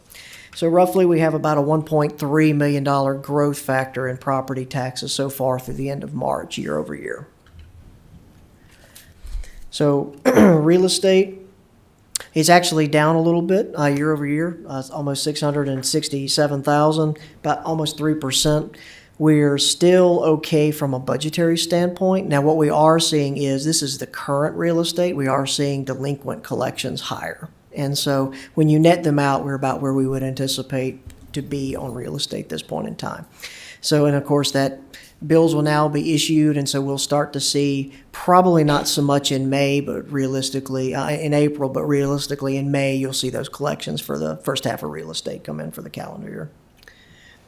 So property taxes, we're a little behind year over year, about 175,000, but we're 104% of budget. So we've exceeded our budget plan for the year, and so that's really what's driving a lot of that property tax revenue growth we were talking about earlier on the slide. Sales tax is one of those that fall under the other local taxes. You can see, you saw previously, there was relatively flat.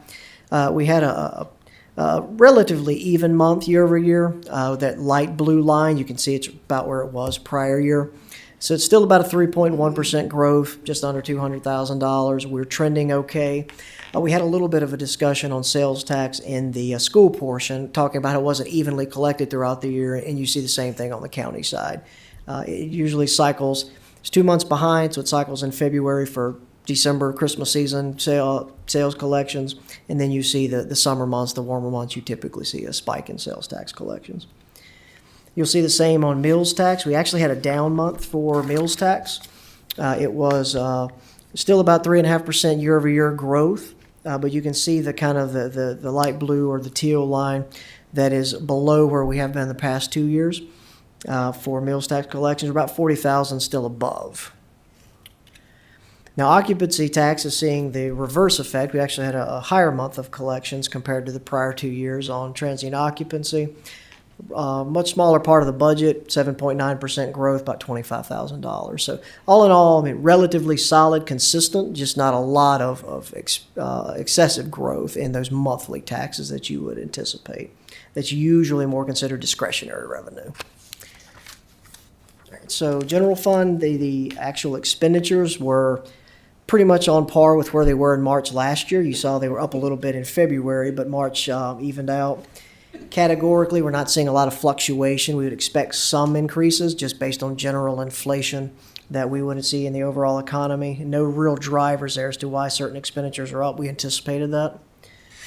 Health and welfare expenditures, we usually break that down. You can actually see the program revenue for social services. That middle graph is down a little bit for this year over last, and that's what is driving a little bit of that difference in, say, federal revenue on the overall, because their programs are down year over year, so revenue is a little behind. A lot of that is reimbursement basis, state and federal, when they operate out of the programs.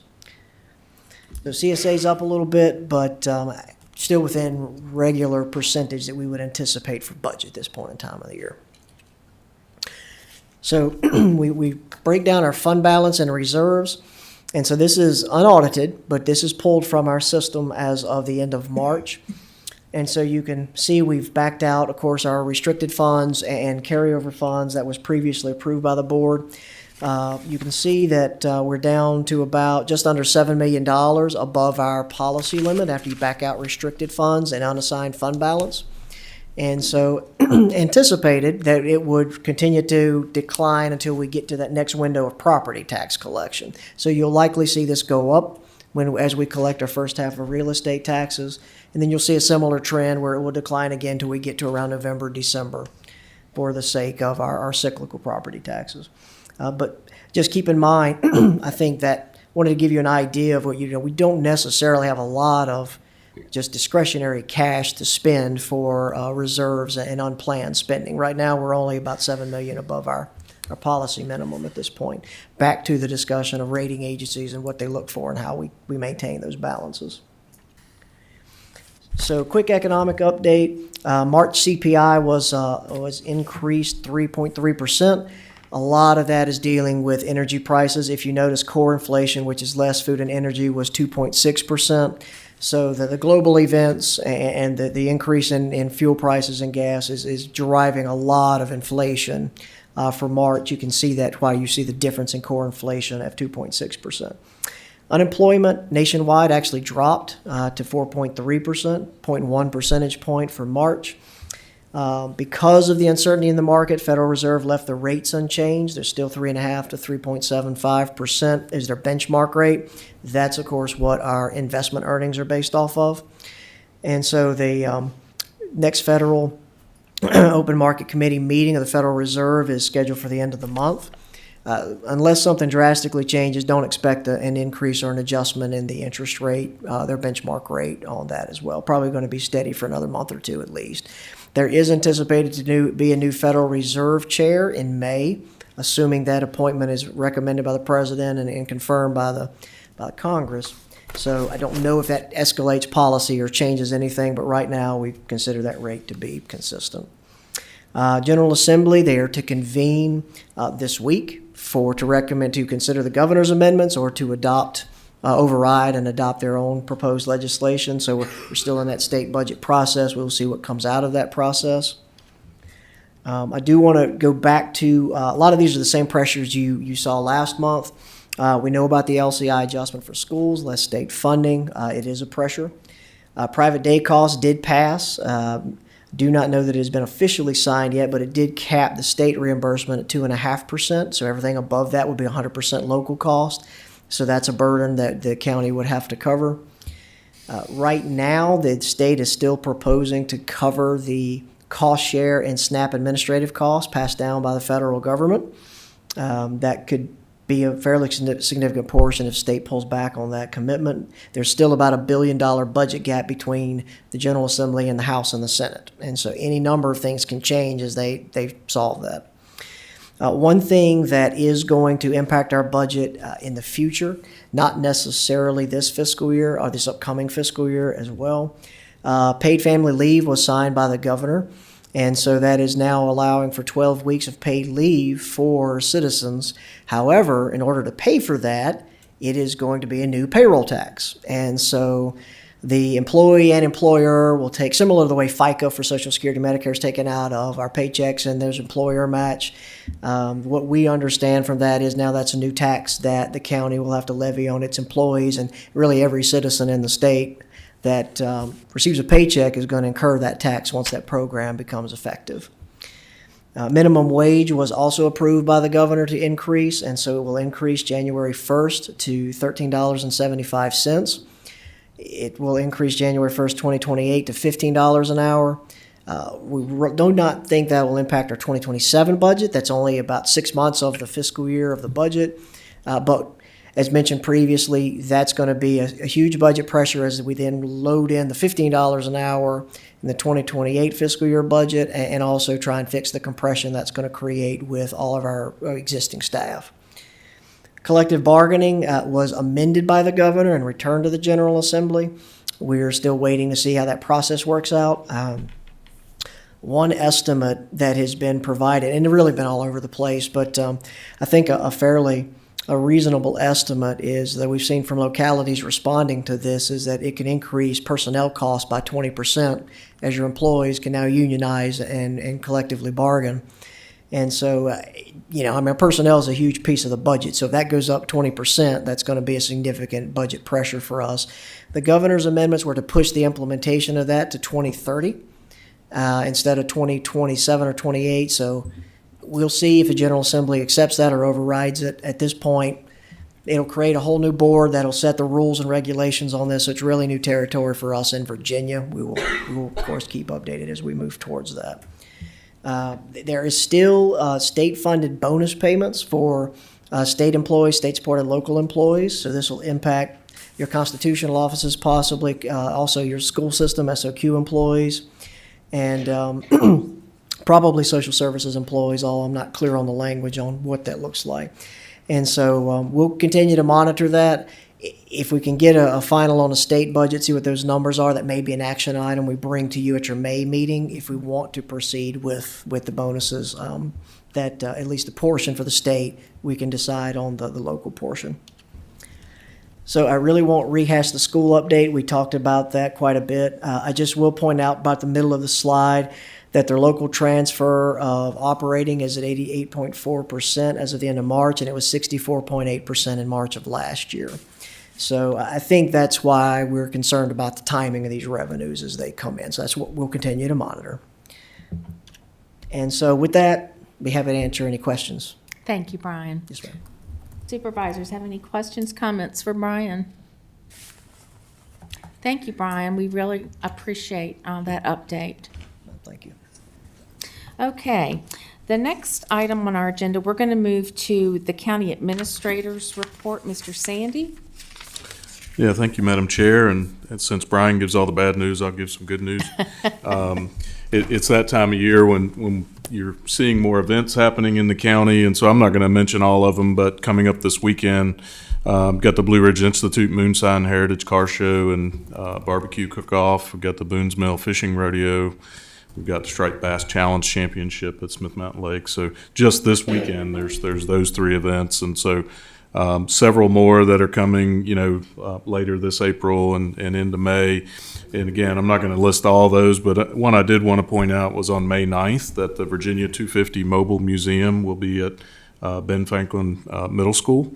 So that's kind of a neat part of the Virginia 250 celebration.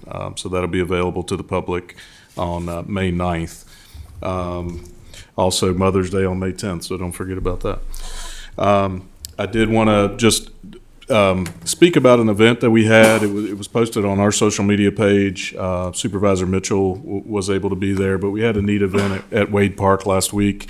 Just talking about a grant that we received from T-Mobile, a hometown grant, and we were able to get close to $50,000 of funding from T-Mobile without a match. And it's a really neat program that our Parks and Rec and our Public Safety Department worked on together to put 12 AED devices at several of our county parks. And these will be situated in protective boxes, so they'll be protected from the weather and so forth. But, as many people that are out at our ball fields and activities and so forth, to have these defibrillators there on site could be life or death for some people. And so that was a neat event. It was good to be able to see that. And so you'll see those at our county parks going up, soon as we're able to get those devices in and be able to install those at several of the county parks. And Steve, I think it's also good to say that was an item that was going to be budgeted for. Correct. Those AEDs going, so that was a direct savings getting Correct. that grant. Yeah. I thought that was. Yeah, it was a great opportunity to do a great thing in our community and get the funding to come from somewhere else. So that's a great. Just wanted to highlight that, and then just a reminder: on May 13th, we'll be having a joint work session with the Planning Commission as well. So just wanted to remind you of that, and that's really all I have. Thank you, Mr. Sandy. We very much appreciate it. Okay, we'll move to County Attorney's report. Mr. Gwynn. Good evening, Chair.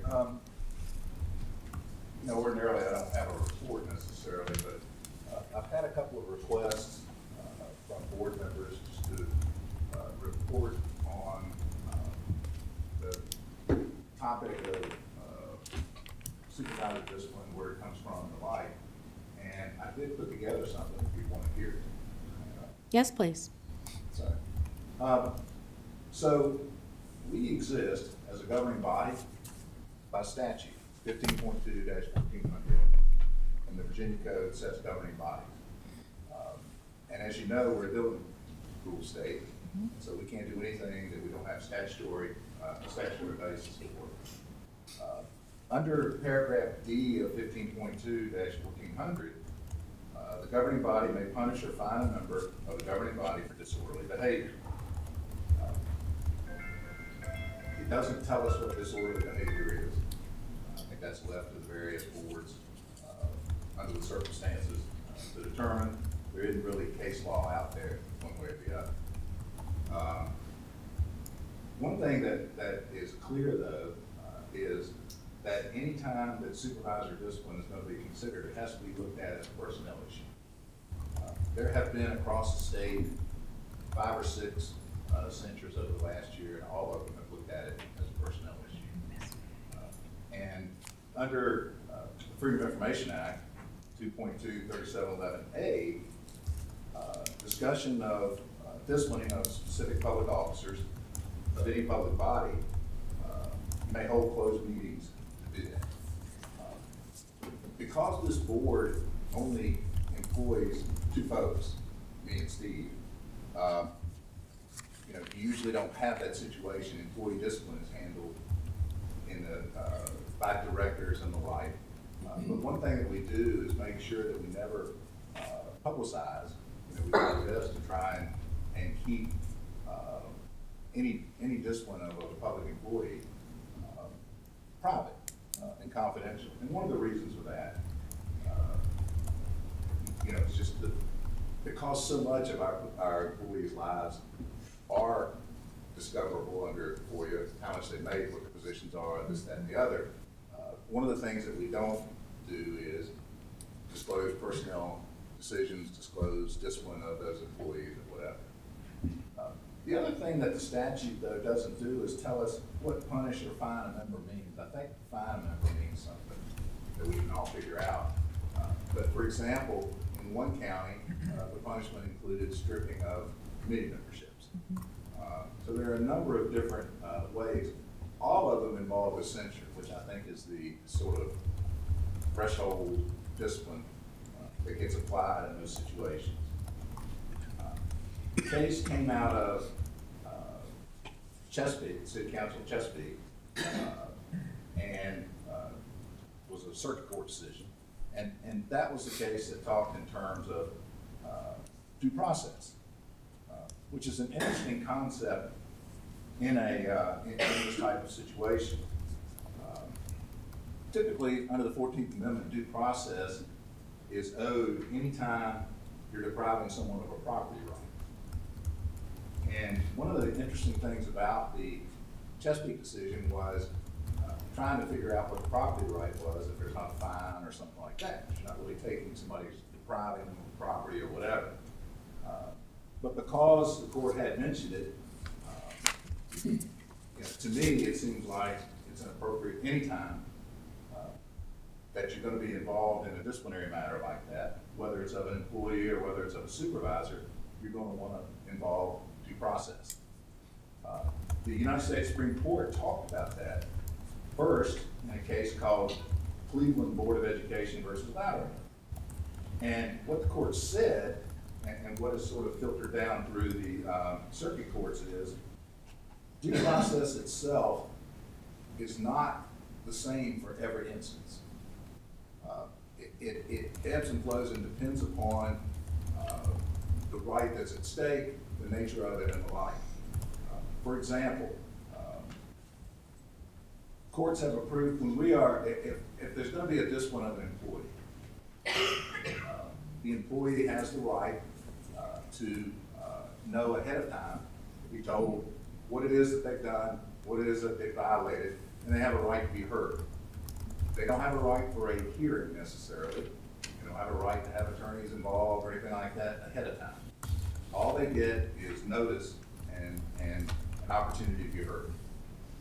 Typically with public employees here and frankly across the state, based upon just my informal poll with folks that I know at local government attorneys that I was at last weekend, it's about 3 days. So basically you tell the employee sometime in the next 3 days you got to make an appointment. You can come in, tell me anything you want to tell me, you can present me anything you want to in writing, I'll consider it, and then I'll make my decision.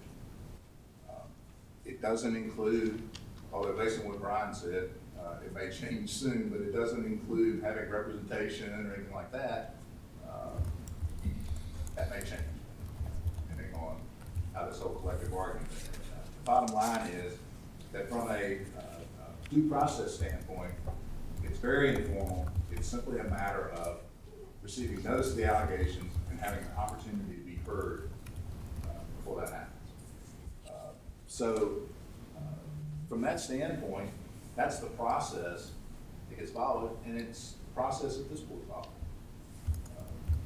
And I'm not sure that that answers everybody on the board's questions, but, you know, if you do have any other questions, by all means, let me know. I'd be happy to address them. Okay, thank you, Mr. Gwynn. I'm going to open up the floor to supervisors. This is obviously, you know, in regard to the continued feedback that we get regarding Mr. Quinn's censure back in December. And so I'll just say that for the record regarding your statutory remarks, if you will. Certainly across the board. And it goes across the board. This is the procedure that. Yes. Yeah, that's the foundation and the baseline for what was done. Any questions or comments from supervisors? Mr. Quinn? Tim, I think that, I think your comment that it can be put into a closed meeting, I think in the future, it'd be very good to offer the opportunity to the person being censured to have it be in a public meeting and because the reason it sounds like it's being put in the closed meeting to protect that person, but if that person doesn't feel a need to be protected and would like the public to hear the whole case, it would seem like that should be an option offered to the board member in the future. It's not in the statute that way, Dan. I can't tell you that that wouldn't happen, but I would be, I don't think it's something you would say every time, because there may be matters that are discussed that shouldn't be discussed in public in that regard. And it might also hinder the free flow of information back and forth between the rest of the board and the member. So it would be, yeah, I see what you're saying, but it is ultimately a board decision because under the Freedom of Information Act, you don't have to have, you know, you can always use your discretion not to hold it as a closed meeting. But I think a lot of it's going to be on kind of an issue by issue or person by person basis based upon what the information is. I think the other challenge that many people have is just the lack of transparency by the board. And so the board was able to make their opinion known about the censure via the motion that was made. So the board's full story is presented in the motion. However, there's not a chance for the defendant, if you will, to make their story known. It's not reasonable that you'd be prepared to make your story immediately after the motion to censure. There would be time required to make that story. And I think a lot of people want to hear both sides. They heard the county's story, the Board of Supervisors story in the motion, but they didn't hear my story. And so I think that's the other challenge with this is how do you present both sides to the public? I'm not sure that the law takes that into account from the standpoint of how you do it. I understand, but it's something we as a board should want to share that transparency with the public, I think. And we're really talking about the future, not my situation.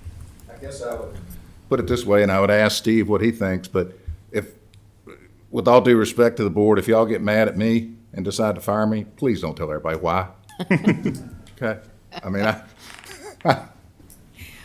but seriously, I understand what you're saying, but at the same time, I think that's something that the board would have to take up in its rules of procedure or whatever, because there's not a provision in the code that would necessarily address that situation. And Jim, I would just add to that, if I may. And Dan, you have the floor, if I may. No, I'm just done. interject a thought.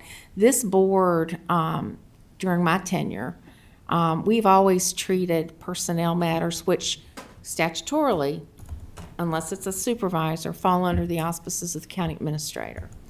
Statute states clearly that employee personnel matters are not to be deliberated or discussed by the Board of Supervisors. Number one, is that correct? Yes, ma'am. Again, Okay. other than the county administrator and the county attorney. Yeah, our two employees. So I would say that historically, the board has really never had opportunity nor would get the opportunity to discuss personnel. Now, when it came to a personnel matter of the board, you gave us statutory guidance on that process.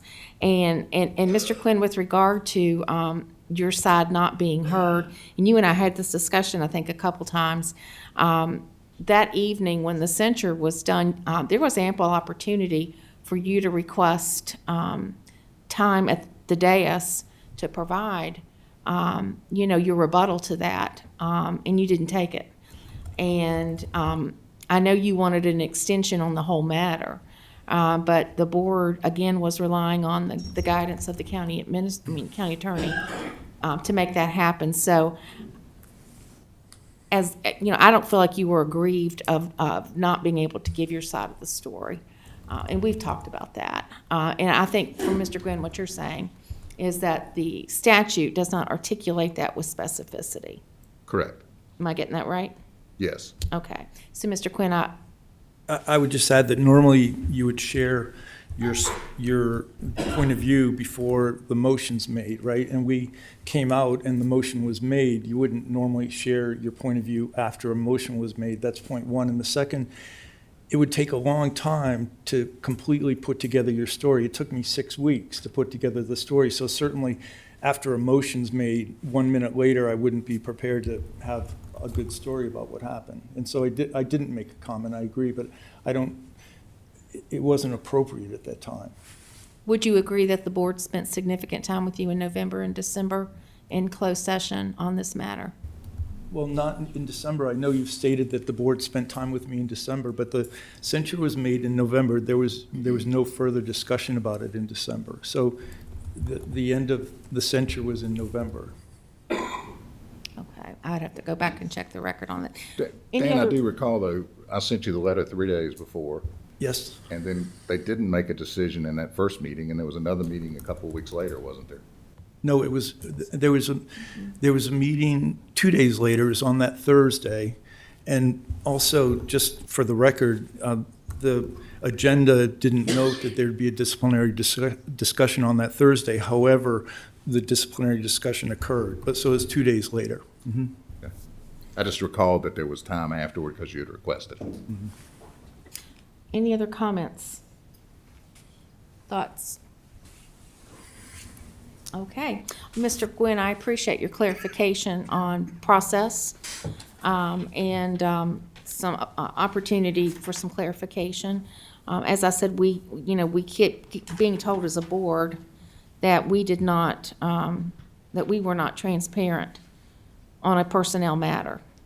And closed session under FOIA is designed to be protective of certain levels of information, and it's very well articulated in the state code. And so if transparency and closed session, to me, they counteract each other, if you will. Do you agree with that? I mean, we cannot be transparent about closed session discussion. Well, I think there's a reason for the Freedom of Information Act. Right. And I think that when you look at the exceptions,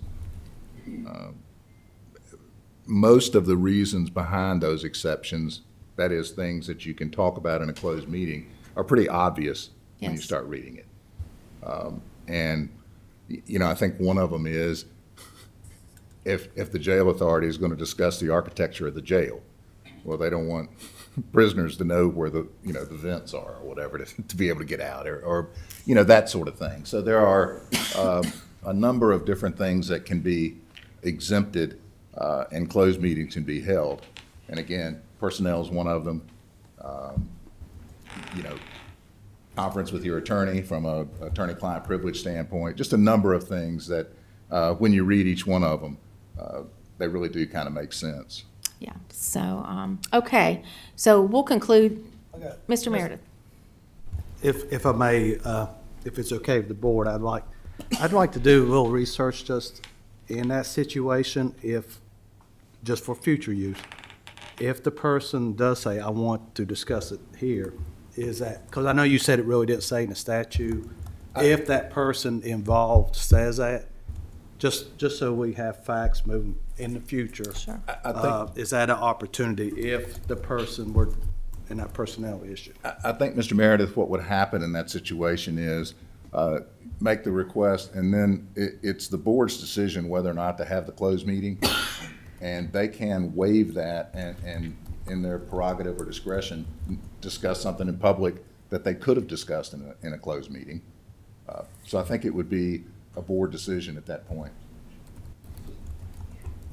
So on the legal side or anything, we're held accountable. I mean, should there be something in writing from the person, say it's from me, saying I give permission to have this in public, so anything that's exposed, I cannot hold the county responsible, because normally it would be in the closed session.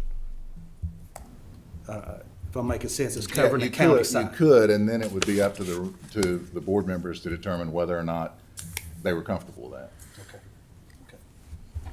Yeah, yeah. Okay, I'm gonna move on if the board has, you all sure you don't have any questions or concerns. I appreciate your feedback, Mr. Gwynn, and I appreciate the feedback from supervisors. Okay, we are going to move, I think we've completed our reports. We are going to move into public comment. We've reached the time set aside for public comment. Public comment gives citizens an opportunity to address the board in person or in writing on matters appropriate to the responsibilities of the board. Each speaker will be limited to 3 minutes for their comments. Speakers must direct all comments to the board as a whole and not to individual board members or employees of the board or county. Personal attacks and insulting, defamatory, profane, or vulgar language directed at individual supervisors or the board will not be tolerated. Likewise, commentary on issues that are not under or within the purview of the board and that are not a function of local government and over which we have no control are not acceptable. Public comment is not a question and answer session, and board members will not answer questions during public comment. The chair of the board has the ultimate authority to manage the time the board allocates to public comment. The chair's authority includes, but is not limited to, limiting public comment to one person per side or position of a topic, shortening the time that each speaker has to speak, and/or waiving any of the public comment provisions when appropriate and/or necessary. If a speaker violates these rules, the chair may rule the speaker out of order, and upon second violation, have the speaker removed from the podium. Madam Chair, Clerk, excuse me, do we have anybody signed up? Timothy Shelton. Thank you.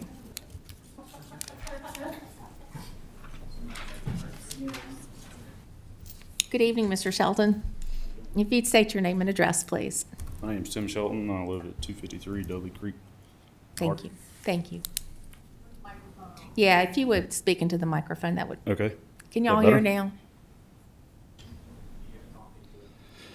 All right. I'm sorry. So, I'm Tim Shelton. I live at 253 Dudley Creek. I own property, rental property, as well as a business in Hardy. I've been a resident here for 27 years, and my oldest son has been here and still a resident of Franklin County since he was 2. My youngest son is a high school junior at Franklin County High School, and my grandson is a CHA student. So to say that I have a vested interest in what goes on in this county is an understatement.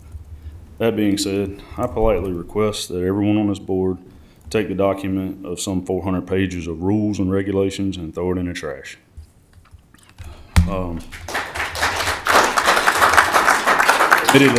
Admittedly, I haven't read the whole thing. I couldn't stomach but so much of it.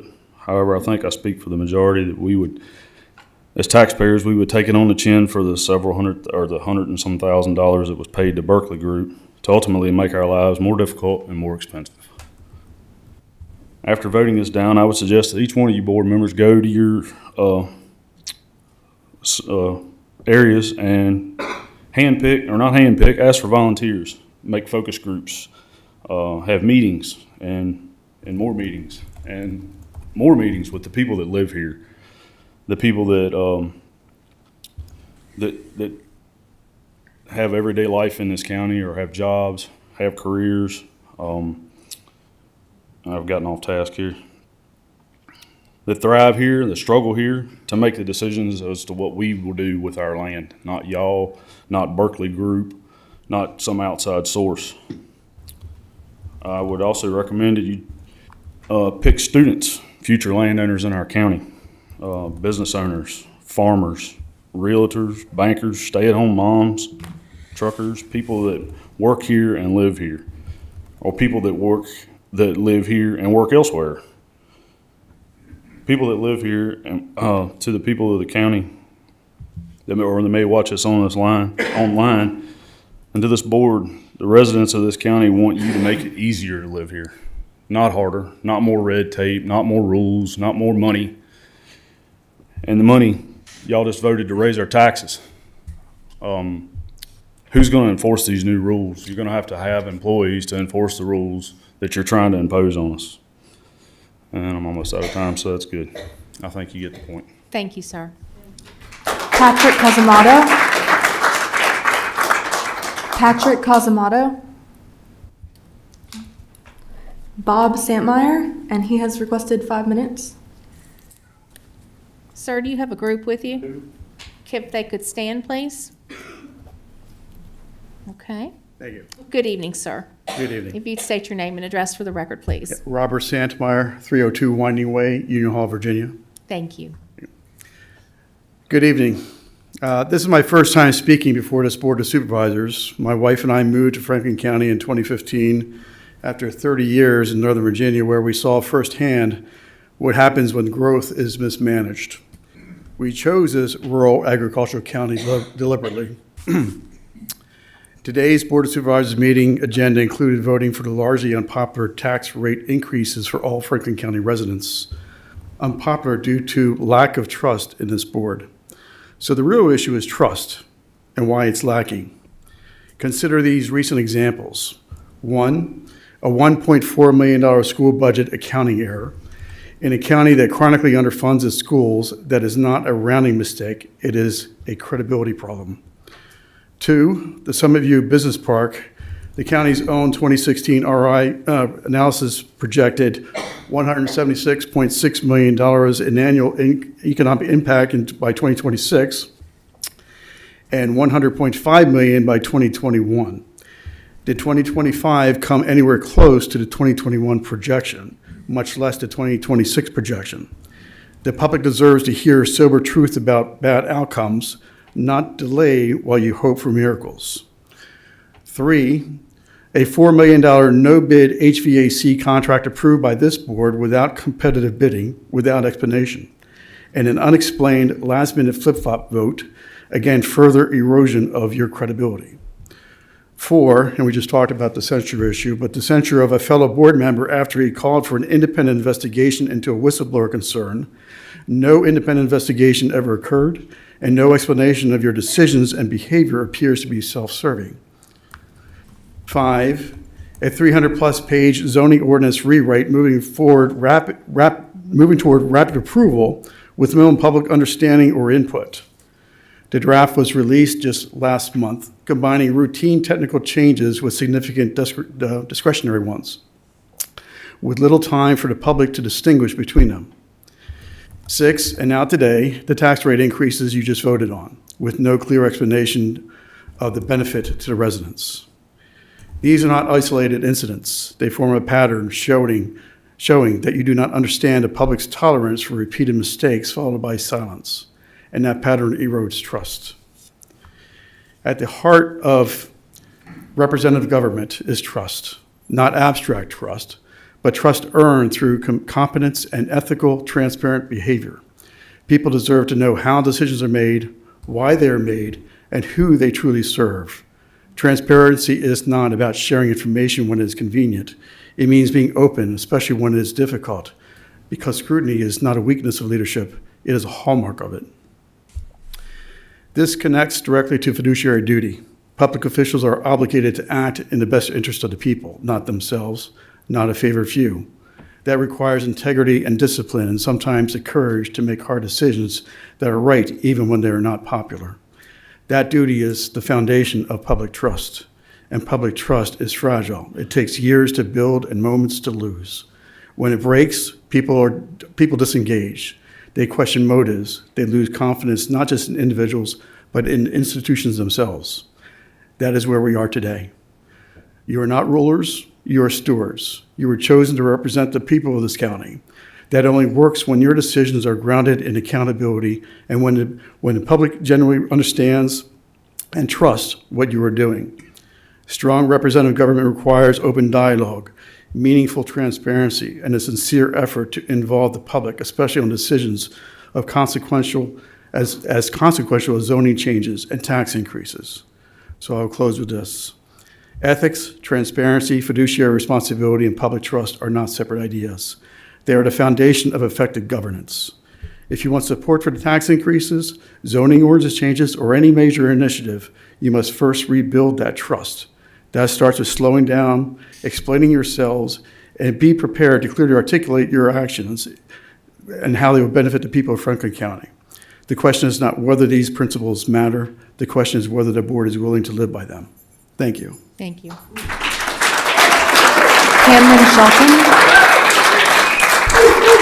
Cameron Shelton. I'm sorry, I'm going to have to ask you all to withhold your applause during public comment. We can't hear the clerk, so if you would withhold your applause, we would greatly appreciate that. It's not proper decorum. Good evening, I should say. My name is Cameron Shelton, Tim Shelton's son. This is his grandson, my son. So I don't have a big long list, but what I do have Sir, is can you give your name and address for the record? I'm Cameron sorry Shelton. to interrupt you. And your address, please. 2710 6 Mile Post Road, Callaway. Thank you. I'm Yep. sorry to interrupt you. Yep. So my thing is, I've stayed in this county. I've had a lot of trust in this county. And as far as making change in Virginia, right, it starts at this level.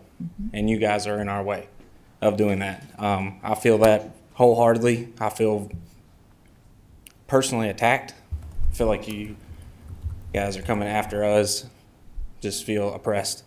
And I feel like it's just going to keep leading down. My kids, his kids, their kids. And the zoning ordinances, the taxes, it's just getting overbearing. It's getting ridiculous. I mean, we can't hardly do anything anymore. I make more than he did, my dad did, my granddads did at my age, and it's harder to do anything at my age than it was at my age when they were my age. And the tax increases, the food tax increases, all that stuff is just making it that much harder on everybody else. So if we're bad on budgets, then y'all need to fix them. And it doesn't need to come from us unless it needs to come from us. But if it does, we need to know why. And it needs to be transparent and understanding. And if it needs to come to a vote for the county and the people in the county, then that's what it needs to do. If that's what regains our trust in you guys, then I would advise doing those things. So Thank you. that's Mr. all I've got. Thank you, Mr. Shelton. We appreciate it. Ed Saunders.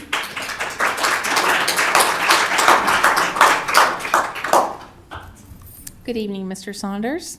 Good evening. If you give your name and Ed address. Saunders, 245 Nature Zone Road. You Definitely know not the my first routine. rodeo in Ferrum, Virginia.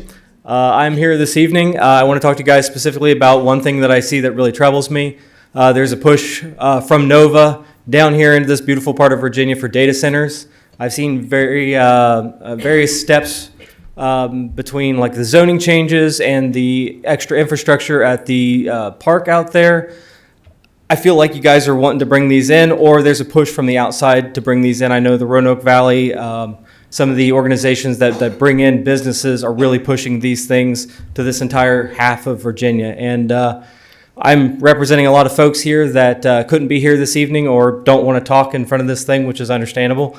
And I just ask that you put this on the ballot for November. Let us decide what kind of businesses we are okay with bringing into our community, especially when something like that can bring a lot of trouble and a lot of issues that we don't know yet. This is still kind of a new technology, a new thing. Even if it's a moratorium for 10 years or something like that, give us time, give us chance to decide what happens in our county. As a concerned neighbor, I appreciate your guys' time. I appreciate what you do. And please, please, please put something on the ballot in November to let us decide what happens in our communities. Thank you. Thank you, Mr. Carnes. Ann Rogers? Can you repeat that, please, Madam Clerk? Ann Rogers? George Carnes? Ann's back there, sorry.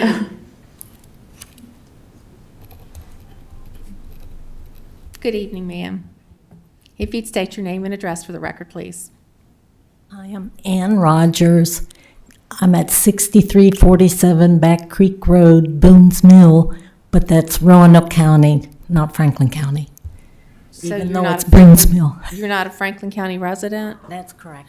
Well, we can't allow you to speak. Okay. Can I give you copies of Of a course, document? you can hand them to our clerk. Okay. Thank you. George Carnes?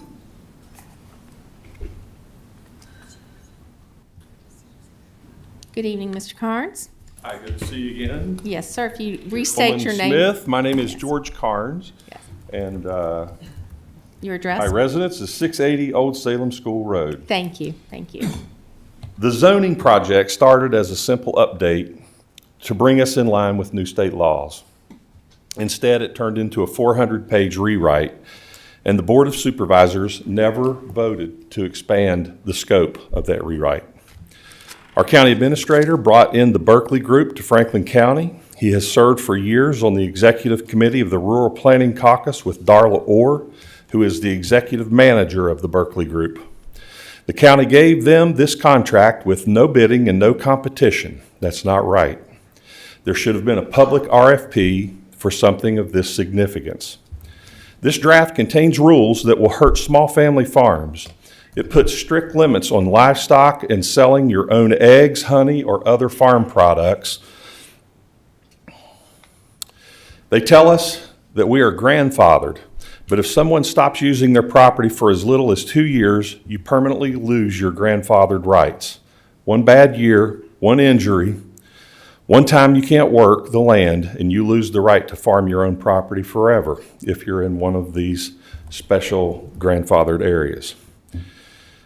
To the people out in Ferrum, Callaway, Snow Creek, they tell you you aren't zoned and won't be zoned.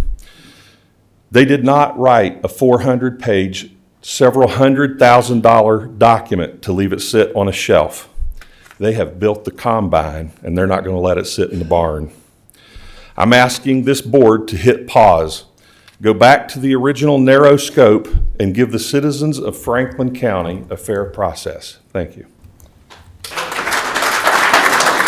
Tim Shelton? I'm on the list for 3 minutes. Krupler, Dennis Krupler. You were part of the group. Okay, next time. If you state your name and address for the record, please, ma'am. Kim Shelton, 253 Dudley Creek Road.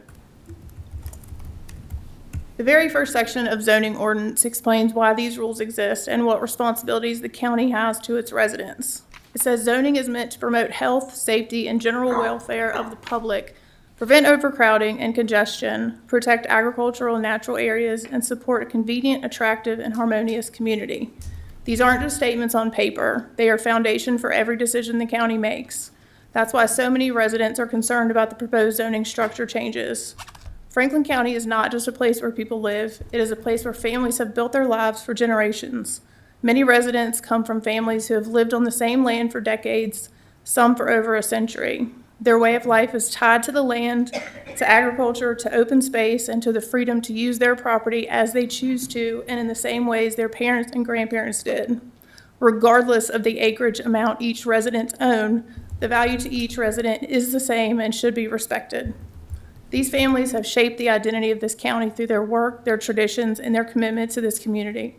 Additionally, while we welcome new residents who choose to move here, their arrival should not mean reshaping our zoning structure in ways that make it harder for long-standing families to continue living as they always have. Growth should complement the community, not override it. The ordinance says we must protect community character, agricultural land, and the general welfare of the public. Yet the proposed changes feel like they move away from those commitments and toward a model that benefits outside expectations and increasing the county funds and their lack of responsibility to manage appropriately rather than protect the interests of the people who built this county. Another concern is how these changes were developed. The county hired an outside firm, the Berkeley Group, to rewrite and determine what is best for Franklin County. I lost my place. But no consultant from outside this community understands the daily realities, the history, or the values of the people who live here. The ordinance requires reasonable consideration of impacts on residents, and that means involving the people who are directly affected, not outsourcing the vision for our future to a group that doesn't live here, work here, or raise their families here. Each board member was elected to represent the people in their districts. That responsibility includes listening to residents, understanding their concerns, and upholding the promise to protect their well-being. When generations of families say these changes threaten their way of life, that should matter. When entire districts show up in opposition, that should matter. The community is not opposed to planning or growth. We are opposed to changes that feel out of step with the protections and priorities written into the ordinance itself. And that brings us to the purpose of a public hearing. Public hearings exist so residents can voice their concerns and so board can hear and evaluate them. Look around this room tonight. The number of people who showed up is not an accident. It is a statement. Jason Feldman. Madam Clerk, we could just take a brief moment. I'd like to make a quick statement, if I may. Sir, I'm sorry if you just give me a couple. I'm sorry. I want to just clarify a couple key points on the zoning rewrite. And this process for our board has just been, we just got the redraft, final draft, when you got it. And our board has yet to sit down collectively to talk about this redraft. We will do so starting Thursday. So we are so early in this process. It's a draft. This board has not had its hands in it yet. And the assumption that this is a document that's going to be adopted in its current form is not an assumption you should be making, with all due respect. Over 2 years ago. I'm not going to take any comments, or I'm going to call you folks. Respond to us at all. I am the chair of this board, and I have the prerogative to respond. And if you can't demonstrate proper decorum, we will have you sent out.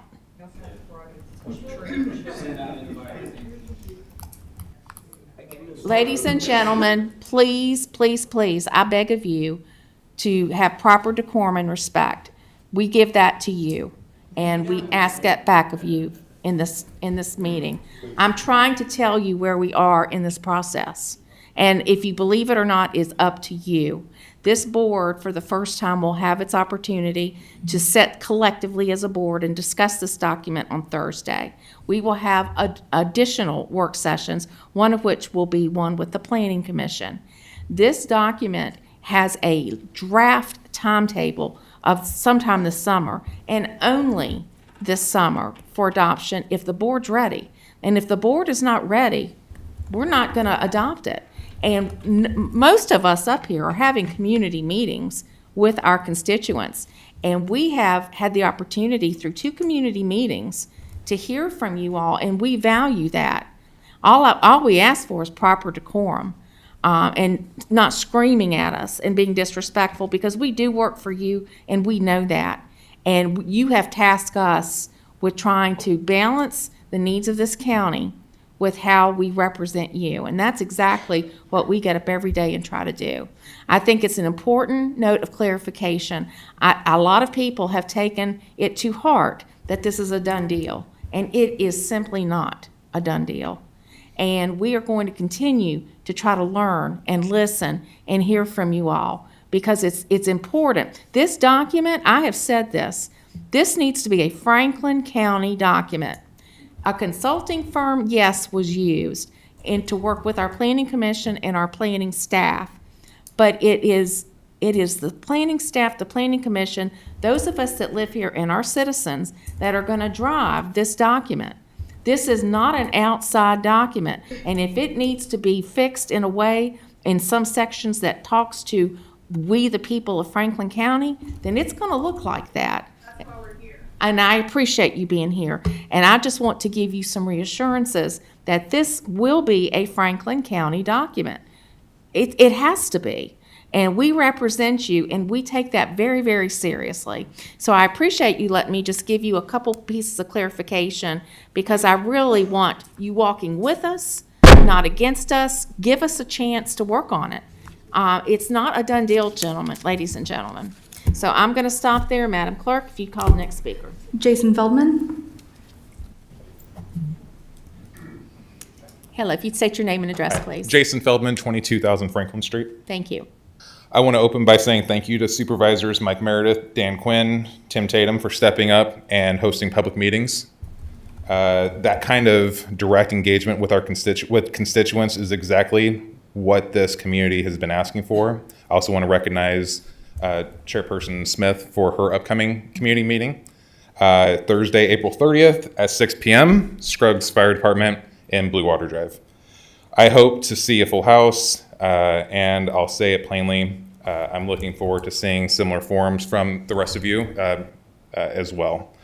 In light of recent controversial topics and common concerns that many residents have of not feeling like leadership is hearing their concerns, I started up a volunteer-driven community polling project called the Pulse of Franklin County. We simply just post polls in the Franklin County Community Events Facebook group, and we've got quite a bit of engagement, far more than the Berkeley group has got in their community outreach. Let's see, I lost my spot here. Just trying to give residents a little structured way to feel heard and bring that data to leaders like yourselves. By the way, I think I spotted Tim Tatum and Nick Mitchell responding to these polls. I applaud you guys for engaging with those. Here's what neighbors have been saying on the few polls that we've started so far. The first question was, how do you think the Planning Commission on the Board of Supervisors should proceed with the proposed zoning ordinances? We had 340 responses. 82% of those voted to scrap the entire process completely and start over. 52% want to start over with more public input. Many would like the board to only vote on one article at a time and substantial input before each vote.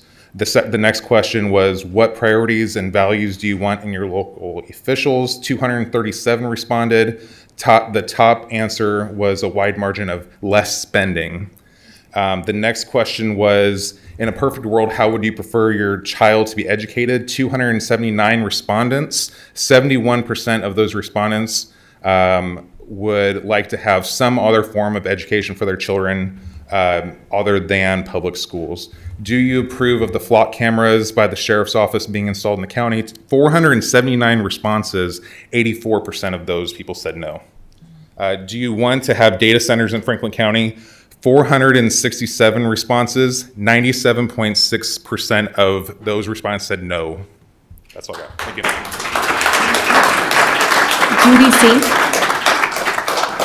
Judy Sink. Who did you call? Judy Sink. Judy Sink. Good evening, Miss Sink. Good evening. The crazy lady is back. No, you're fine if you would state your name and address for the record, please. No, I am the crazy lady. Some of you know what that means. Judy Sink. I am now at 397 Willow Creek Road. Thank you. Oh, and by the way, this is Big Bertha, my emotional support. There you go. I just have some questions. Since I haven't been able to be at some of these open forums because of work and family emergencies. One, who decided to hire this group of suits to tell you how to write or what to write in this ordinance? Why were they needed? Why didn't you pull from the people in the county who live in the county, work in the county, and are raised in the county? Where did the monies come from? I guess our tax dollars. And why now? Why now?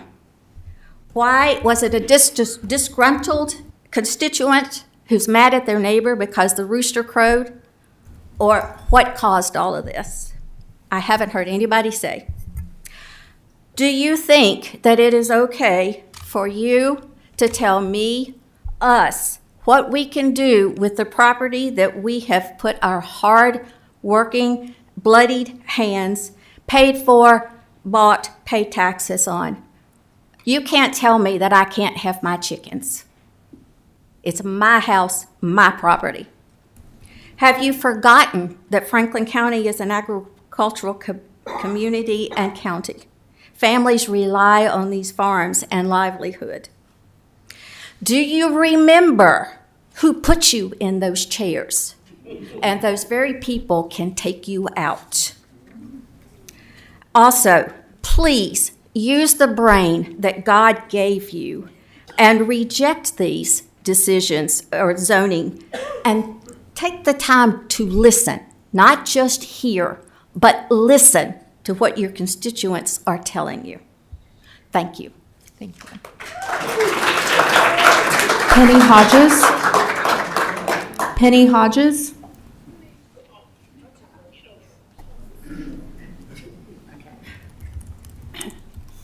Excuse me, Penny Hodges, 14 Golfvilla Drive. And I'm a resident and a realtor in Franklin County. So I'm going to be direct. This zoning rewrite is being misrepresented to the people of this county, and it will do real harm to our farmers and A1 property owners. I keep hearing from some of the Board of Supervisors and from planning and zoning, don't worry, you'll be grandfathered in. That is not the truth.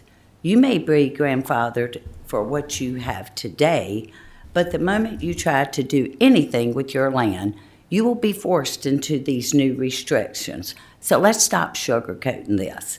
Today, a landowner with 8 to 10 acres has options. They can survey off a lot for a son or a daughter. They can sell a piece if they need income. They have flexibility. Under this rewrite, that flexibility is gone. You are moving to a strict 10-acre minimum, and if someone tries to divide their land, the remaining property has to comply. That means many families will be told, no. You cannot give land to your child, you can't sell a portion, and you can't use your property the way you always have. This is not preserving rural character, this is stripping property rights. And let's be honest about the impact. This will reduce property values, it will limit generational wealth, and it will hurt the very farmers you claim to protect. You are looking at people, you are locking people into their land with fewer options and calling it a benefit. It's not. And then there's this issue no one seems to want to address directly, and that is data centers. People in this country, in this county, are not blind. They see what's happening across Virginia. They see rural land being targeted for massive industrial projects, and now we're rewriting zoning rules while telling people everything is fine. It doesn't add up. Franklin County is not Northern Virginia. We're not a data center corridor. We are farmland families and rural communities. And once that's gone, you don't get that back. So here's the bottom line. Stop telling A1 property owners this won't affect them, because it will. Stop rushing a rewrite that clearly benefits something other than the people sitting in this room, and start listening to the citizens who actually have to live with your decisions. Because right now, this feels like less protection and more control. Recently, I was given some advice to chill down, so I'm asking y'all to chill down and burn this rewrite. Thank you. Tammy Earhart. Tammy Earhart. Ms. Earhart, if you, Yes, hi, my name's Tammy Earhart. I reside on Overlook Road in Hardy. I also own property on Merriman Way Road in Manita. Thank you, Madam Chair and gentlemen supervisors. Thank you so much. I see this new zoning ordinance as causing real financial repercussions to our county residents. You just approved a 4-cent raise in real estate taxes. The median home, you discussed, the median home in Virginia is roughly $350,000. The increase of 4 cents per 100 adds an additional $140 a year. Maybe that doesn't sound like a lot to those that live comfortably, but what about the average family working several jobs to make ends meet? And what about the retiree on the fixed income who received a whopping 2.8% COLA from Social Security in 2026? Compound that with the cumulative increase in groceries of 29.4% since 2021, a 3.8% increase from AEP in 2025, and soaring gas prices. How do you propose the average county resident is going to be able to afford all this? Then, to add insult to injury, you're proposing a complete overhaul of the zoning ordinance, which will impose stricter regulations or outright prohibit residents from exploring additional avenues to offset rising costs. Let's consider 3 concrete examples. Article 10, definitions in the proposed ordinance, describes the following activities, which I've paraphrased. Agriculture, residential, the personal and recreational practice of beekeeping, chicken raising, and growing and harvesting of plants, fruits, and vegetables. New zoning will limit these activities to zones A1, A2, RE, and R1. What happens to grandma and grandpa living within the town limits of Rocky Mount in a R2 zone? They can no longer maintain a backyard garden to offset the rising price of food. 2, farm brewery, distillery, winery, an establishment licensed as a farm winery, limited distillery, or limited brewery under Virginia code. Franklin County, Virginia is historically recognized as the moonshine capital of the world, particularly during Prohibition, when it was estimated that 99% of residents were involved in the liquor trade. And now you want to limit these activities to just 2 out of 14 zones. Temporary timber processing. The temporary use of a portable sawmill, chipping mill, or planing mill on private property for processing of timber. Here comes average Joe craftsman. He wants to buy a 2-acre lot, clear it, and build a house. He owns a portable sawmill and plans to do the work himself, using the milled lumber to craft live edge tables and wood carvings to sell at craft fairs. But wait, the property is zoned R1. So instead of realizing significant savings and upcycling the byproducts, he's forced to pay a company to remove and dispose of it all. Will he move here? Most likely not. How is that promoting growth? These may seem insignificant, but to many residents, it's huge, and it's only the tip of the iceberg of the rules you're trying to impose. You cannot raise and then limit our means to earn income. Dale Weber. Dale Weber. Who did you say? Dale Weber. I cannot hear up here. If you all would please refrain from applause. Dale Weber? Oh, that's right, okay. Don Greer. Don Greer.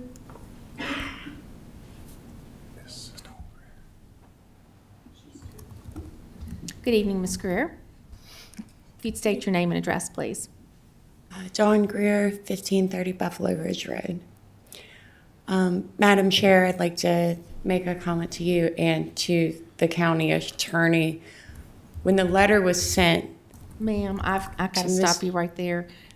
You're not supposed to address individual supervisors or staff during public comment. Okay. I'm sorry about that. It's our policy. Okay, so can I restart my statement? Of course. Okay. The question I have is that we all have certain rights that are can't be infringed upon, and when a letter was written to Mr. Quinn stating that property or a fine could be attached, would not issue the 14th Amendment to give him a right to a trial? I can't answer any questions. And neither can our county attorney. We don't answer questions. I mean, it's something to think about. And I appreciate that. And I would just like to bring that to your attention. Thank you. That we, the county, are also watching. Thank you. And protecting other members of the board. Thank you. Thank you. We appreciate that. There's no one else signed up. Okay, thank you.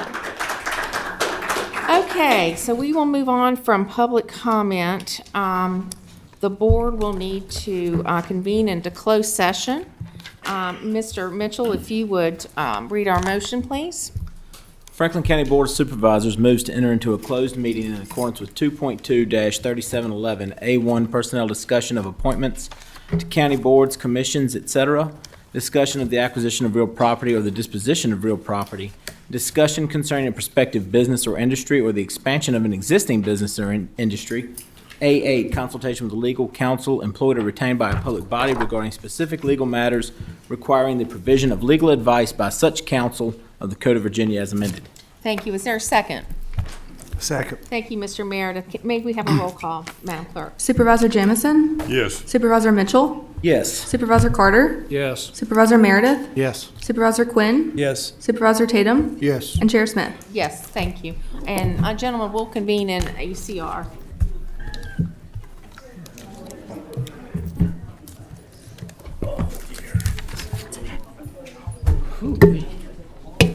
We gotta come. Coming back in here, brother. I think we probably should. Yes. Hi, Gary. Nice to meet you. Mr. Carter. Nice to meet you. So, I'll just keep corresponding on email with it. What do you want to know? Well, I don't know if you read my email today. I'll let you. I've been out, I've been on my way here since 2 o'clock or something. He needs to go Time to away. send it? We're gonna come back out here. What time did you send it? We may have some appointments. It was sometime this afternoon. I'm just Okay, taking my yeah, I was stuff already here, Okay. or on my way. because I need it. They frown on me reading emails in the car while I'm driving. Right, I'll look at it, thank you.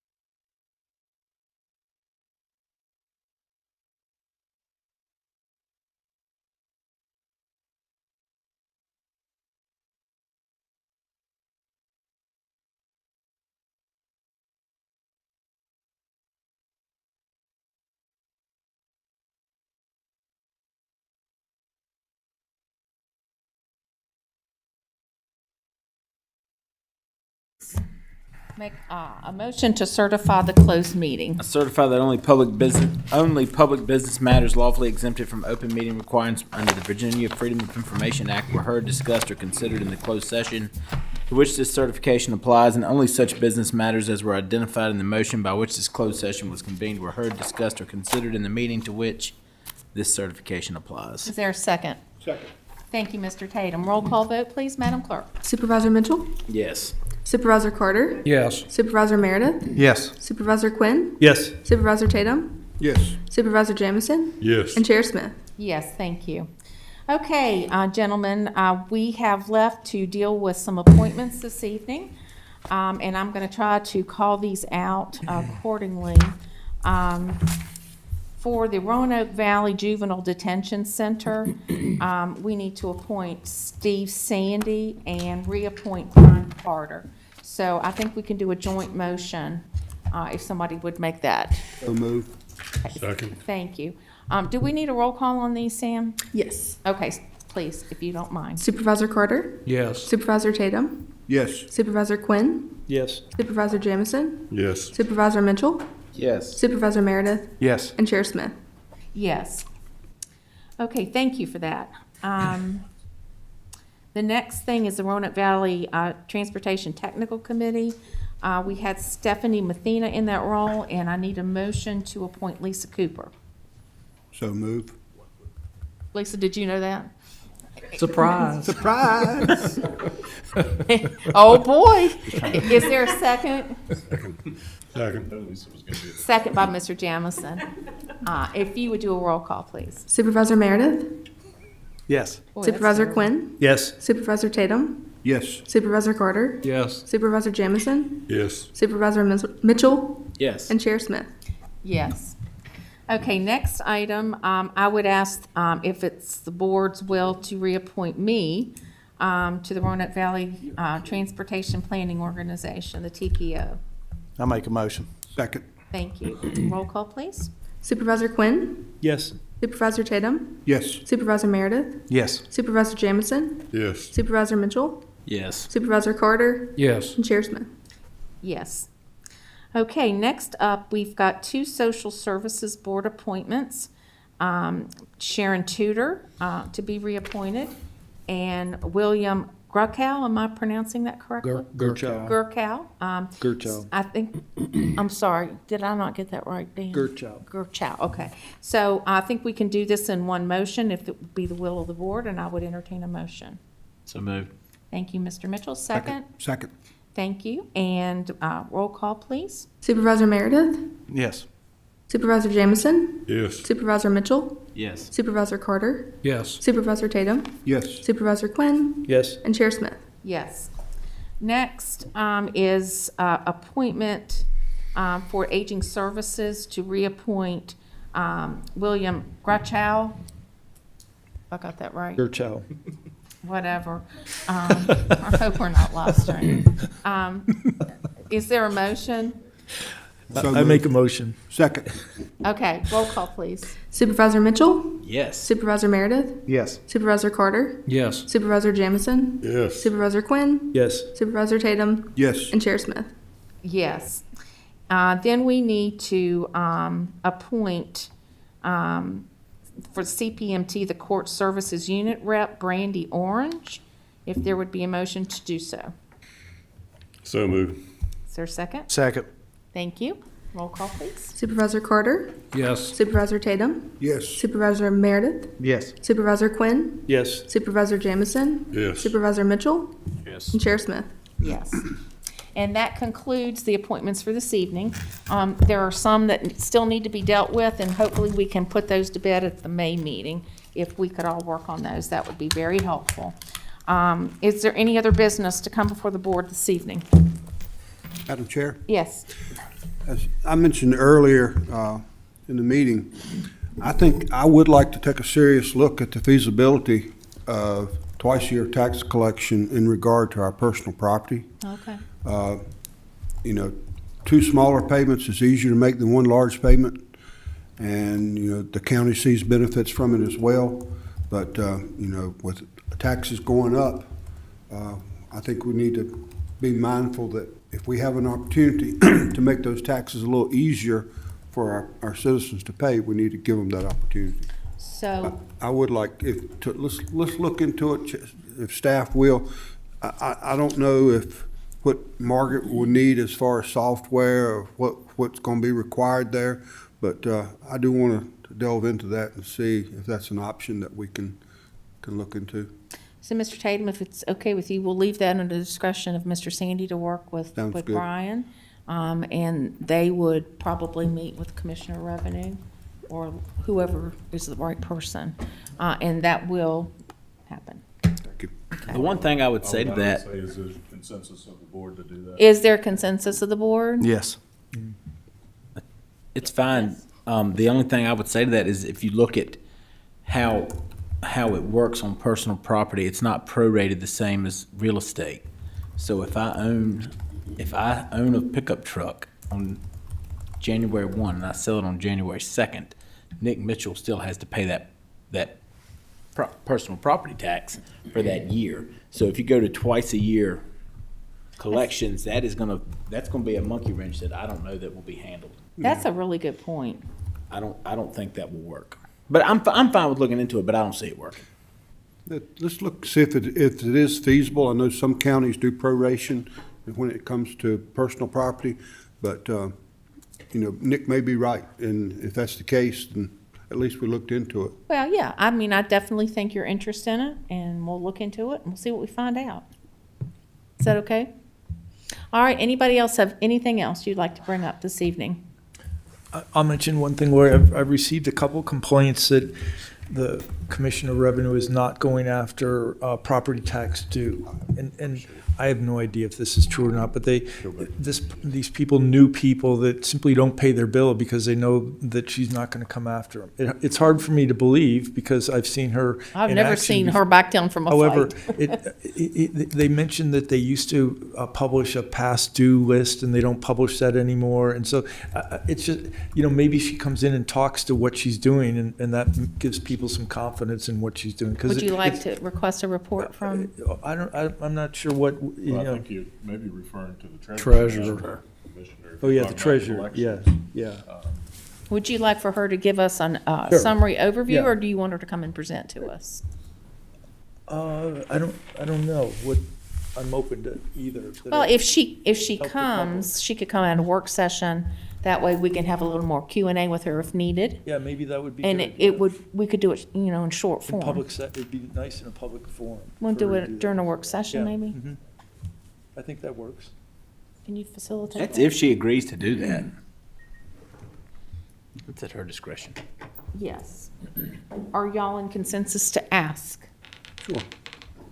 I think that list, I think That's- that list, you can Google it, and it's published. I looked at it, it's been a while, but as far as I know, you can still, you just Google delinquent taxes of Franklin County, Virginia, and its pages comes out. No, it's on her website. Yeah, It's on the county website. It's Is under that the- correct, Brian? Do you know? If you go to the treasurer section of the county website, you can see all the delinquent taxes. So maybe it's not a valid point. I'm Well, just I've bringing it asked the up. question in terms of, what does the aging look like? Because that's where it really starts to matter. If it's over 60 days, how aggressive are we being? That's their point. That's exactly their point. Yeah. And the accusation is they're not being aggressive. And so I think that if we could talk with her, Yeah. find out what her process is, at a minimum, have her do, a document for us, and then maybe follow that up after we look at the document to see if we want her to come. Sounds good. Okay. All right. Y'all are misbehaving down there. no, I was just making. Mike Meredith, I'm gonna separate y'all. I was actually, Mr. Meredith being, a new supervisor needs, every now and He, then to understand you know what? about His treasury. honeymoon period is over. I just pointed out that I used to work with a treasurer who collected 101% of taxes every year. And the way you do that is, when you get to the office, there's a bunch of back taxes. You count the back taxes for that year. It's 101%. She just kept rolling. Oh, And everybody my. thought it was the greatest thing in the world. Okay, well, you know what we're gonna do right now? We're gonna adjourn this meeting until Thursday. Yes, Mr. I Meredith? just got a couple things real fast. I'm sorry, because we didn't do other matters. That's on me. So we can do that now. We're on Sure, other why matters, not? right? Huh? We're Go on- ahead, go Okay. ahead. Real quick, with us looking at is, I know they was talking about us doing our own assessing. I don't know if the staff would look at, if we would create our own assessor position or here, what, in the county, what that would look like. We've talked about that. Would that be like we do every 2 years and sometimes switch it up? I'm just, whatever we think, is that something to look at? Because that's $1 million we're spending on assessments, or the last one roughly. So just fresh look at it. Another thing, I was just curious, with everything's going on zoning, I know they said that there's no state mandates you have to have zoning, but if you have zoning, there's certain state mandates you have to follow. Is that possible to get a list of those as we're You're going to be getting ready getting an updated Okay. chart on Thursday. Excellent. And the last thing is meeting notification. When our meeting got moved up to 2, I found that out through Facebook through my wife, who called me while I was hollering, saying, hey, your meeting's being moved up. We told you it's our fault. Okay, I just want that. And then PowerPoints, I think would be great. I still don't see a PowerPoint from the presentation earlier from Ann. I thought we was getting one. We got one. Okay, I'll look through my stuff. I don't see. Okay, anyway, I just think PowerPoints, if we know somebody's presenting, because I like to take We notes. always get them. And usually, Afterwards, I like them before.